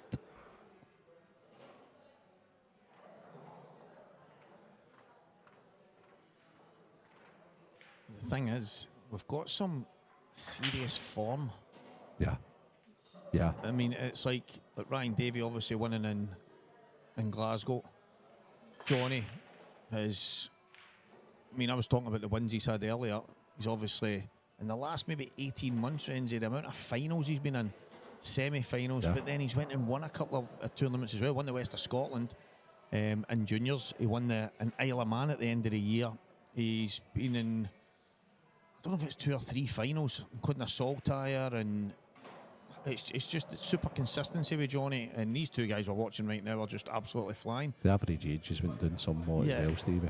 But then Ryan and Liam, and it's there's a lot of form on the tables right now, and we're now heading to a point where it was mentioned again earlier. Hugh Thompson, Paul McCutcheon was on watching as well, and they actually mentioned the Breaker nominating again, right? Aye, okay. And I was literally about to say there, it might be a case of who gets the best break, who gets the most luck off the break, because it's quite a lucky shot, but I think it's just the form that they're all in. They're not missing much. I think players now are at such a high standard that when they're there, they'll get them pretty much. And so breaking, you say luck, I say that's luck. an art as well. And what I mean by that is like some people are more consistent breakers than others, and I don't think it's all down to brute force. But I think everybody has off days at breaking, and I think everybody has good days at breaking.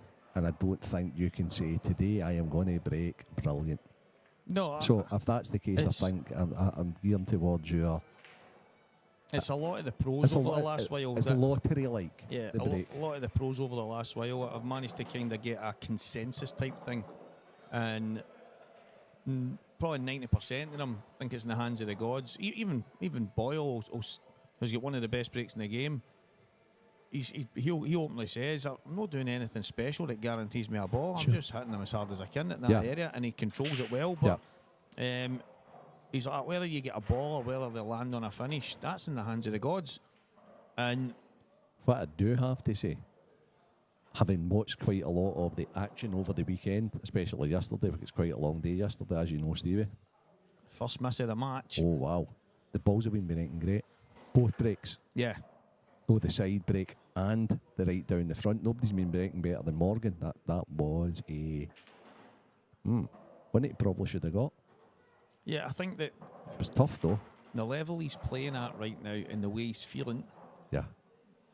I'm just going to be hypercritical and say I just don't expect him to miss that. Maybe technically, there was a lot of cue between the... Yeah. His hand and the ball. It just didn't seem to strike it right. And obviously he's trying to hold position as well. Yeah.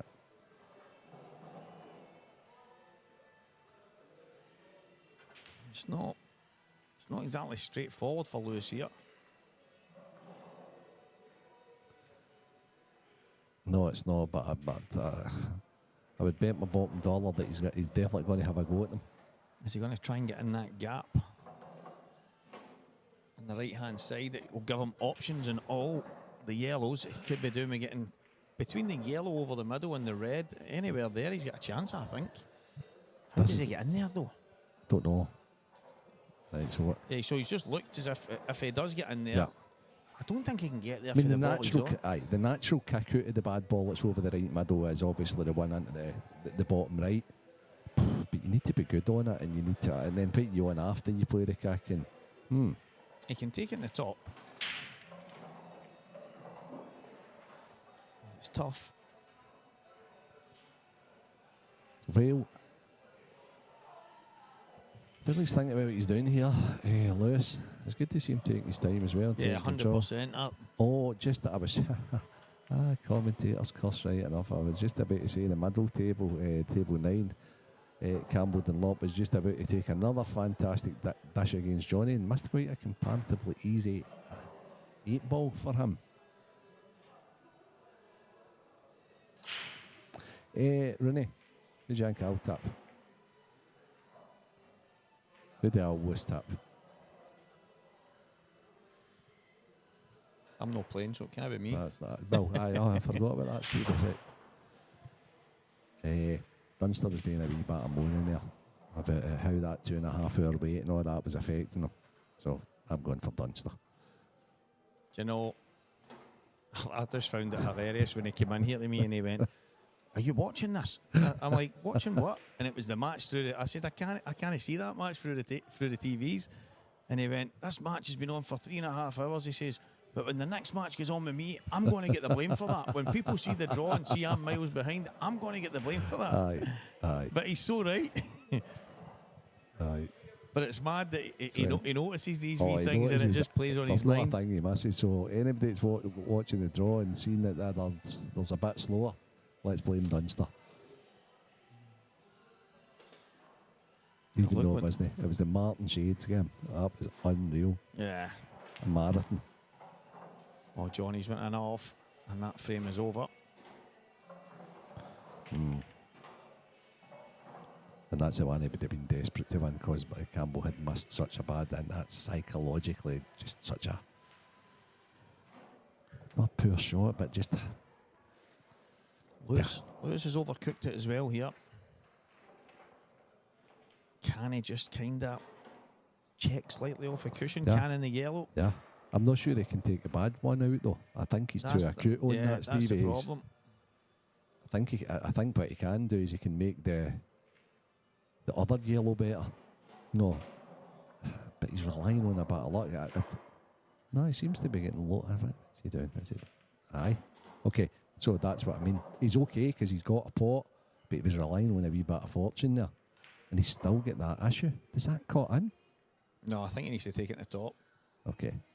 How did you get on it though? Screw off the side cushion back through the gap between the red and the black. Okay. So Or does he go high and then come through the gap and leave it to last? he needs to go 2 or 3 cushions here, and as you say, play that one into the left middle and then go the gap and play it long, and it's an auto connect for the 8. Yep, good spot, Stevie.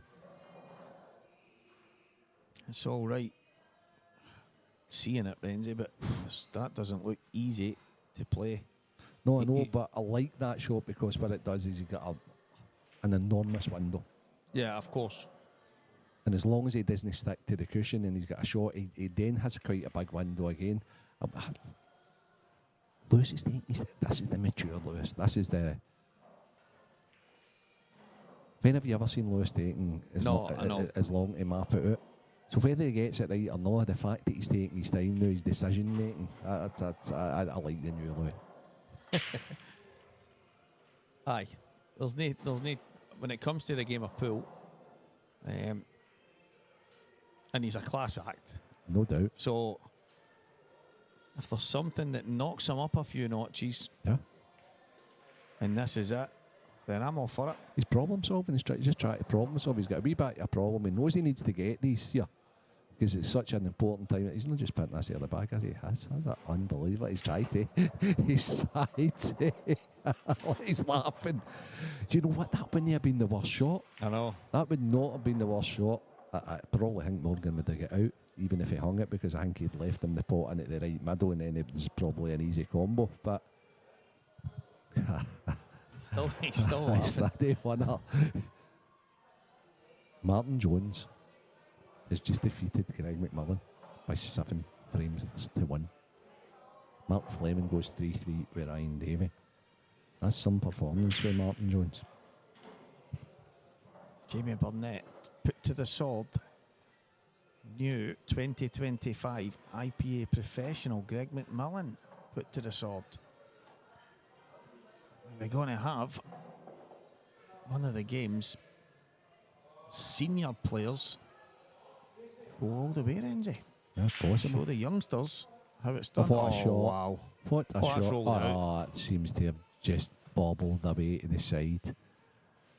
I know one guy will be over the moon, especially if one of those reds, if that red goes to the middle, he'll be delighted, Morgan. I feel for him there. He's nailed that. Aye, it looked all the way a winner. Oh my God, Campbell and Lops just played a terrible positional shot and then made a brilliant shot as well. And he's going to stretch a couple in front of Johnny now. That's when the other feature table. 5-3 Campbell and Lop. Dunster doing a job in Gary Gracie, 4-1. Hugh Thompson 6-1 up in Jordan Graham. So that's not quite over just yet, but he's at the table.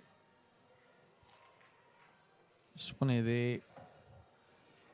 Jordan's had a good win coming back. I think over the line against Jamie with a couple of kind of get out of jail, highlight reel type shots. Scrappy affair at most of the game, but sometimes you get that big win and then the sales are gone. Yeah. The win's not there anymore, and all of a sudden it's... And I've seen it. It was actually... Happens a lot, Stephen. Yeah, so many times where somebody puts everything into that one game, whether they play great or not, but they just dig and dig and dig, and then Nothing left. nothing left. Yeah. Or do you think I'm buzzing now, and then it just doesn't happen? Yeah. You know, you try and over make it happen.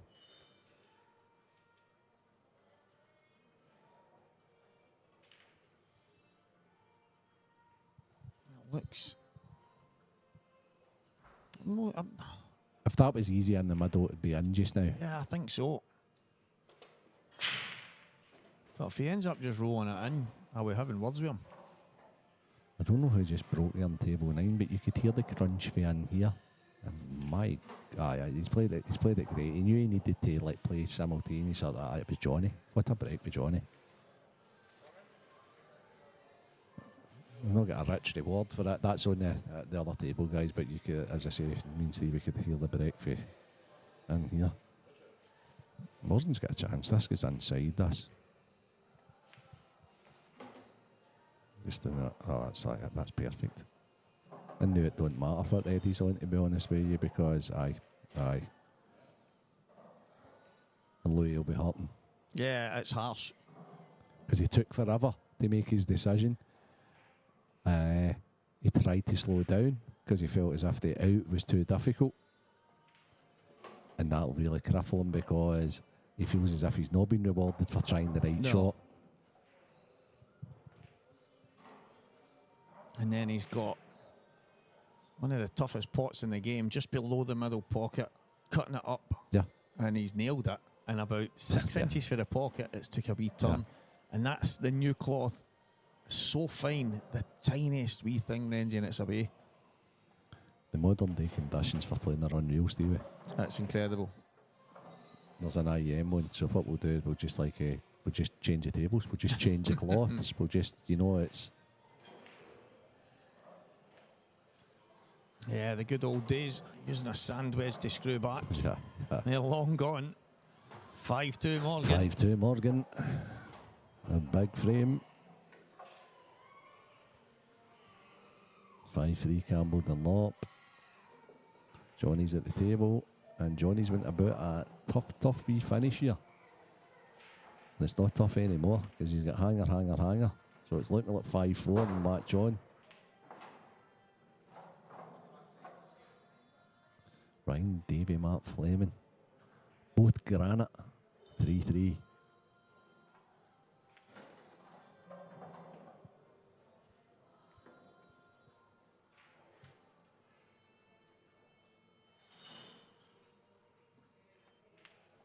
Stevie, you have to follow me in, and if there's any interaction over there, that's far too far away for even my vocals.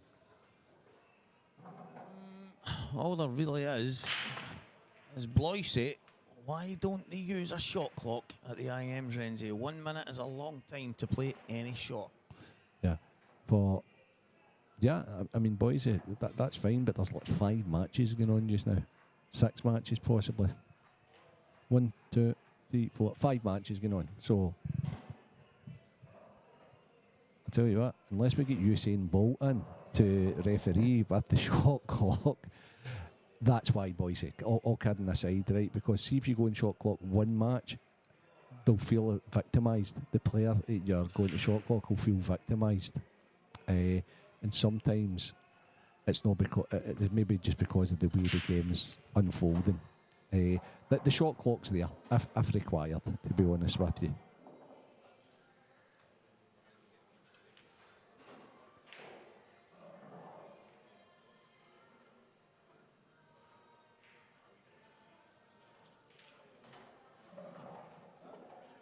But for example, right, it's like, so Liam's playing Gary Gracie just now, right? It's a round behind. It's, as we discussed, it's not because of Liam's fault, because there was a game earlier on that Martin, I know you'll not mind me saying this, Martin was fudge breaking. And just that's the way Martin seen best fit to win the match, and that's what he did, so that slowed everything down. So why should Gary Gracie and Liam be victimised because of their game being done a wee bit? Who played that shot there? That was Lewis, and It's a very strange shot. Yeah, I'm struggling to figure that one out because it's an open table. I think he's presented Morgan with a real good chance on yellows. He might even have an angle to bring the bad one in to play off the the yellow to the right middle just now. I don't know if that's what Lewis was trying, to go cushion first, knock one away and flick the other one in and leave himself that. Yeah, But he's just not managed okay. to. I think he was Okay, trying yeah, to yeah. maybe just, but he's not Yeah, executed sure. it Aye, I'm properly with you. because But I'm looking a bit the at carom, myself. or the Yeah, billiard, as they say. yeah. I think Morgan will just play the ball over the right bag now. And no, he's going to. I thought he'd just hung the right bag here and just nestled the fight on the red. But is he just going to bring his bad one into play and say, give Lewis a bit of bait? Yeah, he has. Quite like it. Quite like it. He's a dangerous guy to give bait to, though. But percentage-wise, I like it. Stevie, you're still contemplating? Yeah, I'm looking at it because I'm thinking to myself, there's obviously a finish there. The ball that's close to the right middle, I know he's got a long red, but if he could drop that in, he'd have the red in off the yellow, open that top bag, and then realistically, all the balls in the middle of the table go. He just needs to drop on the one at the bottom. I think he's given him a half chance, but it's not easy. But He has it. can he play the kind of? That's a good cue ball. Why not? Why Unless not? it's touching. If that's touching, Louis will be at the straw. Yeah, if it's touching, the frame's over. That's what I'm saying.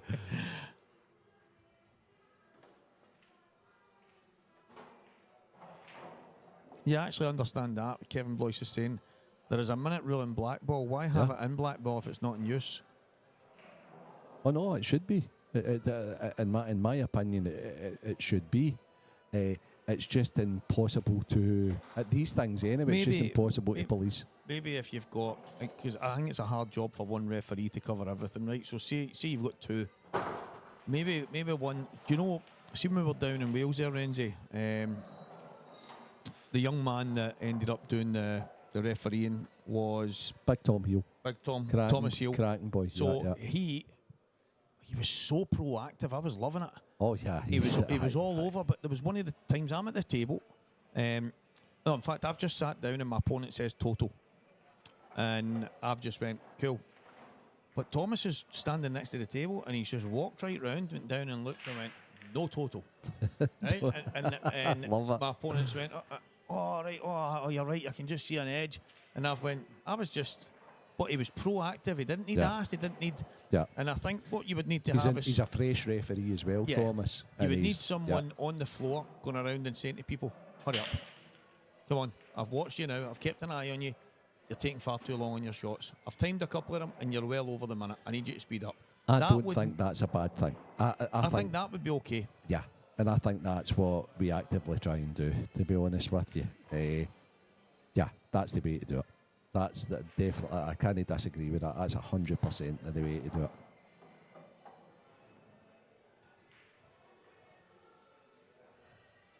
Yeah, just a gentle reminder you're taking a wee bit too long on your shots.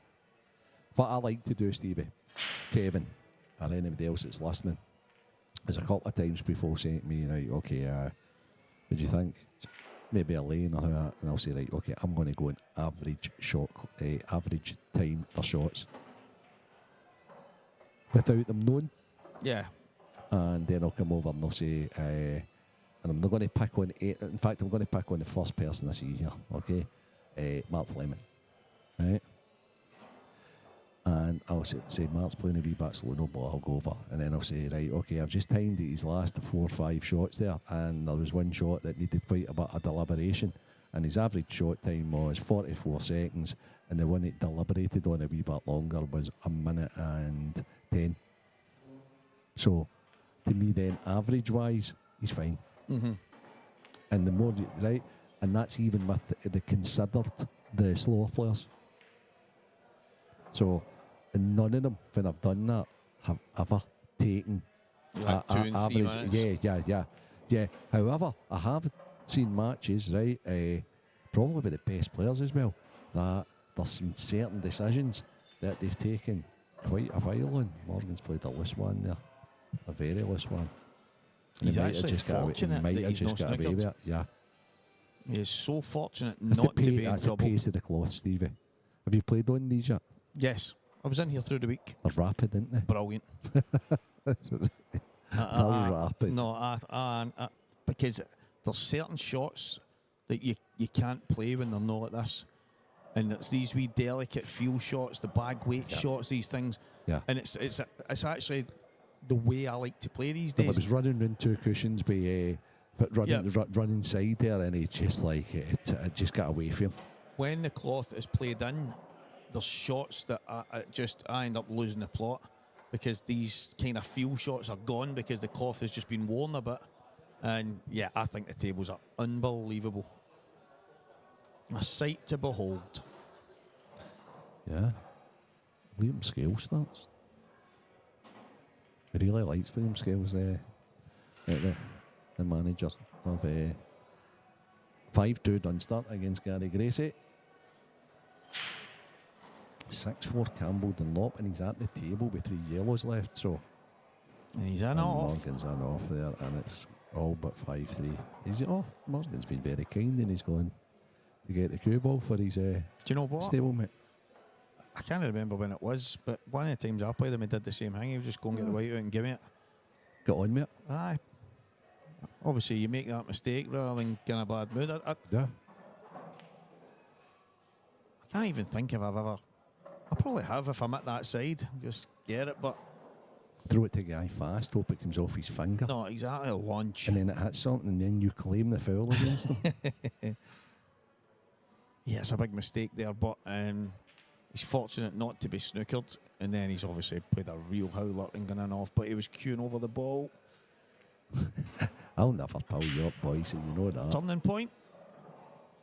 Could well be.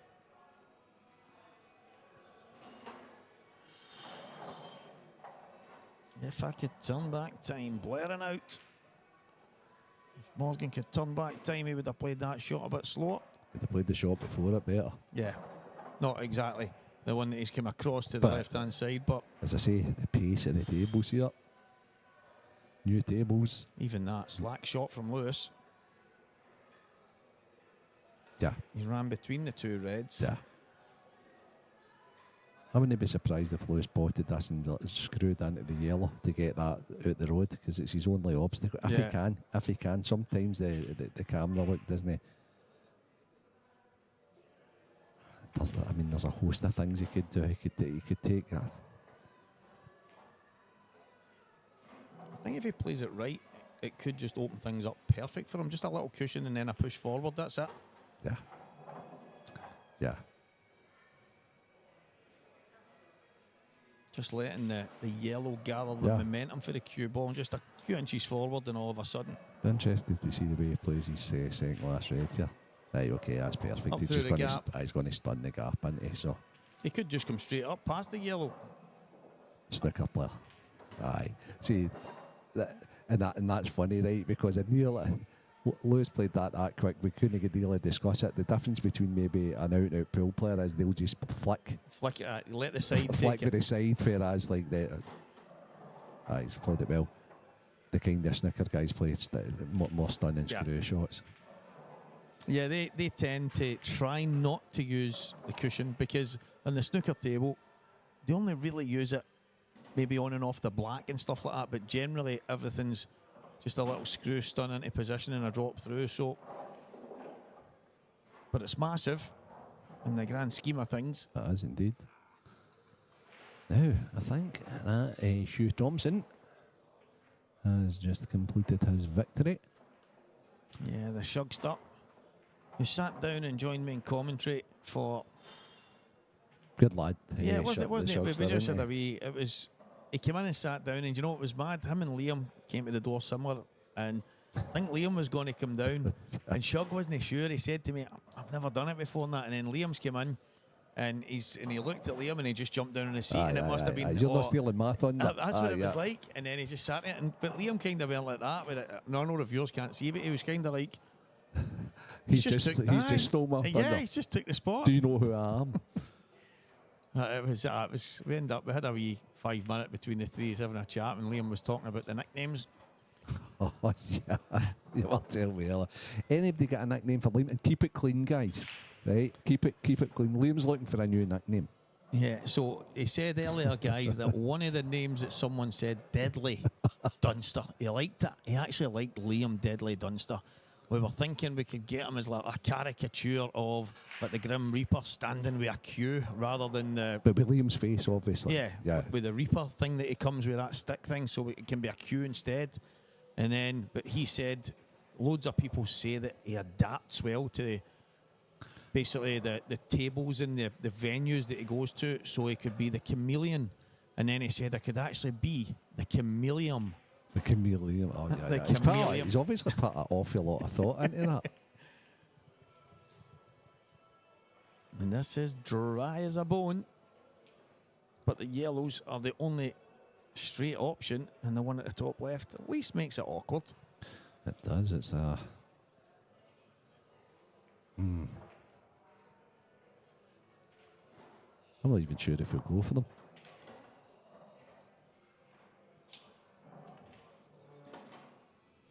Yeah, sometimes the best form of attack is a wee bit of defence. Yeah. Hi, Dave.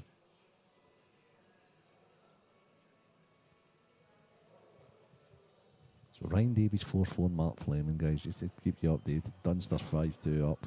Deadly's 5-2 up on the outer table. The chameleon. Yeah, I just find that he's came in and he said, I liked the one the guy said, and I went, what one? He said, Deadly Dunster. And I'm like, okay, I wasn't expecting that. Yeah. Campbell Dunlop had a chance there of eliminating Johnny and getting himself into the last four. He missed that. And Johnny has made it 6-5, and I think he's away for a wee comfort break. And I think Campbell's going to be breaking this film. But when we were in the corner pocket last week, and Bill Keith. so I'm at the bar with Robert Stephen, and he's talking to the girl behind the bar, she's serving, and I've walked up and he's went, what do you want? And I've said a juice, and she went, oh, there he's there, Mr. Comfort Break. And I'm like, what? Is it not amazing the phrases Exactly. that people repeat back to you? But I've just took that for some of the guys that did this before, because I'm thinking maybe that's the norm for, rather than saying he's away to the... The exact same as you. Yeah. Right, that I listened to the IPA stuff, and that was a Kev Barton, Mark Pickworth, Exactly. isms, if you want to call it that. And obviously we've done a wee bit of that as well. We've just taken that for them, Mr. Comfort Break. There he's there, that's Mr. brilliant. Comfort Break. I was like, what? So that's a wee bit of cat and mouse.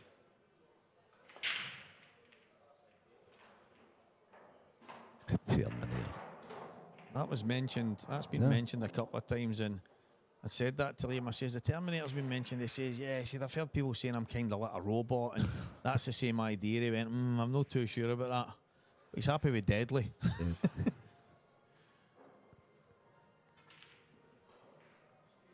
Liam, Jeffrey, Dahmer, Dunster. Dahmer. Liam, Dahmer, Dunster. Dahmer, Dunster. What a guy, man. He's come out his shell a wee bit, Renzi. Aye. Isn't he? He's grown up a wee bit. He's in his mid-30s and that. He's doing all right. He's see the fact that he's come over and that, because he had a wee bit of spare time earlier on. He was moaning and that. He was having to wait and that. Fair play to him. Aye.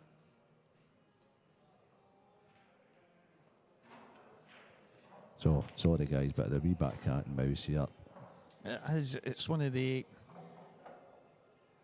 Somebody obviously at some point is going to have to twist and then have that.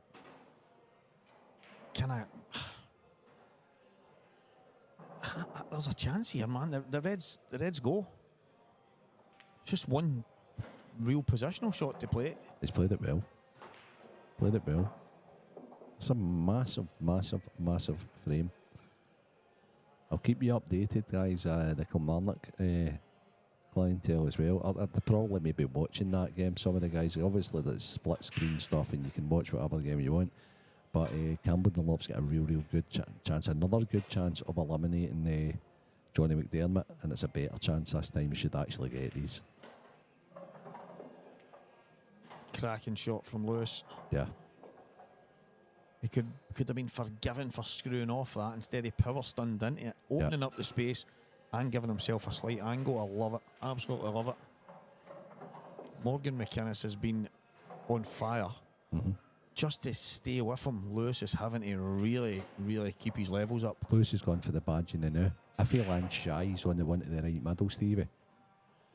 So this is one of these shots here that, as long as he doesn't, as long as the people's got to be for it, but as long as he's not too far, that's perfect. Oh, what a shot. Absolutely perfect. Oh my goodness, that was top quality. Top quality. Sensational. Okay, so is that Lynn Scott there? The Dunstoppable. Is that the Dunstoppable? Listen, keep him coming.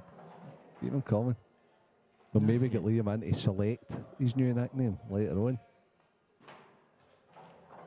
Yeah, obviously the chameleon one, you don't get to pick your own nickname, so he's not getting that. No, As much as it's all right, but so far, he liked Deadly. The Dusters, I said to him, he went, no, I watched back one of the last matches and I heard you saying it and I agree with you. The Duster, he was trying to explain to me where it came from, but we didn't actually finish the conversation. Right, okay. So I went, mate, I just had visions of you walking around CJ's with a duster. And someone went, oh, the duster. and he's like, no, it was nothing to do with that, but... he's... Campbell Dunlop is our first semi-finalist. Well played, Campbell Dunlop. A 7-5 victory against Johnny McDermott, IPA Pro. You know, when you look at the last three matches, right, no taking away anybody's played before that, but just the last three, and what he's still going to have to go through if he was to win this, it would be up there as one of the biggest victories that you would probably see in the game, because even the guys like your Gibbsies and stuff like that need to go through and beat all the... I think Gibbsy did win one in here and they had to beat 4 or 5 of the best players. Seed Slayer. Yeah. Unbelievable, Campbell Dunlop. And that finish from Lewis there was class, Renzi. Brilliant. And now for Campbell to get to the final, chances are he may. This is in the balance, but he may have to play the number 1 ranked player, Morgan McInnes. But Lewis is making a fist of this match, more than a fist of it. Liam dial-up Dunster, as in not as fast as broadband. The old dial-up internet you used to get. Oh.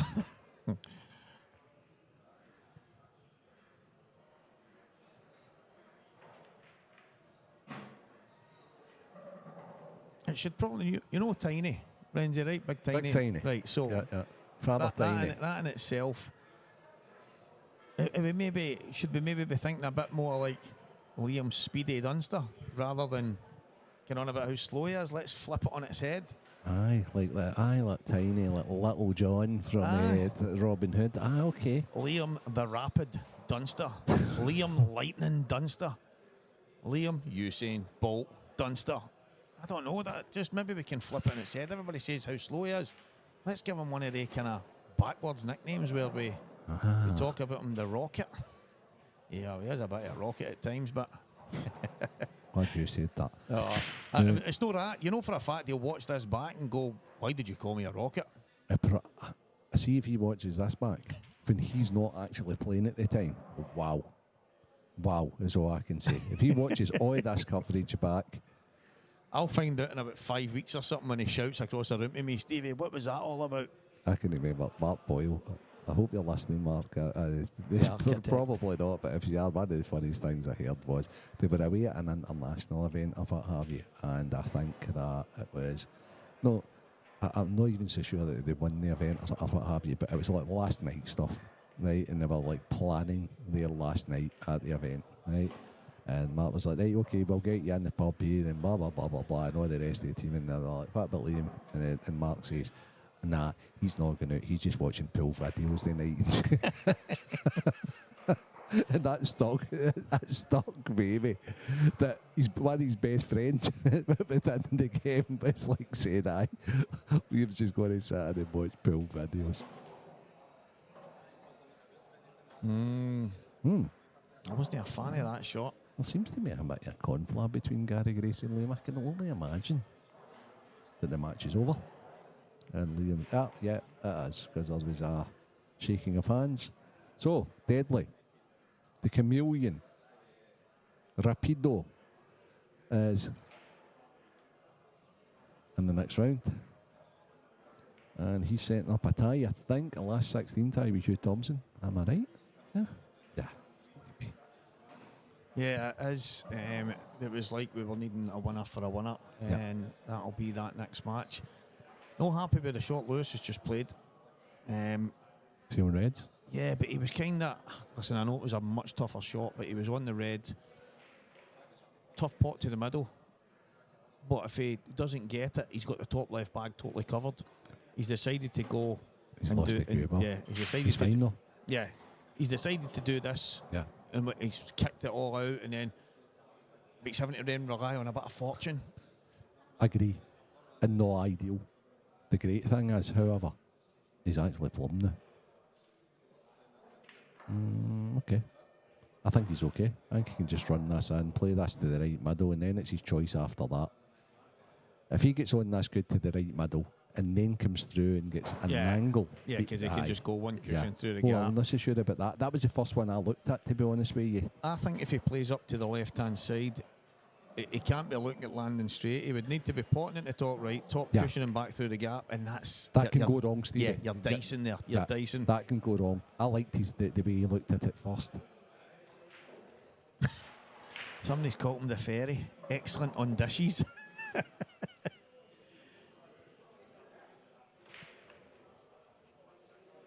Diligent Dunster. Oh, I quite like that, to be honest. Yeah, do you know what? Diligent. Iceman, there is people that call themselves Iceman, but there is nobody in the world of pool that would suit that name better than him. No. But because there's loads out there, it seems such a waste. But Liam, the Arctic Dunster, he's as cold as ice. No, I think I thought you were going to say the architect. somebody wrote that there. Did they? Yeah, somebody says the architect. Yep. Quite like that. He's gone this way.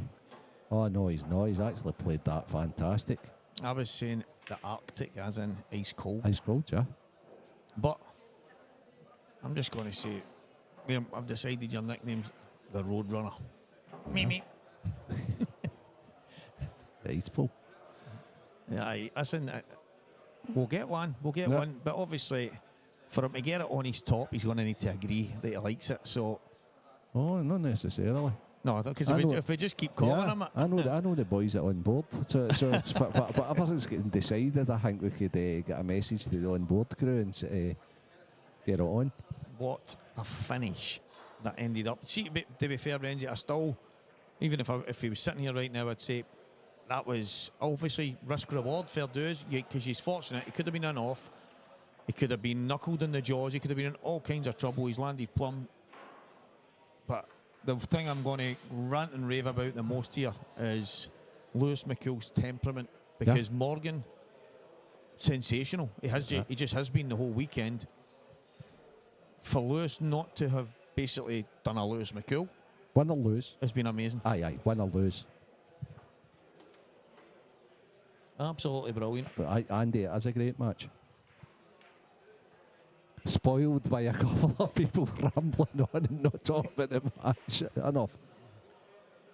Oh, mate, we've got nearly 300 viewers, so it's not too bad. Aye, that's good. I think we're doing something right. Uh-oh, here she comes. Oh no.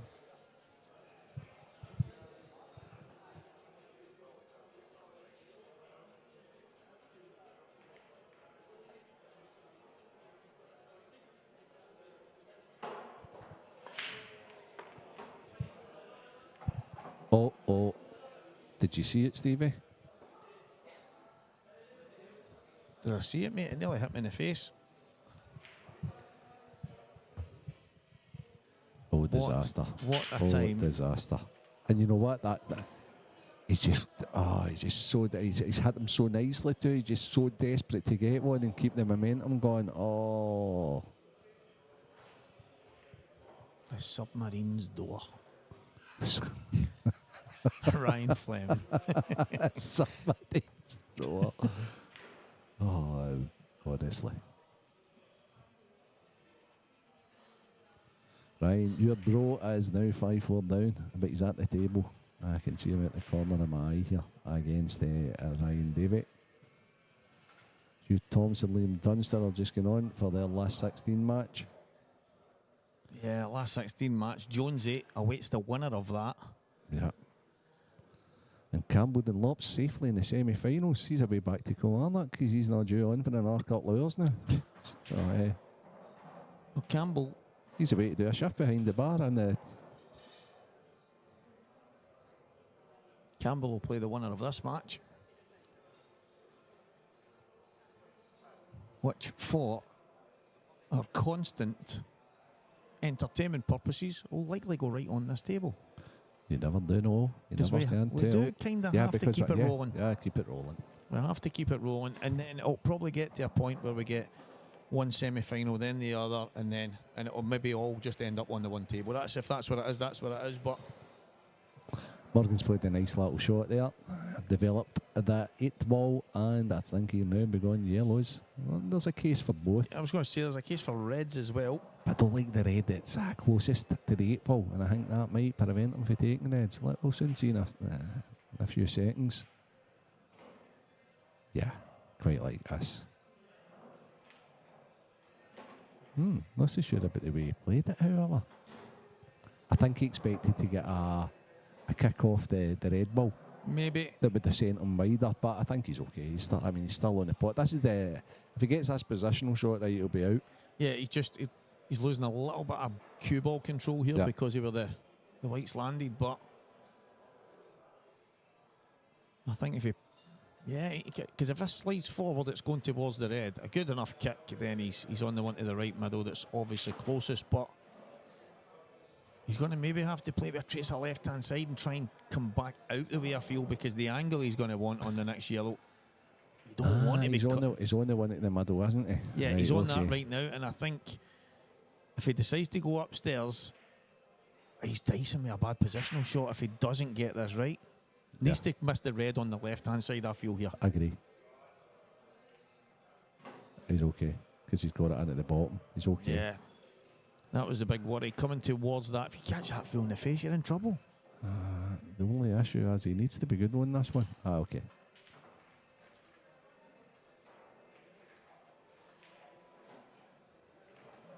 So what does he play here, Renzi? Pull the cue ball back?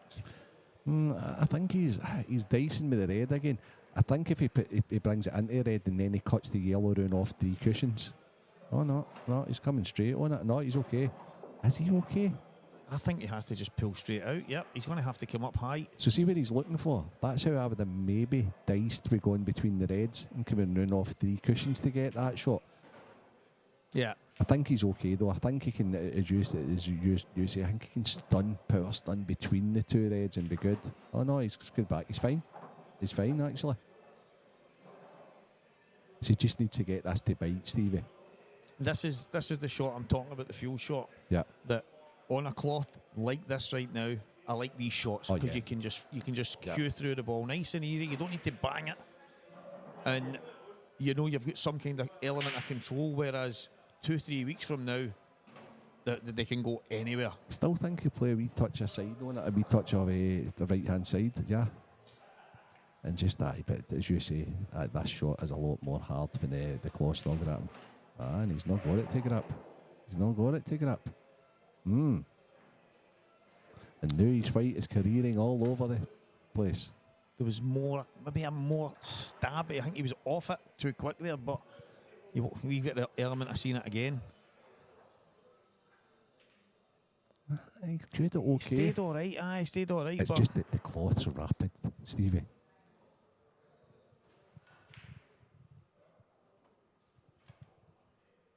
Well, can he cut this in and go straight to the red and land absolutely plumb? Well, he's going to have to. Big times in this match. Campbell Dunlop's awaiting the winner here.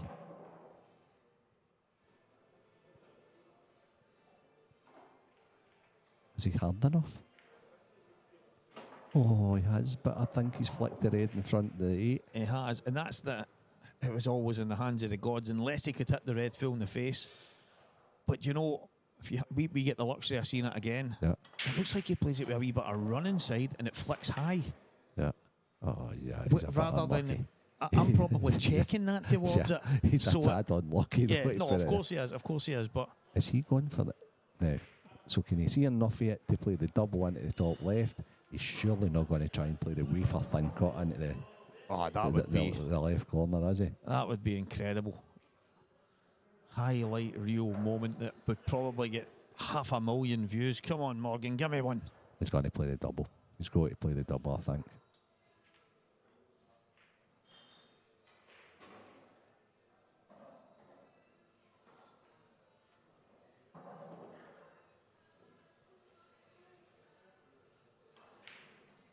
It's massive in the grand scheme of things here because Lewis is broke, thinking his next visit is 6-5 Yeah. down.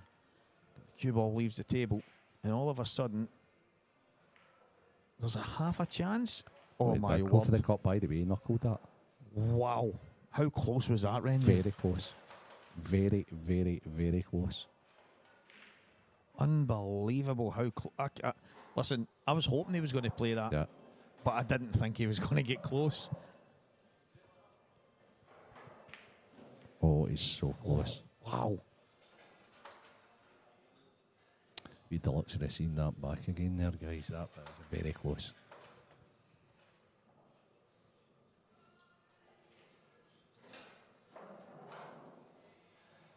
What a moment this is. Oh. Okay. Oh. The Louis tried to pot the plant there. Slightly surprised. I'm not. Right. Different players, I think we've discussed the life out of this now, Stevie, have got different philosophies in that situation. And look at that. By the way, Morgan's so close to it. He's that. Right, okay. Now, the Scott Gillespie philosophy on that, okay, is if you allow that guy back to the table, like Lewis did there, that can happen. Yeah. Right? So, in that situation, Scott has gone full-blooded at the finish. Right? Liam, another top player, is probably going to make sure he gets the plant. But then if he is playing a snooker, he gets him a right tight snooker that he can't do that. No, I know. But somebody playing it like, well, I don't really need to go for it. You're tempting fate with that, and there's no right or wrong answer. I tell you what a sore one that is, and it's Morgan's break.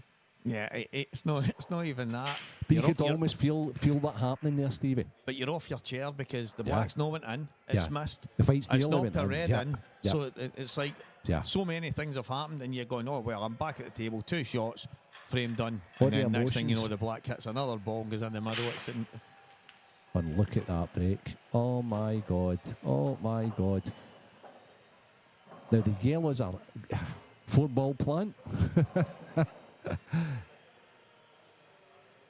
I think.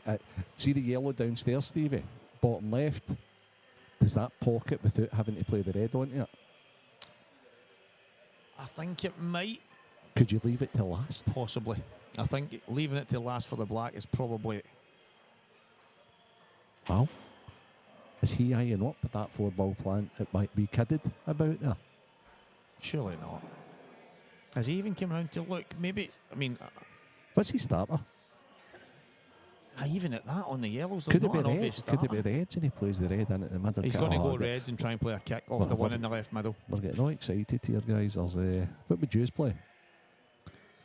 You're watching at home. What would you guys play? Oh, he's going for the 4-ball plant in the yellows here, Renzi. Here we go. 4-ball plant. What a moment 4-ball in a plant. pivotal stage in this match. Oh, he's missed it by a mile. Yeah, that was. And you know what? Lewis has now got an easy 2-ball plant. This is done. This is 6-all. It's a big shot. Brave. Yeah, it was. I'd convinced myself that he was going to go reds and just use the one to the left middle to kick the red and yellow, knock it in and finish the reds. Yeah. But we did notice him looking at that. Yeah. But I thought it was one of the, you know how when you're at the table and you Yeah. have a wee look at the mad thing and you kind of, but you're never really going to play it. I just thought that was one of the moments.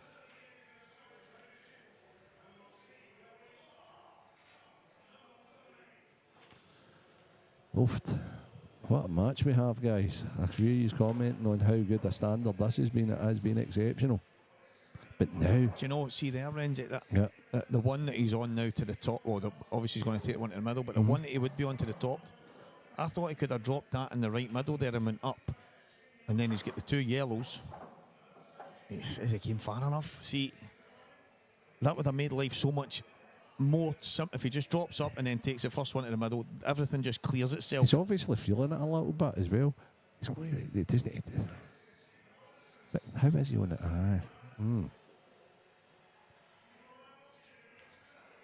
Played that. Fantastic. Brilliant shot. Right, okay, but he's not out the bridge yet. No, I didn't think he could control that as much as he did. He's still okay though, Stevie. He could even go full blooded into the red here and then just cut the yellow and play the black into the left middle. So he's actually fine. In fact, I'm 100% playing that 8 ball into the middle here. I'm not. Aye, and that's what Lewis is starting to learn now. A load of times yesterday he'd have tried to screw back for that, maybe underhit it, overhit it. 6-6, Hill.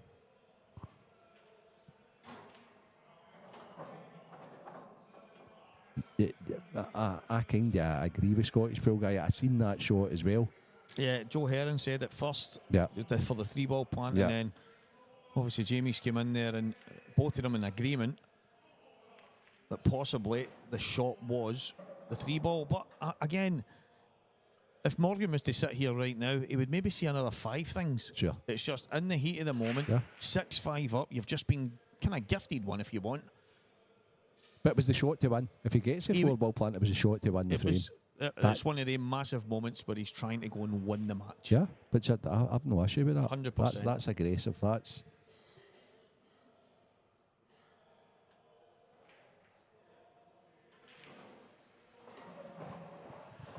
So just to keep you guys updated, Hugh Thompson, Liam Dunster there in the first frame. Ryan Davies 5-5, great tifo by Mark Fleming. So they're in that best of 3.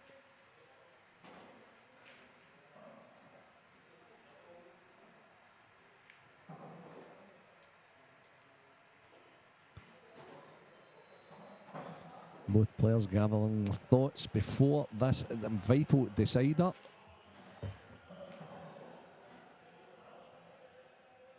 Been a great match, this. Yeah, Lewis was away for a little comfort break there.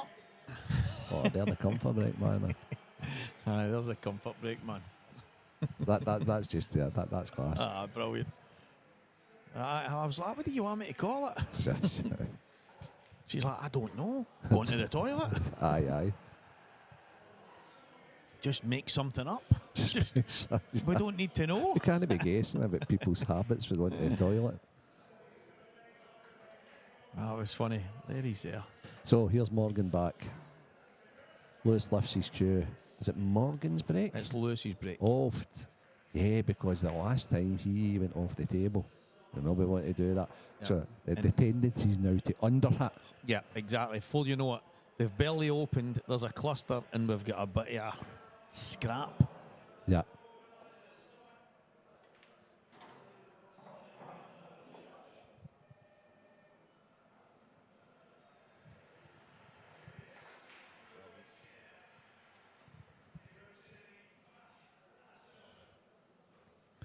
Okay. What a moment this is. 6-all. It's a massive moment, to be fair, for Lewis. We've had some unbelievable pull, Renzi. We've had some mad mistakes, some severe brilliance, and it all boils down to a deciding frame. Lewis. The majority, it's been top class. So unbelievable.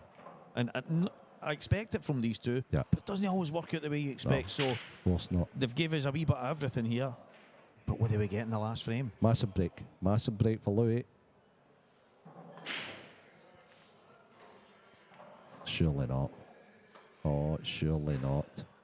Look at the yellow, Stevie, but I'm not sure he's got a starter. The reds are okay.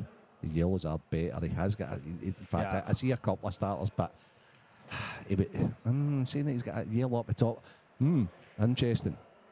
He's got a chance on both, no doubt about it. He actually can't have hit them any better because he Yeah. didn't pull off them. He didn't kind of, you know what it's like when you be a bit more tentative when you've lost a cue ball. He actually leathered them, and he's unfortunate not to get a ball. But The more I look at it, there's a wee bit of work. the Reds are, it's the two that's stuck in the middle of the table. All the Reds are fine, apart from those two. But they both go, Are they a plant to the bottom? they both go at the top left. It's connecting to them. So I think he will go the Reds now that I've studied the table. I think he can pop this red in the top and screw onto this yellow. We can also nudge into them for the one he's closest to just now. I think he can because he can nip it when it's new, and he can maybe screw onto the yellow, opening up the left middle bag. But I can't see Morgan playing that. But Don't think he'll be as rash as he was. I wouldn't even call it rash. He played the right shot the last time because he's seen the winning line. They went for that a big shot. He's tried to win the match rather than. There's a lot of players that try not to lose. Yeah. There's a big difference between trying to win and trying not to lose. And Morgan could have popped in a ball and maybe potted a yellow and just basically kept that over the bag down there and played to just grind out and try and. But he tried to win it. And I know having talked to Ross over the years that he would have been instrumental in feeding Morgan with that mentality, to be honest with you, Stevie, of the don't be scared to win. No, Have a that's go. Have a exactly go, it. you know. And there's a lot of people, and we've maybe all at some point in time went out there and tried not to lose, rather than and kind of hoping that something will go for you rather than going trying to make it happen. Morgan's tried to make it happen there. It didn't come out, and it's given us, from this fantastic match that we've all witnessed, a decider. Okay, so he's still taking his time on this one. I think he's plumping for Reds. I'm just going to be interested to see what he does with the two. That's fine. Okay. Now it's how he deals with the two. It's stuck in the middle, not in the middle of the table, but the bottom end, closest to the 8-ball spot. I still think he tries to move that yellow. Somehow. Okay. Now. I actually believe he's maybe tried to leave a slight angle there to do it, because he screws back, just cushions it. He's on the red to the bottom left, and all of a sudden everything opens up. But you don't want to be playing any wee kicks because you're not guaranteed on the next ball. I know. But something has to give. Or is it a plant? Maybe it is. He's having a look. See, we know his next two pots, isn't he? He's going to be playing the one into the top left, then the one into the top right. You probably think he would be playing the one into the left middle after that. But that's when I thought if he was going to play a cannon, he would play it. But he would play a wee controlled one, nice and slow, so that he then had one of the Reds into the right middle after it. Who knows? He'll know. He knows better than us. He's the Scottish number one at the end of the day. It's just you do so much guesswork here. Yeah. Mark Boyle on the game I played a couple of weeks ago, and I went back and watched it. But then after you play a shot, and he would go, now I see why he's played that, because obviously he didn't have that, but it's for. And you start to work it out. But when we're sitting right now, although we can see the balls, what he can see is everything. Sure. We can maybe guess what he might, but it's these tiny wee angles and fractions that make the difference, and that's where the decisions are made.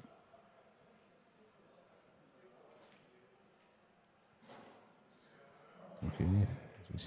Has he gone through it? No, he stopped it dead. Okay, so what's he seen here? What has he seen? Where does he want to put the cue ball here?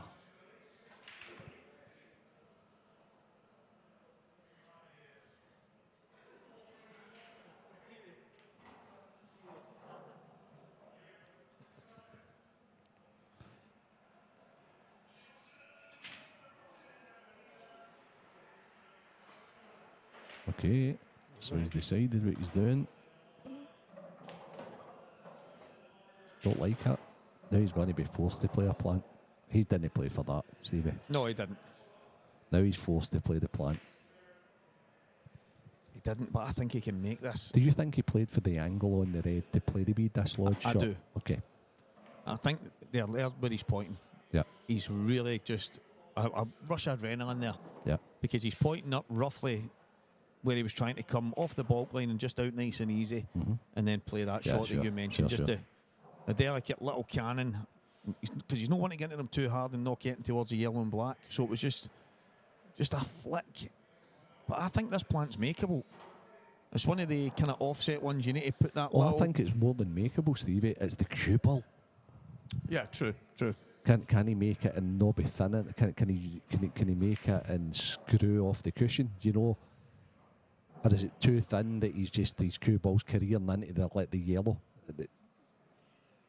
Yeah, he's coming towards the black as well, Renzi. He could knock the black in. Yeah. And you've got to commit to the plant. You can't half-hearted play. Oh, no.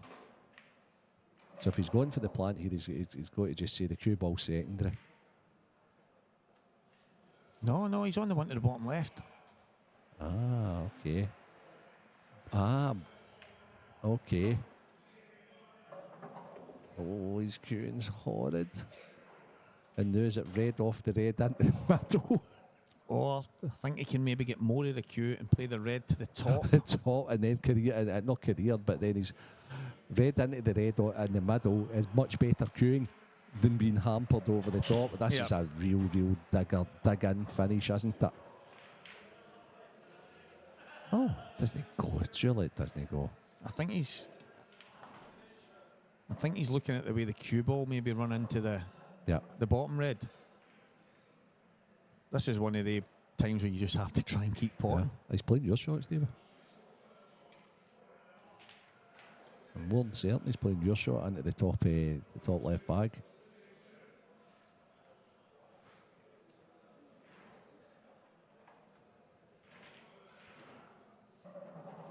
Wonder if Lewis is sitting thinking, just please miss.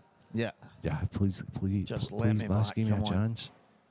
Don't hit a cushion. I'll never scatter the balls again. I'll never throw my cue. I swear, pool gods, please. And they're sitting saying, liar. Oh, that's minted. Oh, what a shot. What a great bottle. What a shot. What a great spot with you, Stevie. What a time. Oh my God, he's cued that in. Pot as good as that. Absolutely fantastic. Now, I think if he gets these, we need to get one for a wee quick interview, Stevie. Because I want to know what he tried. Oh, at that? Yeah. Right. Yeah. I want to know what he tried. When he tried to go on that one to the left middle, what he was going to do after it. There we go. Brilliant for Morgan McInnes. Stevie, that was a pleasure. What a finish. That was a pleasure. All the way through from what this IM means and who it was for and the special day, all the way through to that. But what a fantastic match. Stevie, thanks very much. The last three balls, unbelievable. Go and get him in for a minute. Get him in for a minute. Get him in quickly before he goes back on.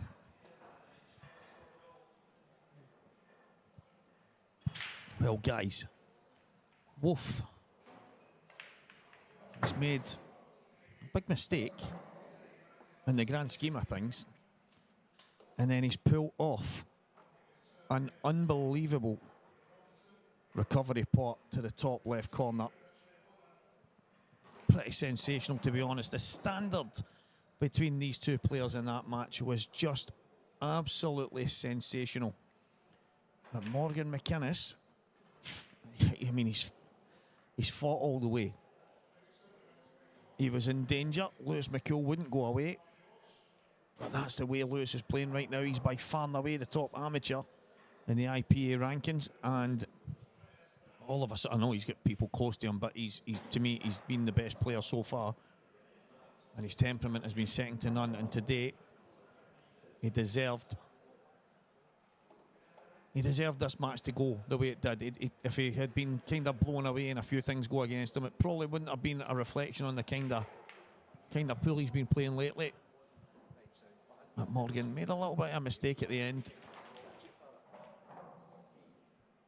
And then he's ended up pulling out one hell of a pot. And he's won this match, and he's now in the semi-final. Well, I think he plays Campbell Dunlop. And here he is, our winner. What a match, mate. What a match. He's my practice partner, mate. It is these are horrible. The fluke I got to go on the hill was horrible. Just playing him in general, because I love the guy. He's one of my good mates. Like, it's, yeah. I've got no words, because I've got more lives than anybody else. Like, I should not have won that game.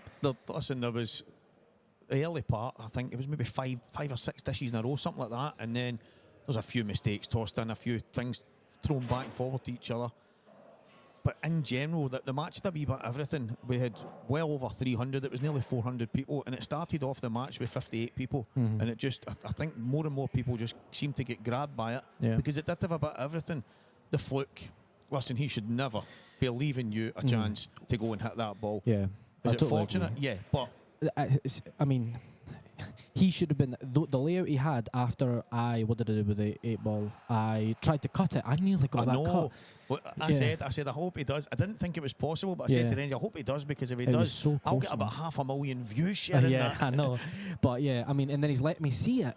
And like, I could have got it to the left, like it was really close, and then it's went in the middle. But then, in my opinion, if you miss, you can't let them see anything. No, 100%. If he screwed that back a little bit more, I see nothing, and he wins the frame, and he's on the hill, not me. But yeah, I'm just fried, if I'm honest. You've been confident. I've obviously been talking to you and other people, and you've got a wee aura about you, and it's something that I'm not saying you're jumping about here, kind of being cocky, and it's not like that. It's just there looks like there's a wee bit of belief, and I'm not saying you never had that before, but it's like more. I don't know. It's radiating more if you want. I mean, we spoke after I beat, or I got beat in the final in Normandy, and you asked, is this a sign of things to come? And I said definitely. I backed it up in Wales. I always usually do well in IMs and stuff, but I just knew that even just beating Dan Davey in the first round of that event, I knew that would do me the world of good. Getting to the final did me so. I was 4-0 down to Corey in the semi. That's right. Like, I was, that's done me so much. As I said to you, after I beat Dan, I had a sports psychologist, so I've got little like things I do. I mean, I'm lucky to scrape through that game, but in general, I feel 1,000 times better than what I did pre-Normandy. Yeah. Yeah. Well, it's amazing how not just one match, just obviously that match against Dan, as you say, you feel something changing, you feel a momentum shift, if you want to call it that, but then no far down the line, you've obviously been consistent now over the last maybe 2 or 3 months, and it's I look at it, I mean, I sit here quite a lot now and I get to see certain players and the mannerisms and the way they go about it, and you can see when somebody's a bit tentative, you can see when somebody's feeling good and they're in a kind of flow. There's certain shots, like that red at the end there, I says to Renzi, you know, to me, well, if you're sitting, I think he'll play it in the top and just run into the red. And Renzi's went, well, and he's thinking the ball in off the red into the middle. And yeah, you just don't know where that red's going. Yeah, though. And like, then if I nail that pot, I mean, look how well it came out. That's it. It's Like, match over, and you went for the 4-ball plant, and I used I used a phrase as you were trying to win the match rather than playing not to lose it, because you could have just took the yellows and then you've got the bottom bag covered, and but you're trying to go and win a match, and I don't mind that. Yeah, a couple of people on the chat have said that you could have maybe went to cushion and played the 3-ball plant. Yeah, I seen that as well. I don't know why I didn't go for that, but I should never have played either. It should have been pot the yellow to the middle right and then just tuck him in, and it frees my yellow. He's screwed. But the thing is, obviously, I'm not Liam Dunster or one of these top guys. They would do that and they would win the match off that, whereas I still make these mistakes, and that's just pool. Like, you make mistakes, like anybody in the chat, like they're no Tom Cousins, are they? So, no, like, everyone makes mistakes. It wasn't like anybody being. Oh, they were no, just I saying, totally get that. I thought he could have played, and that's, and Renzi went, But they were actually, right. I quite like that. He's trying to win the match rather than playing not to lose it. And but at that point, you played a shot at the top and you came down and you've ended up leaving. We thought you were going to try and play the offset plant, but you've got the red to the bottom. Renzi, I don't know if he came out and asked you where you were trying to play, and were you thinking about playing the red to the middle and cannon, but you went too far? So yeah, so I was trying to get. I got the wrong side of that yellow. Obviously, still left myself on it. Fortunate. The cannon was an option, but also I knew my whole plan was to do what I did effectively, but I just came the wrong side. Right. That was my whole plan. But yeah, I knew that red went. If that red goes, the other two are sweet. So, but I'm just relieved as hell. I mean, I know I've got a really tough game. Campbell Dunlop's playing like a man on like possessed at the moment. Yeah, they're calling him the Seed Slayer right now. So Seed Slayer. are you next? He's getting tap broke, mate. Seed Slayer's going home. Well, listen. No, he's a very good player. I know I've got a game on my hands. Semi-final, it's go time, the way I see Well, it. that's it. It's the time where you can't play. Trying not to lose a tournament, you need to go and win it now. No, 100%. So that's it. And that's been my whole kind of ethos, ever since like the Normandy. Like I'm playing to win, whereas sometimes I was in the previous months and stuff. I've just been scared of just going out too early and having a disaster and like beating myself up. Whereas, like, it's like at the end of the day, it's a game of pool. Just go and play your pool. Like I know I'm playing very well at the moment. I made a few mistakes there, but if I play how I can play, like I can win this tournament, no problem. I've done it before, and I fancy doing it again. So as long as as long as I'm not playing my mates, please. Well, 15 more blacks if you pot them, you'll be the champion. So that's it. Oh yeah, that's the way you have to think about it. No, totally. 15 more blacks, and you could be the champ as long as you don't fall in with the white. Right I know. enough. I mean, to be fair, it might be like going on midnight by the time that happens, but. No, I'm only focusing on Campbell right now. I know I'm playing well enough to win the whole event, but I know he beat Gio, he beat Gubsy, and then he just beat Johnny. 3 professionals, 3 very good players. So yeah, I know I've got a tough game on my hands. So yeah, just focusing on that just now. Well, congratulations on that one, and good luck in your next match, looks mate. like I'm going back on that table. Hopefully I've got 10 minutes or something. Well, I think that obviously the plan is to keep the viewers rolling, so I think you'll have maybe 5-10 and then it'll be straight back on there. So fine. I think the idea, so that we're not staring at an empty table, is to get you back on. Yeah, no worries. So stick in, mate. Right, thank you very much. That is Morgan McInnes, who's going to go and play against Campbell Dunlop, the man named the Seed Slayer over this weekend. But Morgan giving an insight to what he's feeling and how he's feeling, and I love that stuff. It gives you guys at home something to think about. And he will be back on this TV table very, very soon.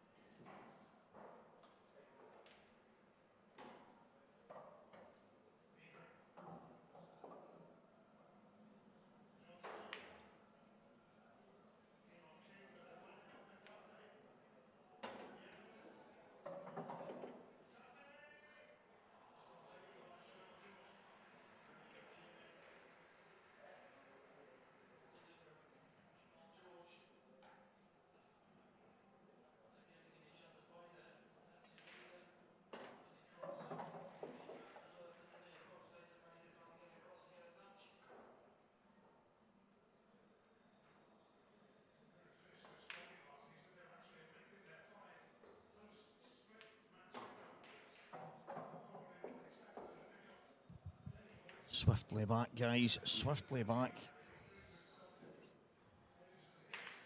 None other than Morgan McInnes once again now going head to head with Campbell Dunlop, who has been named the Seed Slayer, and he's 1-0 up on number 1 seed Morgan McInnes.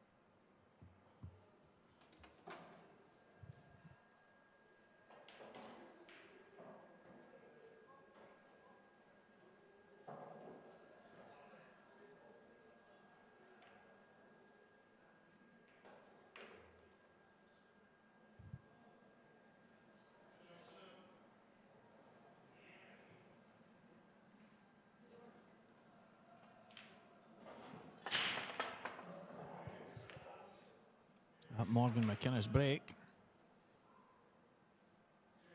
How he has not got a ball is unbelievable. Absolutely hammered them.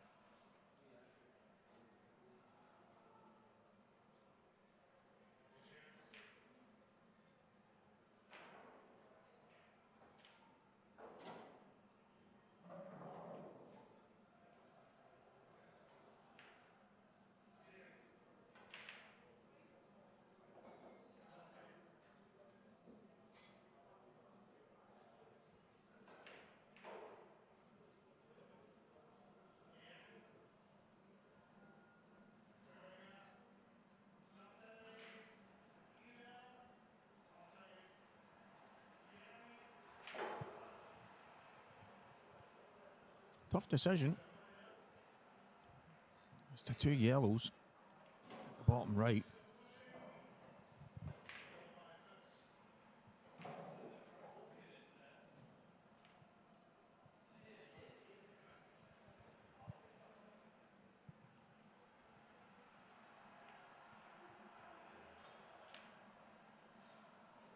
I think he can just drop on.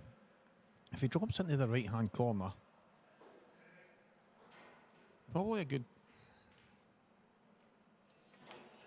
I'll say maybe a good shout to do it. Maybe last. He can play the one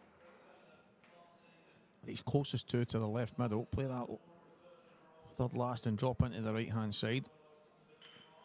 And just navigate his way to the black. He's took a bit of time to kind of figure it out, so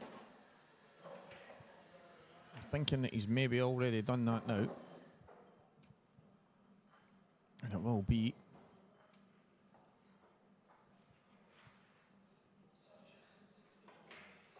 just needs the right angle. He's got it.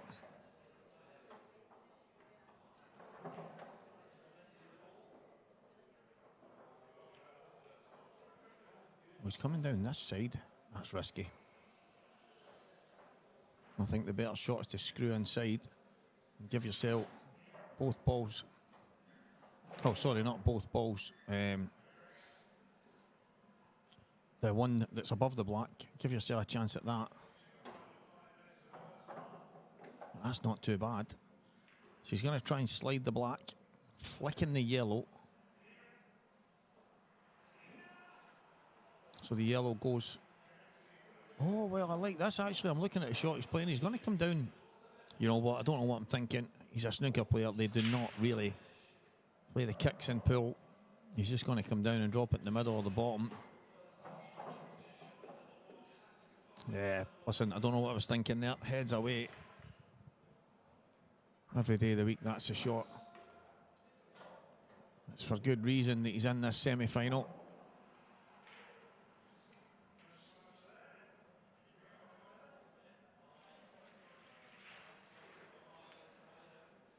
Oh, but he's gone and missed the big shot. And Morgan, with the opportunity to put him to the sword here in frame number 2. He can... Listen, I think all the reds are there, so I don't foresee him trying to be safe or anything like that, but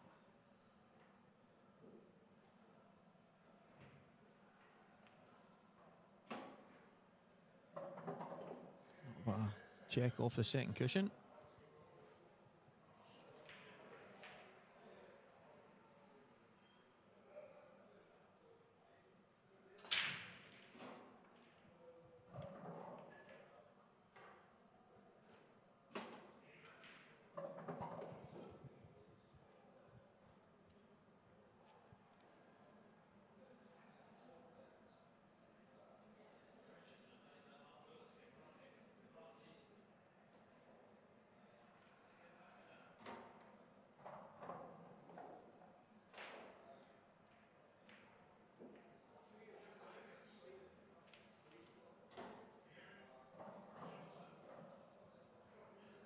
Just wants to control this, doesn't want it to come out too far. Just about perfect.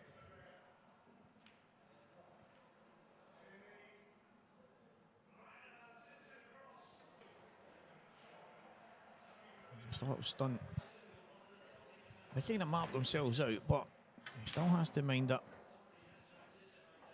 Doesn't want to overcook everything, doesn't want to deviate from what he's been doing.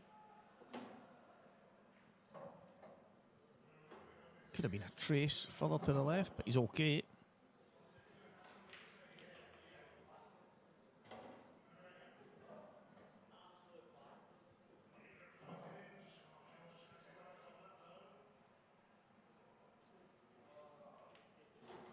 Not an easy pot, this. You've got to control a couple of variables at the same time. Make sure he's never missing that. The way he's playing right now, Morgan McInnes.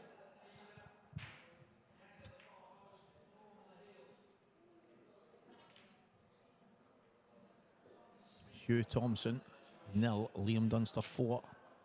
The other active match that we have on right now.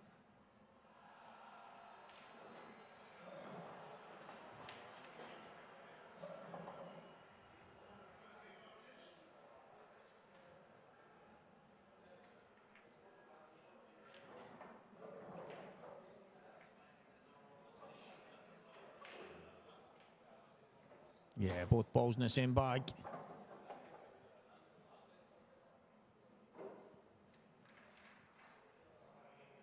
And 1 frame all in this race to 7.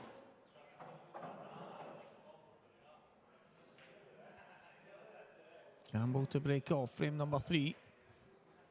As I say, we do have a long way to go. I have to point out some of the amazing pool that both of these guys have played. Have won in fine style to get to this stage. And testament to the work that they put in. And both of them are here in this semi-final. One of them will go to the final. But they're going to have a little bit of work to do to try and win the final. Ryan Davey is in the other semi-final, waiting for Liam Dunster to get over the line against Hugh Thompson. And then Liam Dunster will play Martin Jones.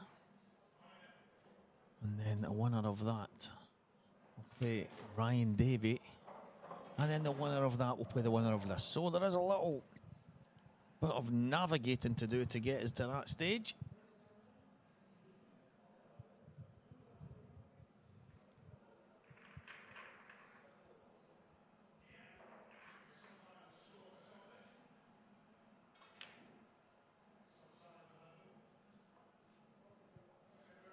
Yeah, just touch this.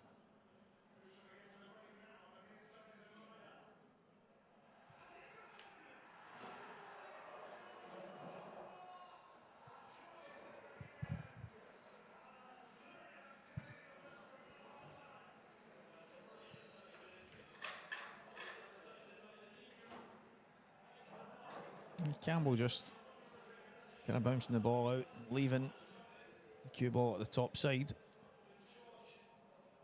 More aggressive type safety.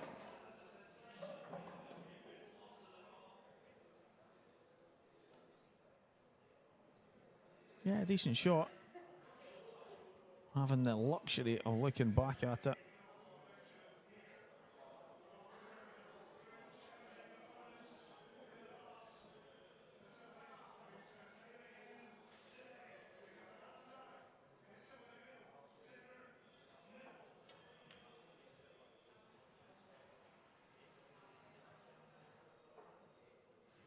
He's played a cracking shot there, Campbell Dunlop.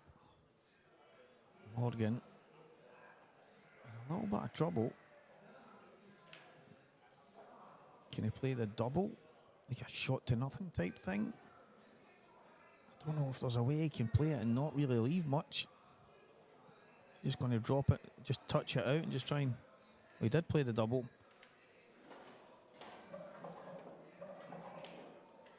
Now, it looks very much like an opportunity has arisen on the yellows. It's not straightforward here though.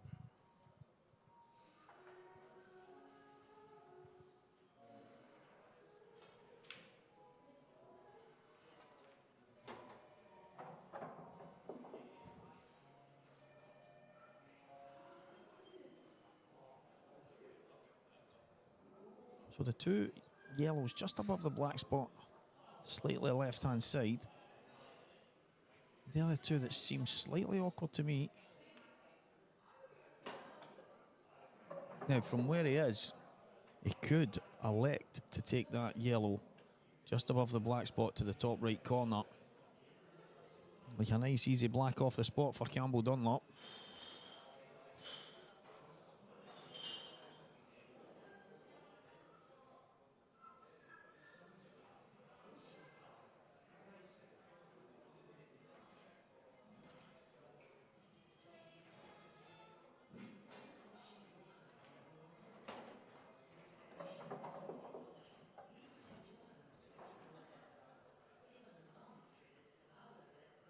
Looks like he's got these figured out. But still those two yellows. Is he maybe just going to come towards them right now? I think the angle's there to maybe go towards the top one. Looks to me like that is on his mind.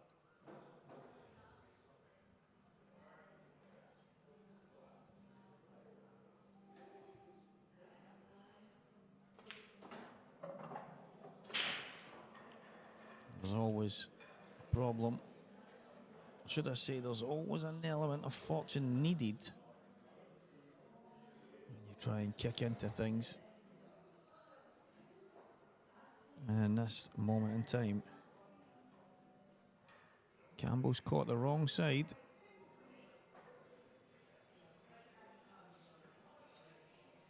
He's now in a bit of trouble. Possibility he can play the plan, but this is a tough, tough ask.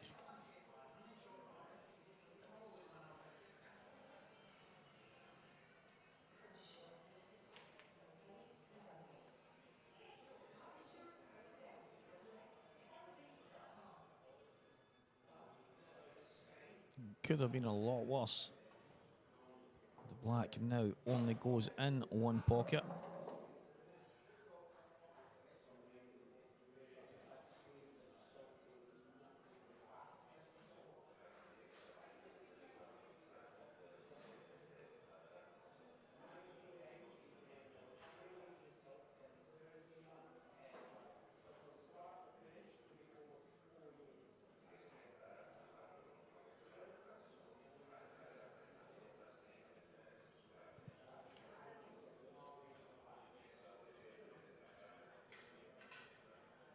wonder if Morgan will try and move the black. I really don't like the idea of it. Why move something if it already goes? And it does go in the top left.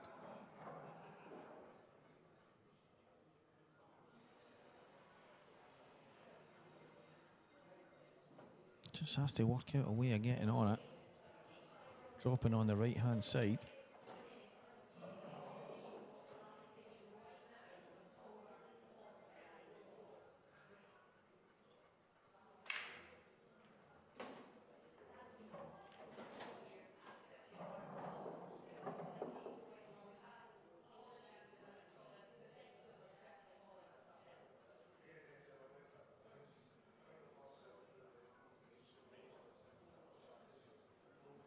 Still awkward, still a little bit of work in the sense of the two reds at the bottom right here.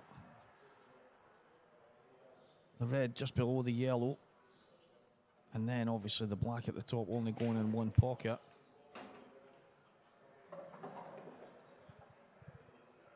So some decisions to make, but I think Morgan will have an idea in mind.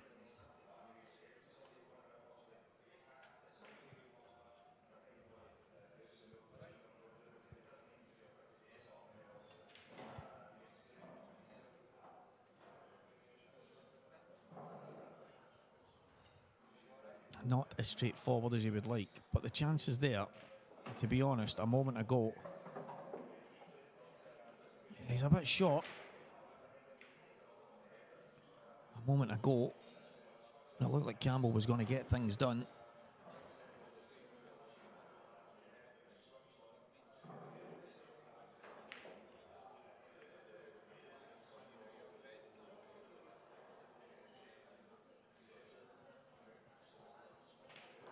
Can he use the yellow maybe to hold? Use the yellow to hold the cue ball.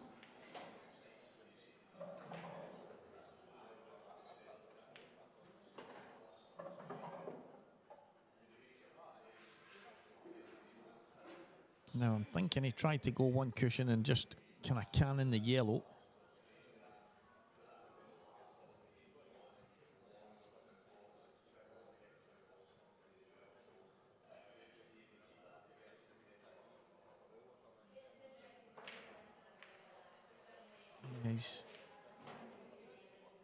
I don't think he's got much of a chance here now.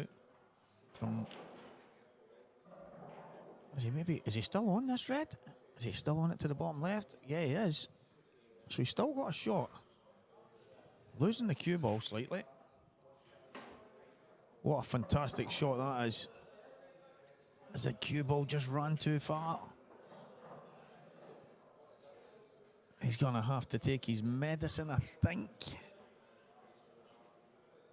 Can he maybe play it into the bottom side of the pocket? He's played that in with loads of reverse, but can he just play it into the bottom side? He's had to take his medicine. Huge shot. I know it's only early in this match. It's extremely early in the match. However, momentum is an incredible thing.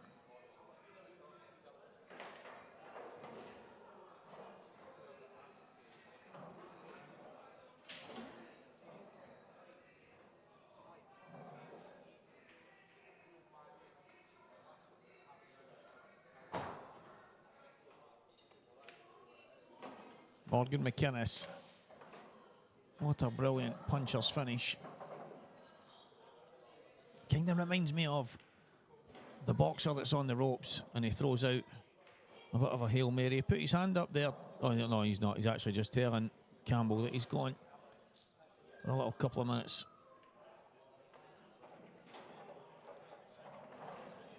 But yeah, it's one of the finishes. He was never really in position. He was always kind of chasing the cue ball here and there. And I mentioned it to Renzi not so long ago. Sometimes you get those finishes that all you can do is pot the balls. And you pot one, and then you pot the next one, and then you pot the next one. And it just kind of goes that way.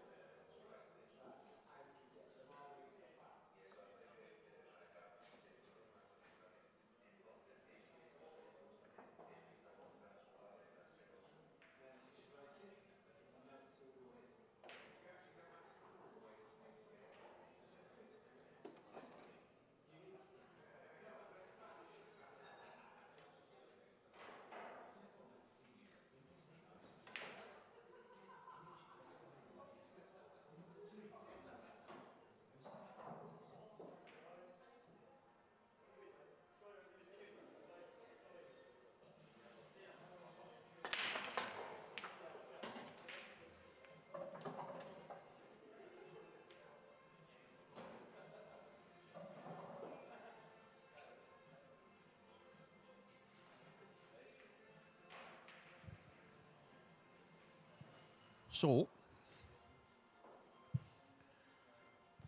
going to try very soon, guys, to maybe get somebody to looking about the venue, and it always gets a bit quiet towards the end of the Sundays.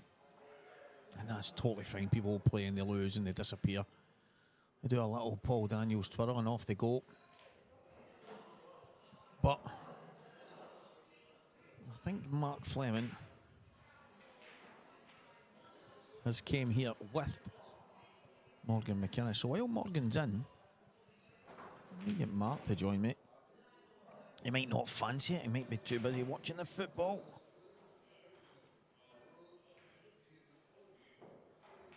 You know, Walker the Talker doesn't mind sitting just kind of blabbing away. However, you guys might be fed up with my voice.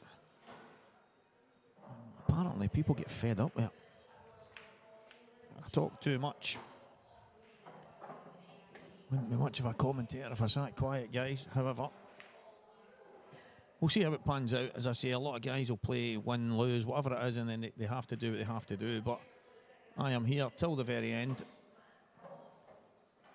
I'm looking forward to seeing who we crown as the IM3 champion. Scottish Pool Association. That is the Mick McGoldrick IM Series, and Mick, honestly, there's not enough words to describe this guy. He was just an incredible man, a real man of faith. He had these great beliefs and just a special person, and someone I'm delighted that I had the joy and honour of knowing in my life. And this is the Mick McGoldrick IM Series.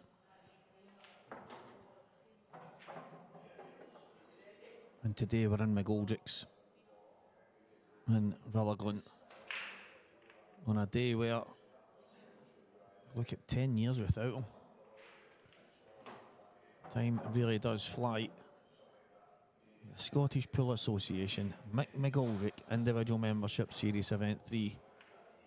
And on this very, very special day, or a day of remembrance, should I say,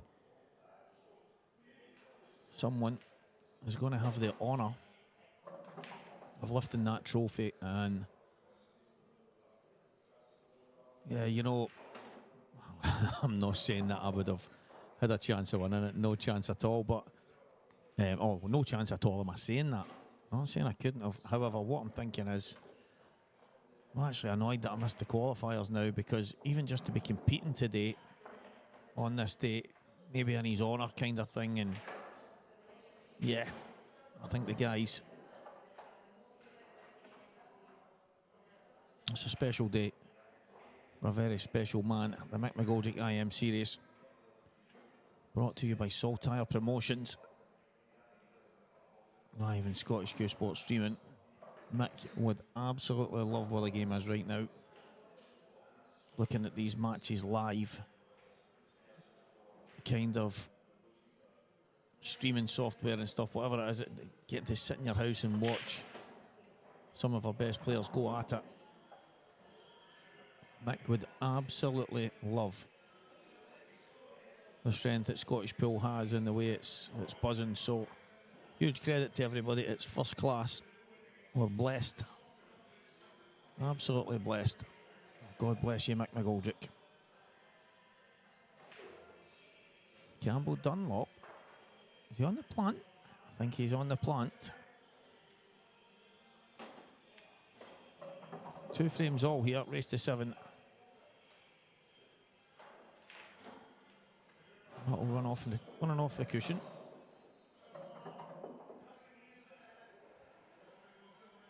A little bit higher, I think, than he would have liked, but he's okay. Up towards the red would be ideal.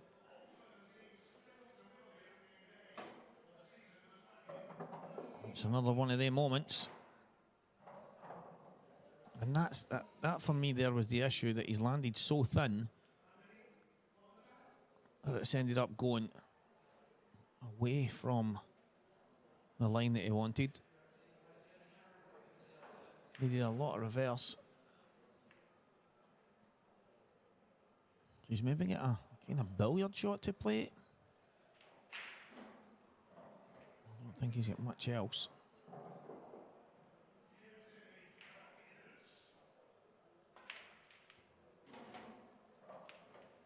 So he's went for the billiard, a little bit of magic. And he's handed the table back to Morgan with a huge opportunity to go back in front in this one.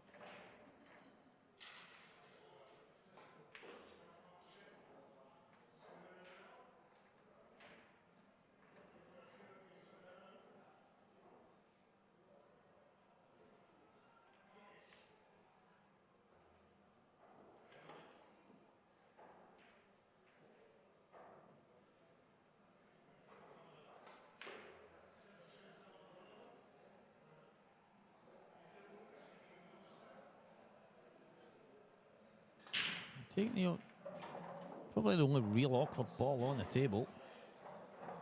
Oh, Morgan. Shows a bit of emotion there. Listen, I'm actually all for Morgan taking that. The only issue I had with it was the fact that he had to bridge. But if he gets it, frame's over. It just made it a tad more difficult. Is there an argument that he maybe could have played on it a bit later? But again, how much better would he have got on it? And there's a huge, huge mistake from Campbell there. Wow, both these guys have just thrown a couple of wobblers in.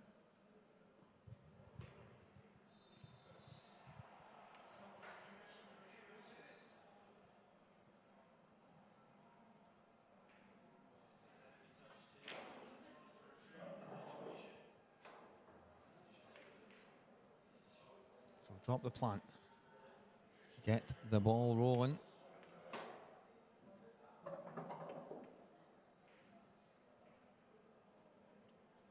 Play it like a kind of 2-1 if he gets the 2-1. He's at the same shot as he's got now.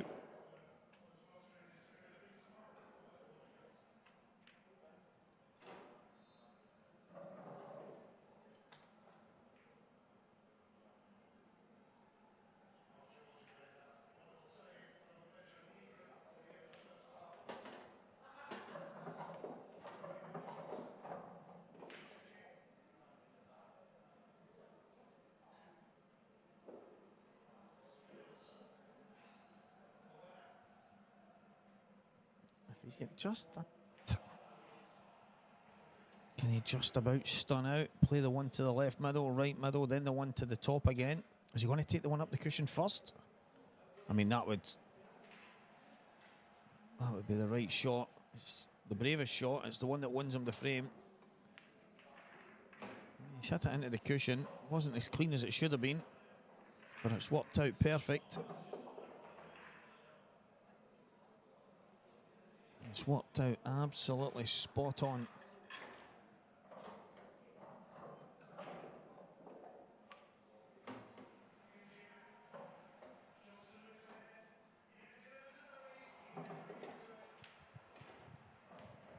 So it's going to be 3-2 Morgan here. And a bit of a mad frame. Both of them missing things that you just do not expect.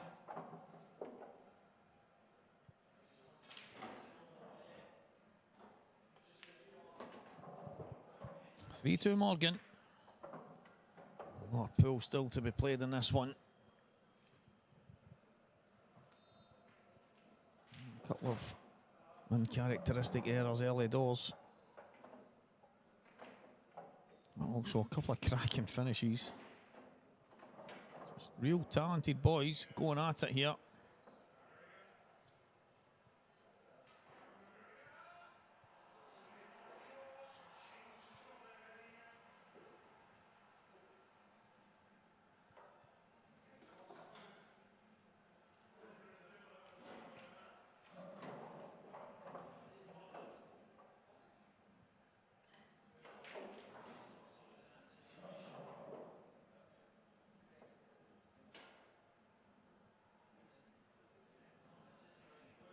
Oh, big break. Morgan McInnes. 3-2 in front. Can he get some daylight?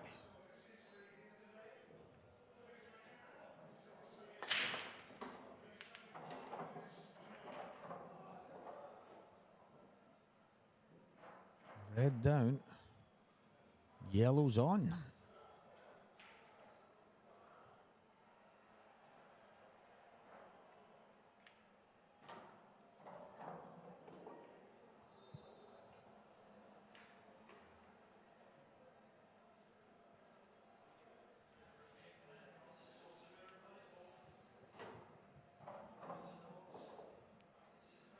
They all kind of work themselves out here.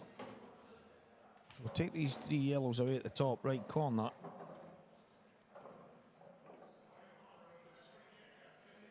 The one on the right hand cushion. He can use the big bag if he wants. The only worry with that is he doesn't want to knock the yellow safe. So you'll have to mind what he's doing a little bit there.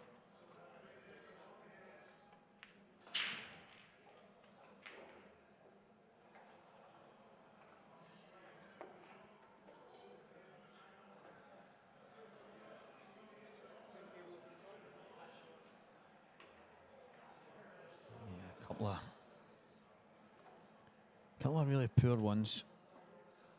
Even in the last finish he took, he did play it into the cushion. It did go in, but it went into the cushion a few inches down.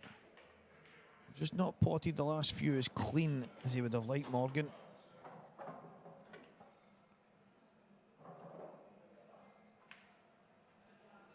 These reds, they're not straightforward. He's obviously played to get on this one straight away. Even potting this, if he can get on and off the cushion, absolutely brilliant. That was always the issue for me. He was always going towards the yellows. Part of me thinks it would have been better just running straight into them.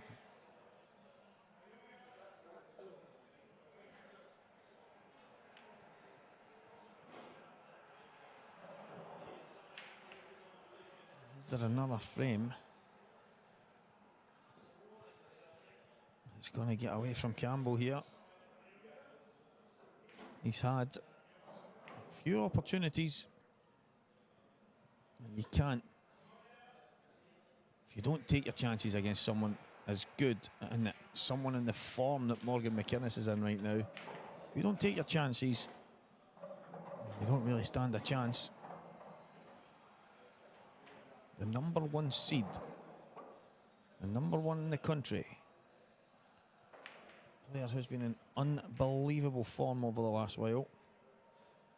You can't be giving Morgan frames for nothing.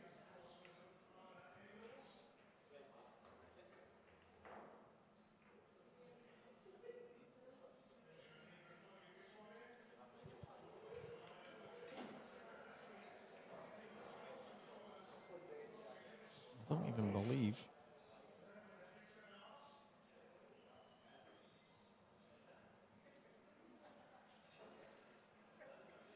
I don't know if there's a safe hiding place here. I mean, they're talking about the total snooker right now.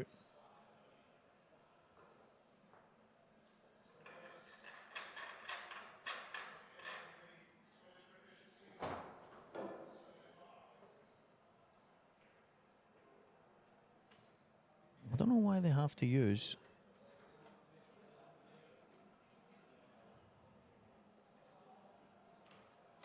the other cue ball, because for me, it looks like they can get the cue ball in and out of there no problem. So if you can get it through towards the cue ball, then it must be that there's a line. No total. Or is it a total? Renzi's made his decision.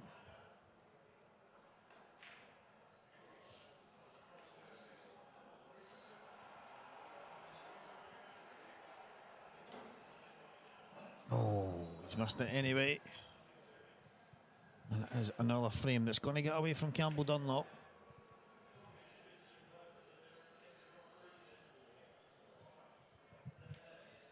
think the thing that stands out about Mick McGoldrick is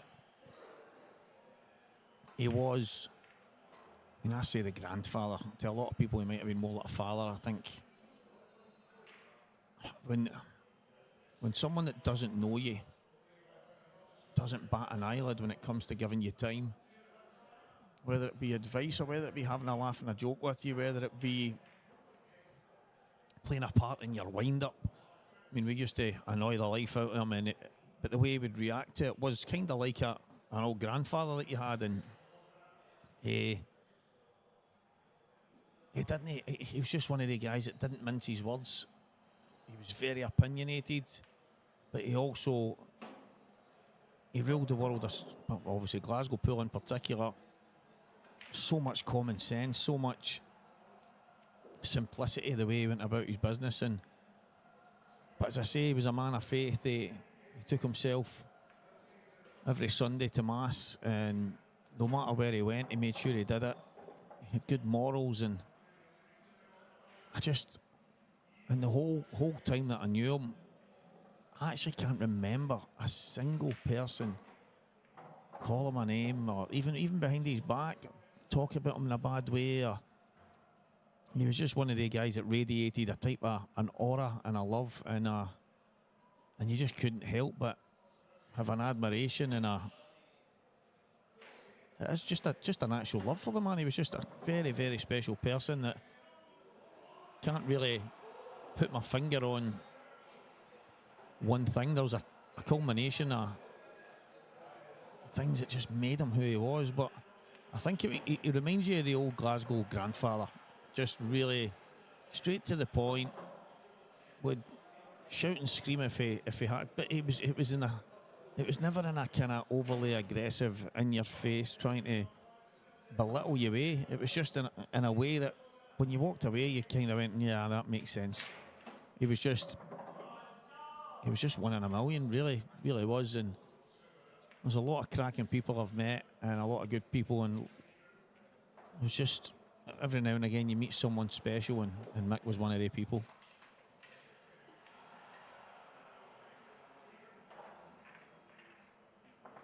Morgan 4, Campbell Dunlop 2, and for me, opportunities have been there. How many more will you get before Morgan ends up finishing this match?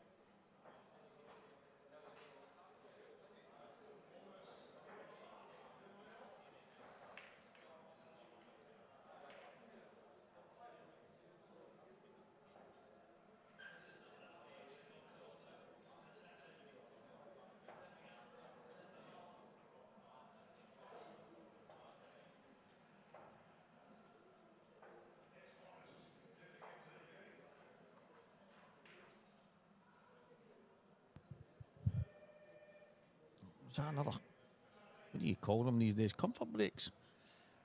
Yvonne Ewing. Another person that goes over and above. Yeah, there's tons of real kind of memories that stand out, but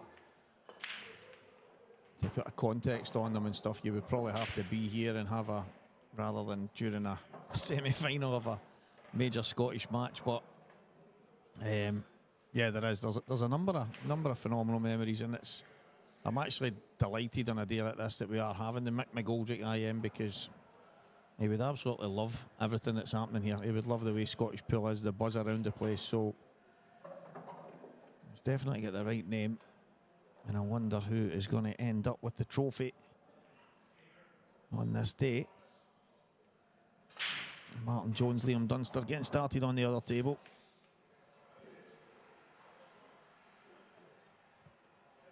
Morgan 4-2 in front here. Campbell again with another chance.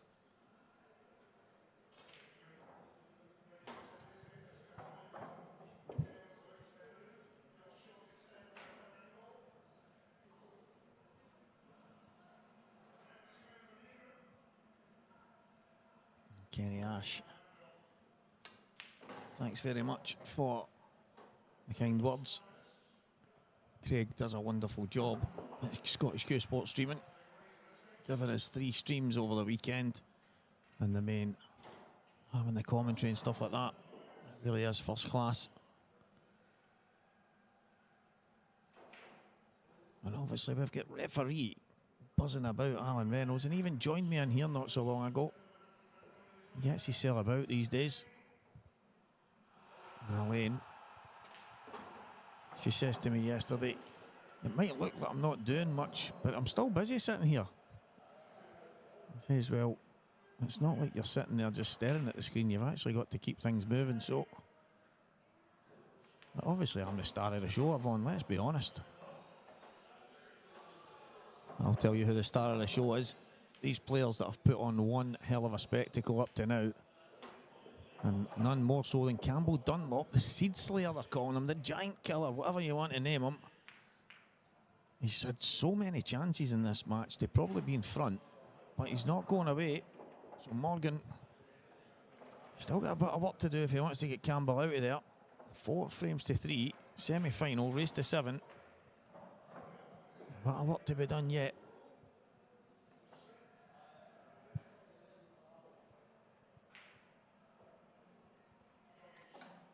It is a big team effort to get these tournaments right. Need the venue staff to keep us all fed and watered. The players nice and comfortable in between matches. There's sometimes a little gap here and there, and this place ticks the bill. It ticks the box, should I say, when you're going to chill out, watch a bit of TV, watch a bit of football. There's loads and loads that can keep you going. So McGoldrick's Bill and Sports Bar, where we are.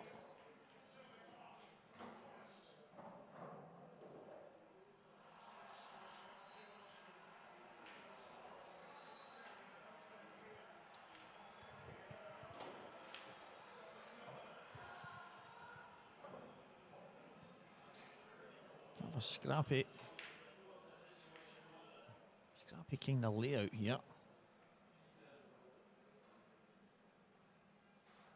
Can be aggressive. Try and get into things up there early in the top left corner. However,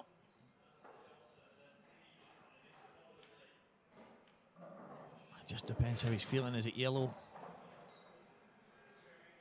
Yellow to the bottom left here. Try and play the gap. Because I think, I'm not 100% sure, but the yellow just below the red, it won't matter now, but that yellow below the red might go into the right middle.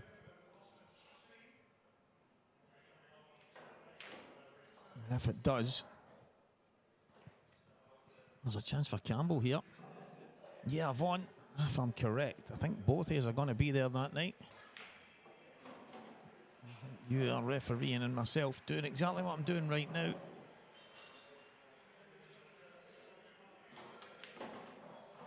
Oh, good shot. And that's maybe what Morgan was going to play. Just give himself a chance to screw out.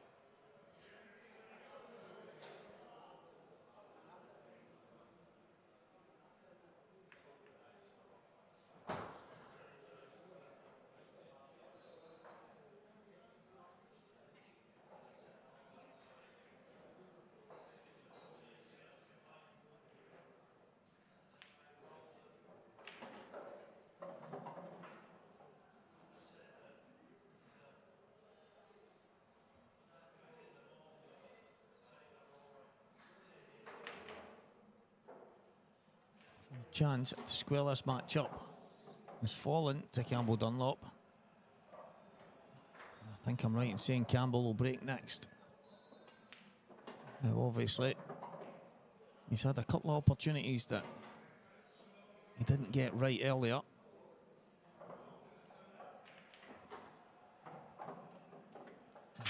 Probably could be in front just now. As I said, you can't give Morgan any kind of gifts because he's just far too good a player. Sensational over the last while. He had an amazing couple of years and then had a little dip. And he said that himself, from his standards, he wasn't really having a great time. Maybe didn't get to where he wanted to be, but he's really kicked on again. If you're going to beat him, you have to play at the top of your game. Campbell has already taken out the likes of Gio, Goobsy and Johnny McDermott.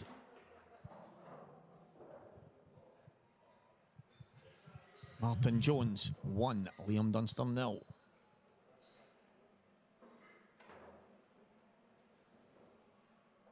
So it is Campbell to break.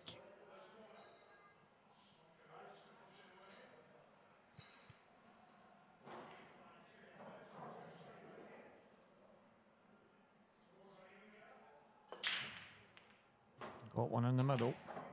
And I tell you what, there's been a couple of kicks there. The red kicked the yellow to the left-hand side.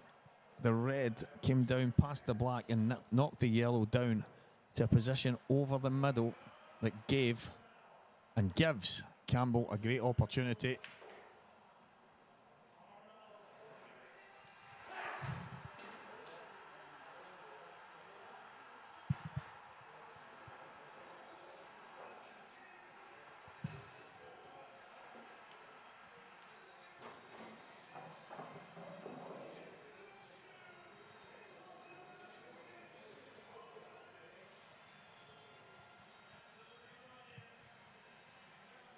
I think you'll want to leave top right, top left for black. Seems quite straightforward, but he just has to make sure he gives himself. I'm trying to think whether taking the yellow at the bottom left just now, then again the bottom left, and then yeah, I think he's got to go bottom right. He has to go bottom right first. And then he'll just be playing the two balls into the bottom left corner. Bottom right first, and two of them to the bottom left. And then it'll be top right, top left for the black.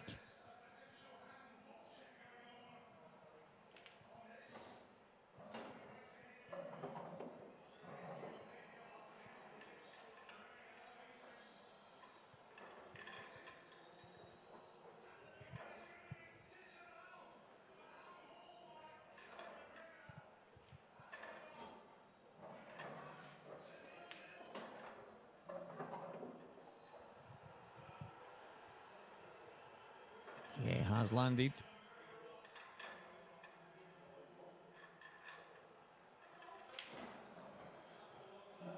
Perfect position, just to flick up.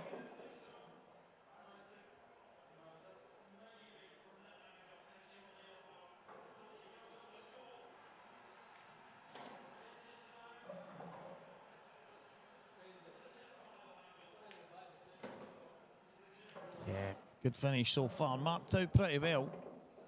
I think it's one of the ones that stands out as obvious from the very beginning.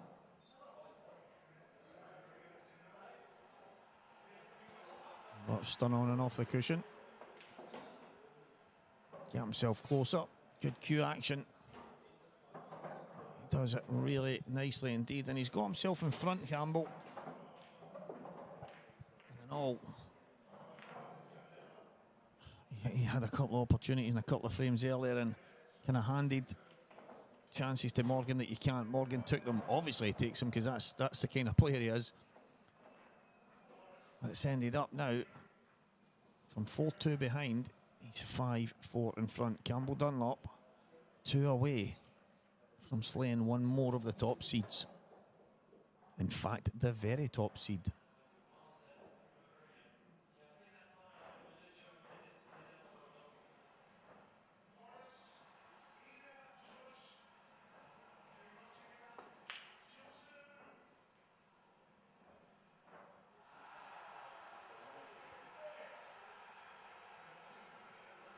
And Morgan doing. He's paying a bit of homage to his old boy here. And he's done this many a time. I remember in, I think it was Malta, he was in a big match against possibly Jake Dillon-Newlove. He might be able to tell me himself. It was in the singles. And he did indeed do exactly as he's done here and tap the pack.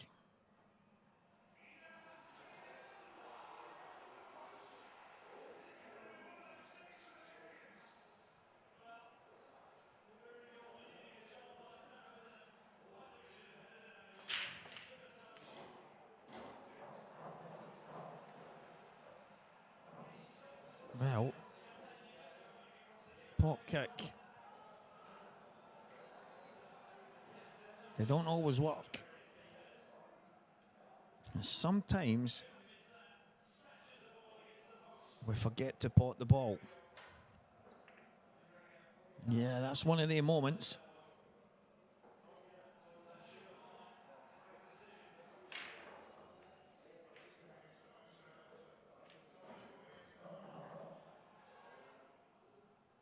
Now, can Morgan get back level here?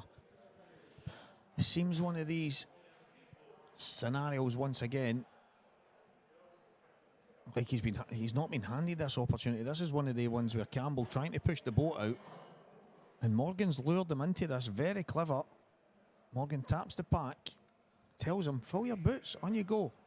Fill your boots, have a go, open things up and give me a chance. And that's exactly what's happened. It is by design.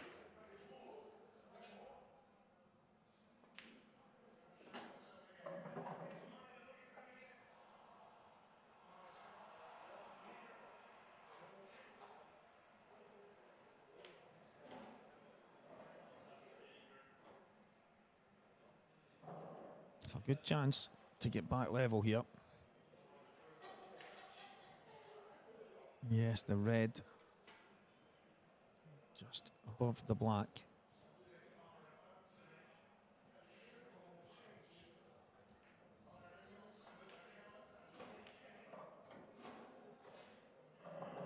Just above the black on the left-hand side. I think that'll be left to last.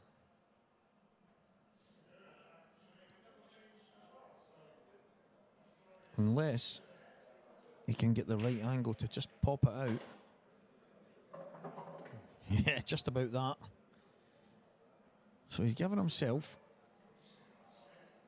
It'll just be nice and delicate. You don't want to overplay this.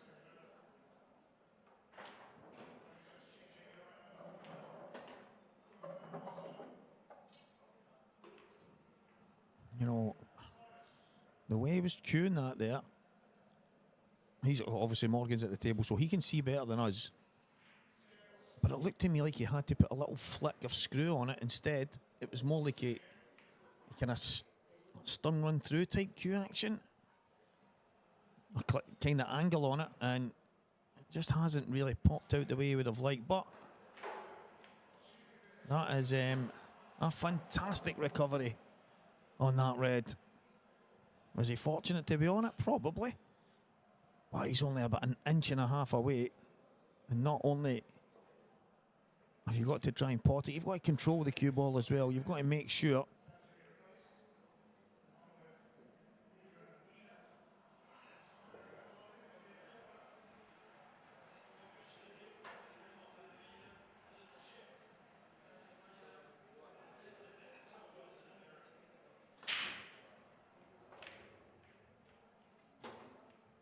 one of these. Kind of sometimes all you can do is pot the ball. So I've mentioned it once or twice, or at least I have.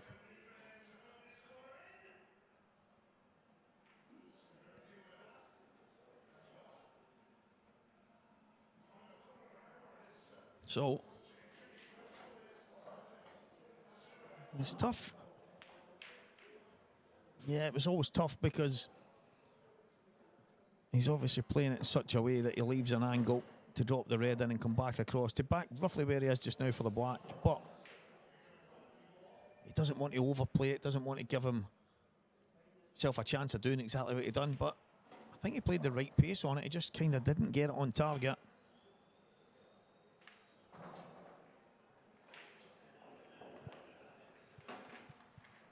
A brilliant opening pot from Campbell Dunlop. He's got a chance to get on 6 here.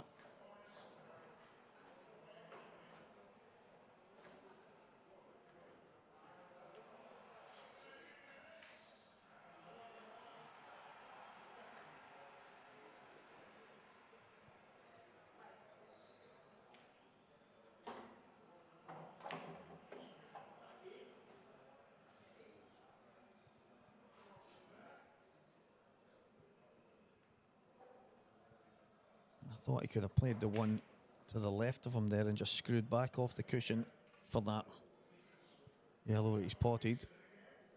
If he could have just flicked off at half ball, he might have been okay. But even if he plays some kind of pot kick, there's no guarantees, especially where the black is.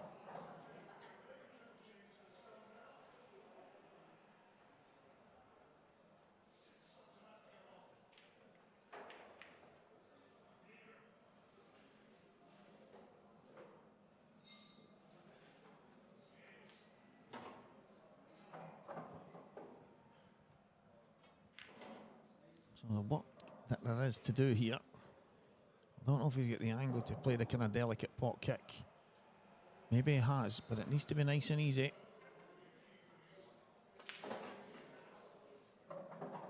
Yeah, that's the problem.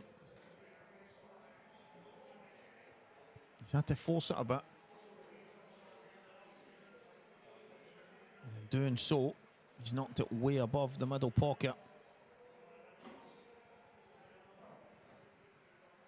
The yellow down to the, just to the right-hand side of the black. For me, when he was on that left-hand side, he should have popped that in, screwed back off the cushion just below the black, and then worked his way from there. That yellow was always going to end up a problem as well.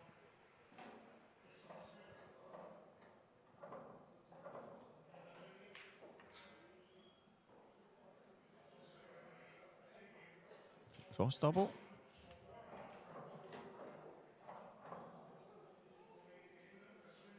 Oh, wasn't far away.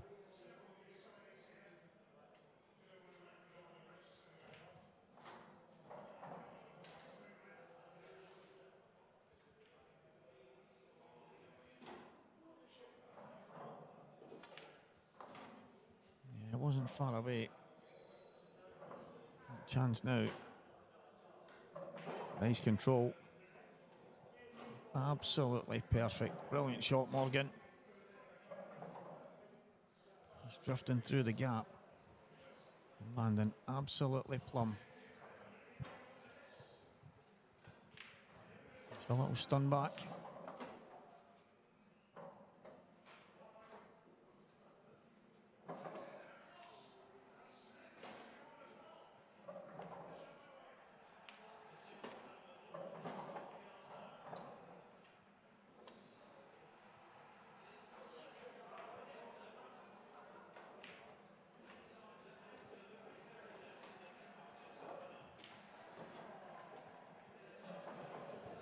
So while Campbell sets up the balls, Morgan going for another break.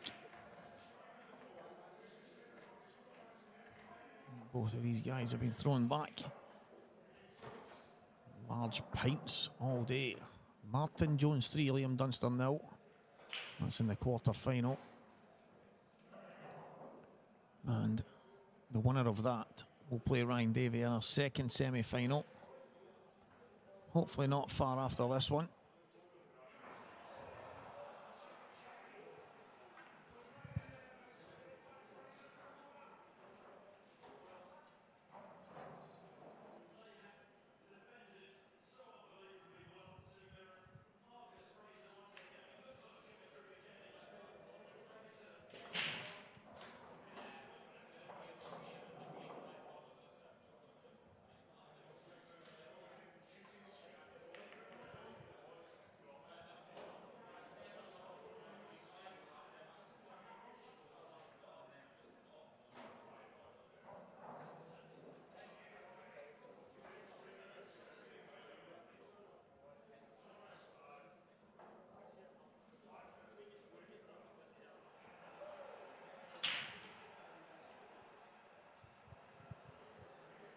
Campbell is ready to go. Morgan is back.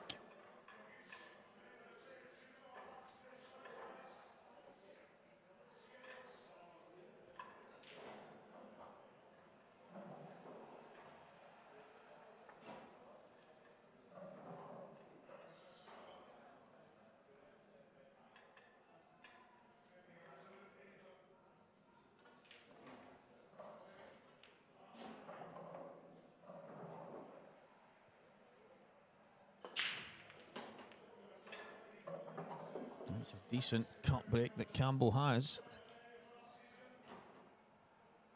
There's a red just above the yellow go in the left middle. If it does, opportunity.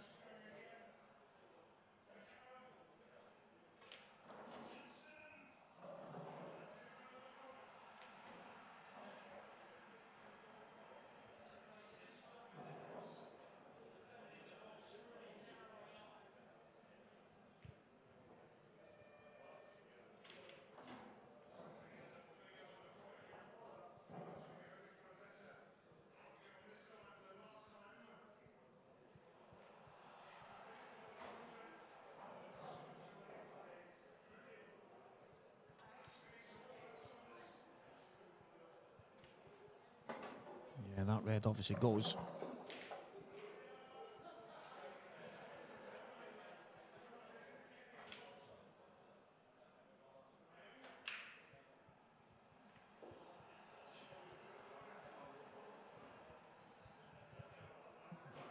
If it goes, at least in the bottom right. Yeah, it goes in the left. There we go. He was just taking a little bit of time there. He had me wondering.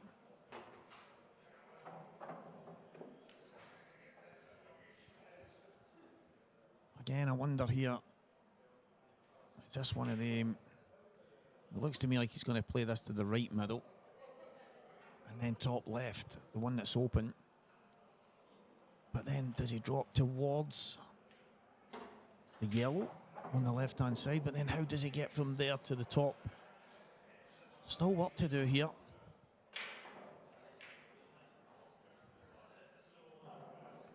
This is definitely not straightforward.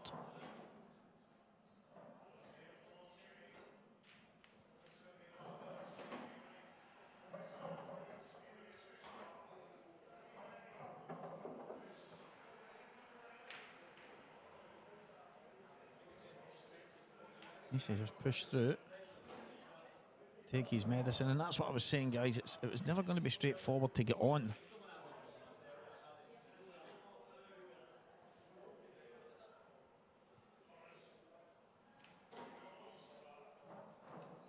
It's one of the moments, very, very tough to get perfect.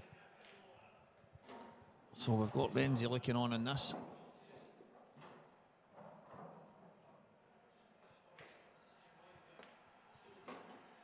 Yeah, he couldn't do much more. Getting a shot in the black now. It's going to be no mean feat.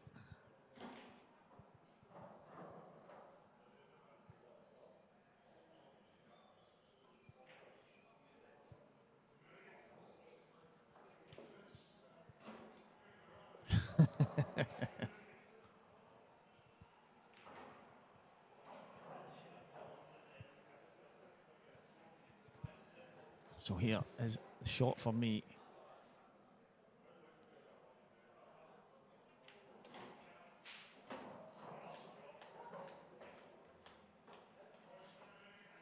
What a shot.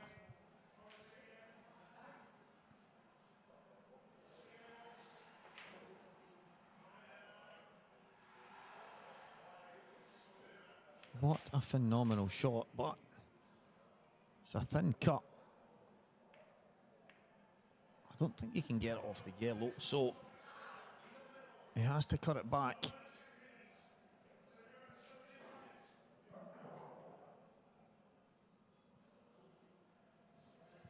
He's looking at it and off the yellow now.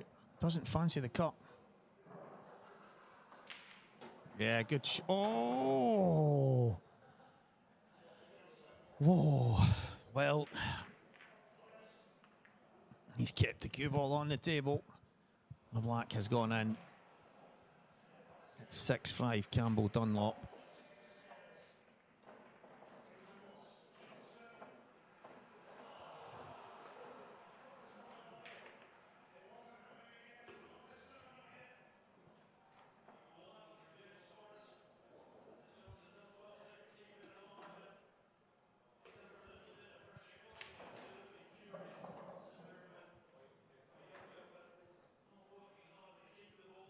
Morgan breaking to stay in the Scottish Pool Association. Mick McGoldrick, IM Series Event 3. And once again, he taps the pack. It will be the last time that he breaks, regardless, in this match. So whether he gets another frame after this, that's another question. But it will be his last break in this match.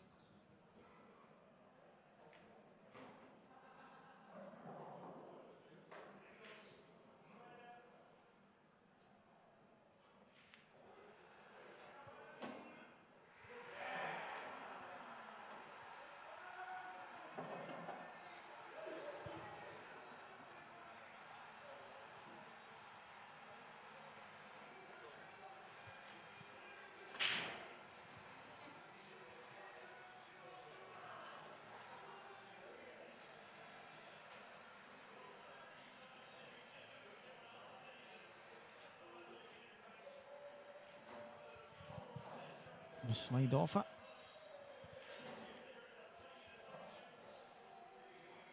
He's going in off. Might not be the worst shot in the world. There'll be some people watching right now going, yeah, Stevie, very good. He's just going in off and giving Campbell the free shot and visit. But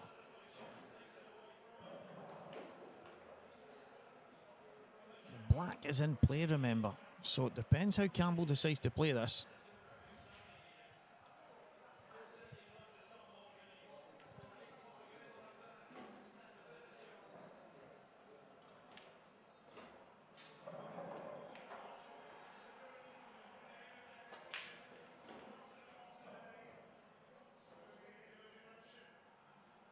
So he decides to just smash them open.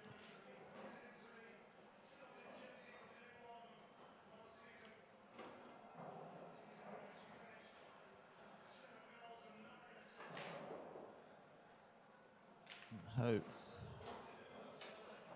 does he see them now?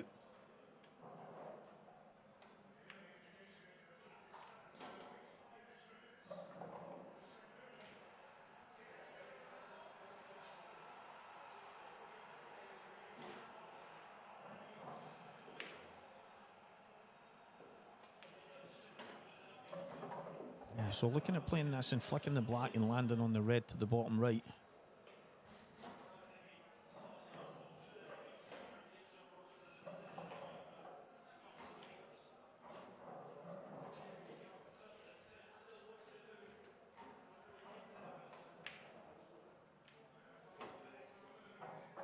And he can get a full cue through.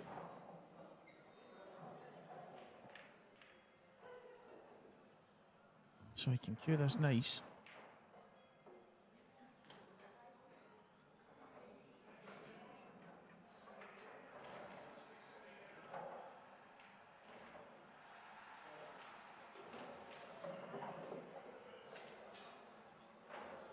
Yeah, looking good here. The black is the only real issue now. But when you think about it, all he has to do is drop to the left-hand side and give himself basically a black off the spot.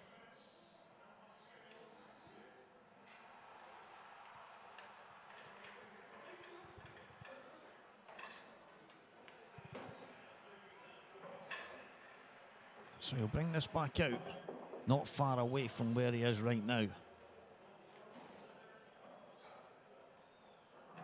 So he's going to take the one to the bottom right first. Yeah, I'm thinking top left. No, he's going to take the one to the bottom right first.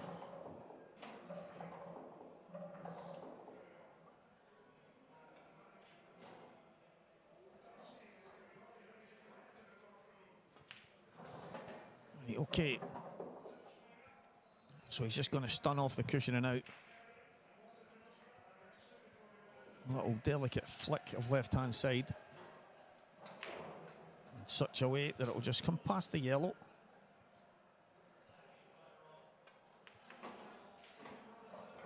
So he's took his medicine on this.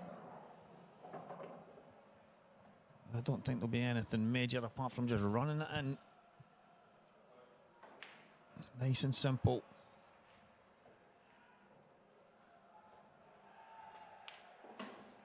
Campbell Dunlop has taken out another one of Scotland's top men, but this time it's a number 1 seed, Morgan McInnes, who falls at the hands of Campbell. 7 frames to 5. There's a couple of wobblers in there. But all over the piece, probably good value for it. That is just the way the game goes at times. Commiserations, Morgan playing some of the best pool I've seen from him in a long time. He's been absolutely flying. But I'll be honest, I was thinking this was going to be his weekend, but it is not to be. Next up, guys, we will have Ryan Davey versus the winner of Martin Jones and Liam Dunster. And if you want, guys, you can switch over to the other stream where that match is currently on. It's on table number 8, and that is live right now. 3-1 Martin Jones.